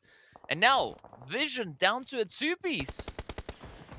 Ooh, it's going to be a tough battle, but almost immediately, GQ say, don't worry about it. We got this handled. Vision go back into the lobby with 3 eliminations. Not a bad effort. Again, every single point is going to count for something, whether that is changing your position on the overall standings or potentially even adding a few extra bucks in your pockets at the end of this championship. It's going to make a difference. So we can see the world battle now moving in. They have already put the nail in the coffin of NIGMA. So we'll see if they're going to be looking for another third party over towards GQ. Well, let's see. I mean, that's all we can do at this point, right? It's just sit and wait to see what these teams are going to be doing. But of course, the Zoro now just constricting up towards San Martin. And the World of Battle, GQ, as well as Crash, yet to rotate on forward. Vista holding on to that southern positioning. I mean, that could also be quite an interesting angle to try and utilize. But the World of Battle still very much determined on finding the side of GQ. So let's see how that one plays out. In the meanwhile, a quick replay here coming through as NIGMA tried to make some magic happen here. A relentless effort on towards Groza. But of course, then we know what happened, right? It was a little bit of tough luck. But at least we know how they managed to pick up the points and the eliminations that they were able to find. While we wait to see what the World of Battle have to say about the situation. GQ already up with 5 eliminations, definitely going to help them on the overall standings. But the World of Battle, ooh, is going to make that much harder with that beautiful nade sent out, and a spray in the air is not quite going to hit the last nail in the coffin here of GQ. Ooh! Until that, at least. Thanks. Wow. Oh, upset. There comes the upset. You gotta watch. You gotta watch for that. Of course, the World of Battle getting a beautiful play there, but it is gonna be Mohammed being brought to their knees. Hazem, fortunately, positioned within the edge of zone. So I think that's gonna be it. World of Battle down to 1, as I don't see Hazem really being able to secure that res, especially now that the blue zone is going to be closing in. Crash also still going to be trying to make the most out of the available situation here, looking for any opportunity as they come rolling through. Going to be trying to push up on the edge, but here they go. Kevin sneaking in, looking for a little bit of an upgrade, right? Want to get that loot crate, but of course they've been spotted. The vehicle now could pose a bit of a threat here. You got to get it out of harm's way. For the time being, Crash still holding on. As they need to, because they don't know yet what GK have been up to or what they've been able to actually accomplish. So Crash Gaming definitely fighting their hardest to get themselves into that #1 slot. Already up with 2 eliminations is definitely going to help the overall tally. But they want to get a lot more, because even if, you know, at this point we just ended off with 2, I have no idea what GK would have been able to get and how that would have changed the overall standings. As it currently stands, it means Crash Gaming is ahead. But for how much longer? We can see GK here over towards a very interesting position between VISTA, NASR, Brute Force right up ahead of them, and Arab Golden. So we'll have to wait and see how they're going to activate, how they might be able to find a few more points. Well, the pressure is definitely going to be on. Here we go, though. Crash Gaming not going to be backing down while still having to secure that final effort to get themselves in towards the zone. But of course, with this now, Jafar taking a bit of damage. That zone getting ready to close on through. Ooh, where's the zone going to stay? Is it going to move towards the city? Is it going to go over towards that eastern side, western side? Where will it go? The answer will be revealed momentarily as we get to see these teams prepping for a bit of a squirm. Of course, now the zone just building up the suspense here. As we can see, it is going to be San Martin, right? So, Brute Force, smack dab center zone. Ab Golden, a nice bit of an off-angle position there. It does allow them just to slightly disengage from the heat and pressure that we have in San Martin itself. Absolutely. We can see Crash Gaming immediately wanted to make that rotation, got a little bit of damage as the World of Battle once again is the nail in the side, is just an absolute thorn in everyone's side, in all honesty, today. But we love to see it. GEEKAY, meanwhile, have been greeted by VISTA. It's been a very back and forth position between these two teams as they've been equally rotating shoulder to shoulder. Biscay goes in and immediately gets a brunt of damage, and now GEEKAY, they need to hold this one down. They need to make sure it does not end here. Only as a trio they stand up against Crash Gaming. Wanna see, I've got the spray though. Oh, our Brood goes down. Now GEEKAY not out of the woods just yet, right? Still holding on to that three-piece, looking to see what they can get out of this match. Still gonna be running for that pole position, trying to solidify it as best they can. But of course, now VISTA can play major upset right here. Crash and still in a very similar position. Still 1 point between the two, right? You can see GEEKAY, Crash. I mean, there's 1 point separating those two teams currently, and we're not in placement point territory yet. So let's see where this one is going to go. Crash definitely in a very, very tough position. I mean, I'm not quite sure how they're going to get themselves securely positioned moving into this next zone. You can see this, they have to play for longevity, so they're going to take a little bit of a risk and actually send it into the zone. A buddy trying their best to stay safe, but it's all going to fall to the shoulders of Kevin to keep Crash in a position where they can actually win this one out, where they can win out the MEA Championship as a solo. That is a lot of pressure to deal with. And they will unfortunately be doing so in the crosshairs of so many teams. The World of Battle, of course it is the World of Battle, right up ahead of them, potentially waiting to be the thorn as well into the side of Crash Gaming. But Kevin, see how sneaky they can be. Already damage being dealt, and there it is, NASR, the final nail for Crash Gaming. That means they will go down with only 2 eliminations. GEEKAY, they can still win this one out. Yeah, they can still. So let's see how it is going to go. VISTA, I mean, also, you know, quite a bit of a problematic team for the side here of GEEKAY. But Ragnar trying to find Rami. It's going to be Eugene and Bronsberg also just keeping a nice bit of elevation there. We've seen Pusher also take that plunge, getting themselves situated a little bit closer to the rest of the squads. But now with that blue zone closing in, it's all going to come down to how this final shift plays out. Mozara now making a mad dash to get a little bit more of an eastern position secured there. But Rami needs to be careful because, you know, I'm pretty sure a lot of the teams are aware of the position currently held here by RUKH. The zone about to pop. Where will it take us? Is it going to go center yet again? Ooh, come on. Yes, it does. No. Brute Force, again, smack dab center zone. And they still have to share it with 9 other teams. We know for Brute Force coming through into this last map, sitting in a very close concession with NIGMA Galaxy. We know NIGMA's not here anymore. They only picked up 2 points. So whatever Brute Force picks up ahead and above of NIGMA Galaxy could mean maybe they can steal that 3rd place finish from NIGMA. Maybe. We'll have to wait and see who else does a little bit more. But RUKH Esports definitely coming in. Very good reach, very good overwatch of what's happening right up ahead of them. We can see as we just go through the city how many teams are lying in wait, how close they are to one another. Quest moving in closer to R8 as well. VISTA now finding GEEKAY. Oh. Oh. All right, here we go though. The World of Battle also coming under fire as Rio tries to light it up but gets met with aggression. Galaga trying to bring in a little bit of a response there, coming through with a barrel, having to try and bring their teammate back in, but this now opens up the opportunity for the World of Battle. Oh, Hazem tried so hard to get to Arthur in time, but unfortunately it was not in the cards. And here we go, as now Hazem looks to keep the name alive for the World of Battle. Going to be looking for that final opportunity, that final position to occupy. And of course, now everyone just crammed up into the city. I mean, this is going to be an absolutely insane, insane finish. What a way to conclude the MEA Championship. Absolutely. As we head into this one, still many questions that we have unanswered, and these teams will hopefully be providing those answers quite swiftly. Eugene up ahead. As you can see, that Overwatch still massive opposition. As GEEKAY looks forward, looks ahead of what will be waiting for them. Immediately, it would be brute force, but we have a few other visitors that could definitely throw a spanner in the works as RTG. They crawl to safety, trying to hold on. Quest still standing quite a bit of utilities their way, waiting for those connections. And RTG, oh, this is quite the explosive finish, is it not, DK? Oh yes, things are blowing up all over the place.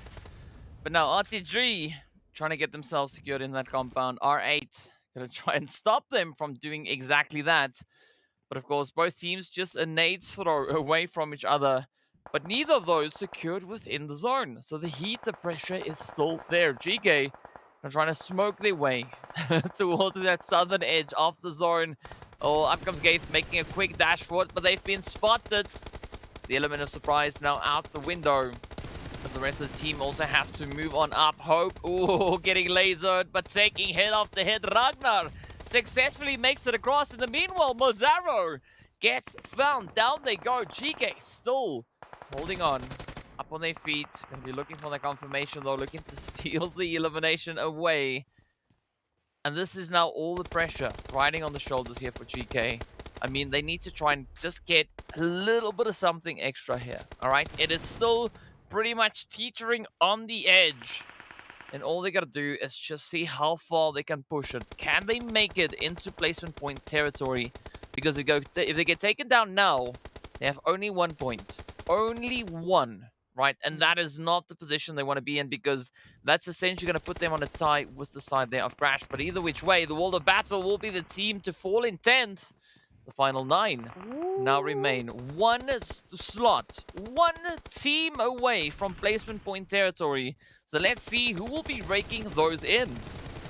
GEEKAY, they need to focus on survivability. Gates will be going down. They need to get one slot up, one placement, one more extra elimination to secure themselves the championship, to secure themselves that PMWI slot. That nade comes through Ragnar on a sliver of HP as we just stare at that team count, as we just wait to see if they can make it. Oh, I mean, I'm not even sure how they're able to survive. But up comes the blue. It is 9th stage. 8 teams, 22 players holding on. Ragnar now going to get enveloped by the blue. Yep, at that health bar, you cannot beat the blue beast. Yep, down they go. GEEKAY going to go out in 8th place. 1 elimination up, as we can see the points now starting to trickle on through. NASR, oh, getting taken down as brute force absolutely just lays into the side of them. Down to the final 6 we go. NASR also in a very, very tough position here. But of course now, where will this one turn to next? As the teams are starting to drop, that blue zone just eating them up, eating them alive. Quest now trying to find the last few points they can manage. And of course now rushing straight into RTG. Dart just lighting up. Not even going to stop around for coffee. They just come running in, guns blazing, and off they go. That is Quest now getting lit on fire as Brute Force secure themselves even more eliminations. Quest out with 2 to their name. Down to the final 5 we go. R8 down to 1. Brute Force still holding steady with 3. Ab Golden sitting on a glorious 4. But now the heat is on. Right, this is going to become a game of survival as RTG will dip out in 5th. Up comes Prestige, looking to push across the way, but down they go. Bosha also not getting hit as the shots connect. It's going to be a really difficult one to hold here. Brute Force trying to ride the storm out with still 3 players up.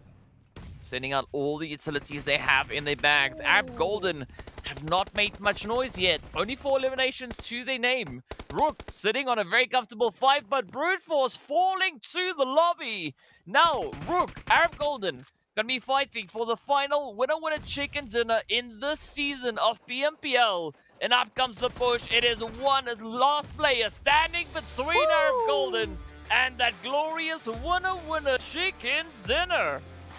Well, there it is. I think we can just give an absolute congratulations to every single one of the teams that stepped up in these final moments of the MEA Championship. NIGMA Galaxy might have been sweating in their boots because Brute Force pulled out a phenomenal performance. I think that was very close to potentially getting themselves that slot potentially away from NIGMA Galaxy. We'll have to wait and see. Someone else can do the math. But man, oh man, even for GEEKAY Esports, just in the last nick of time, this is as close as it could possibly get for that PMWI slot. Yeah, this is how close it is. I mean, nothing has been decided just yet, right? Nothing is official until it's official. We need to see that, but of course, first up, we are going to be starting with those match rankings to see how many points the teams were able to secure. Ab Golden walking away with a glorious 19. Brute Force coming in with 13 points. Of course, RUKH coming in with 11 points. NASR, 7 there. Of course, World of Battle, again, as you've said, right, being a little bit of a bully in this match, securing themselves a glorious 7 eliminations as well. Yeah, they're a bully in terms of who they were taking out today in general. They could have taken any other team on the overall standings and decided, cool, these are the teams that we're going to be taking for eliminations. But no, they choose the teams in the top standings, the teams fighting for their opportunity, fighting for the championship, and yeah, they are just taking names. But hey, we take a look at that second page. It has been a tough road for all of the teams today in terms of the zones they've had to deal with, the flight paths they had to deal with. My goodness, we have to give them an absolutely glorious round of applause for the efforts they made happen, for just the abilities to still be able to pick up points. But we can see, even on the match ranking, GEEKAY and Crash right below one another. Oh, I mean, it's literally down to the wire, right? But of course, well, we're not going to be building a suspense for much longer. We will be getting into those results to see exactly what the situation is. But we are going to be heading straight into the overalls, right? So let's not delay any more. Of course, now let's see what page we are going to be starting on. Of course, it's all going to be up to our producer. Ooh. Hey, page number 1. There we go. Right, straight up to business. It's going to be GEEKAY moving up. Wow. 1 point ahead. 1 single point. I can't even believe it. But here it is. We have an incredible effort, and of course, the absolute best congratulations given to GEEKAY Esports for ending up as the champion of the PMPL MEA Championship, and an incredible effort from Crash Gaming as well. Very difficult loss zone. NIGMA Galaxy ending up in 3rd place off of an incredible showing today. I mean, just to remind all of us, as we started today, NIGMA were in 6th. So they really put in the hard work to get them up into 3rd place. Brute Force stayed where they stayed. They started the day in 4th, they ended the day in 4th, but they made sure to get enough to stay up ahead of Arab Golden, who took that winner chicken dinner. What an incredible day. Yeah. I mean, that 5-slot jump from Arab Golden, absolutely phenomenal. Amazing job. But you also got to commend Brute Force, right? Because, I mean, the gap was 31 points. They closed it down to 20. And as we look down to the second page, I mean, even looking at this, it is not that big of a gap. Only 40 points, right? That's it. That's the difference between the position in which we see R8 and the spot which we saw GEEKAY securing there. So absolutely amazing job coming through from all our teams here. I mean, you just got to commend them for all the efforts that they've brought through. Of course, World of Battle securing themselves a winner chicken dinner. Well done, right? Triple chicken dinner as well. We've already have 2 teams that weren't able to get those chickens, right? RUKH and NASR but still some very exceptional efforts. You can see those elimination counts also looking exceptionally strong for them. So well done, right? Absolutely fantastic to see these teams with just, popping off all across the way. But of course, now we are going to be taking a look at a few other things. So I know next up we are going to be taking a look at MVP for the day, right? So if you want to give any predictions as to what that is, let us know, because we also don't know just yet. We are going to be finding out soon. So if you want to have the opportunity to drop your predictions, let us know in the chats, right? Let them come through. Let's see how accurate you are. Maybe we could have a clear runaway play. We don't know. We are going to find out, and I'm pretty sure our producer is going to help us in build the suspense on this one. Any guesstimations? Ooh, that was a tough one. Well, for the day, I'd probably say we obviously had that fantastic showing from GQ and KORKA specifically. I mean, they were insane. Coops, in terms of damage, I think alone could definitely be a good running for the MVP. Not too sure about eliminations. And then Ragnar for me. So those are my 3 guesses. And you, DK? I would say Bisk definitely being up there. Maybe add Rio into the mix, and let's go with Xenox. Okay, well, I'd say one of those 3. Taking a look at the chat, we have obviously KORKA, we've got Ragnar, we've got Coops.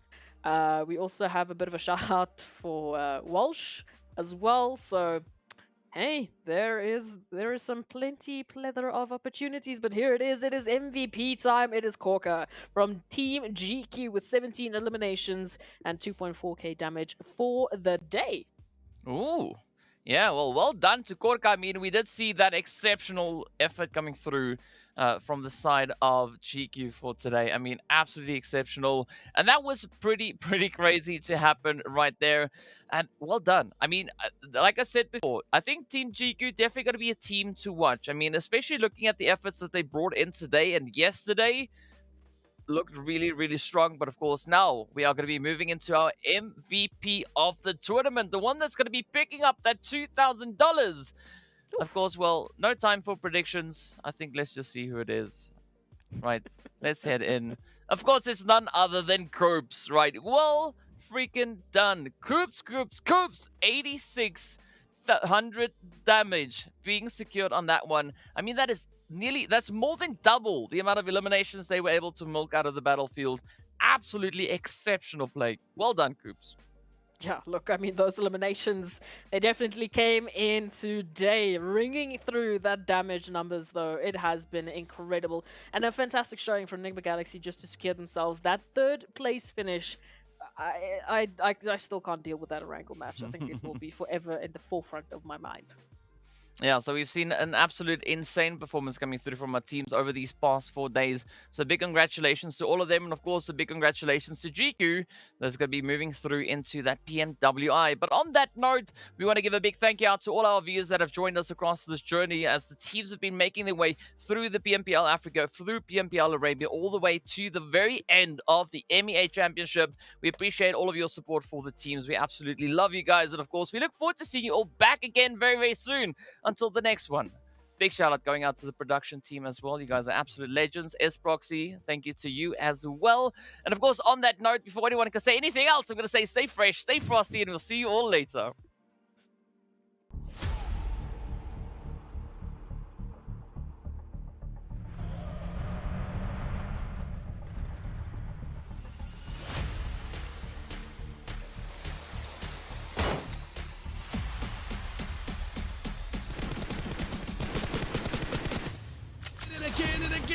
يتواجدون حاليا امامنا وين بالأوبنيريا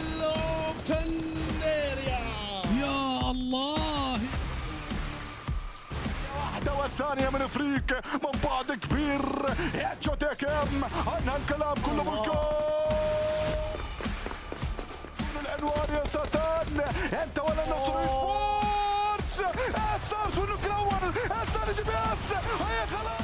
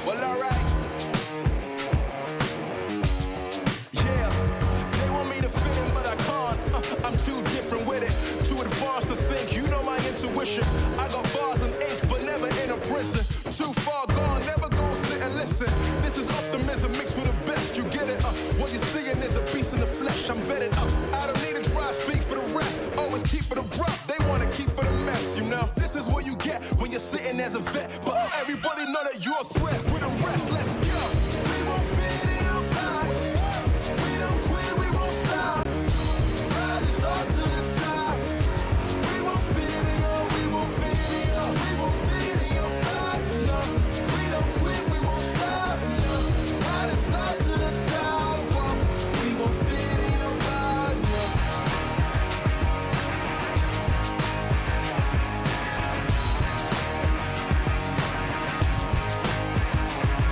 Look, I try to tell you we don't fit in your box. Why you try to box me and I got the key to unlock? I know the locksmith.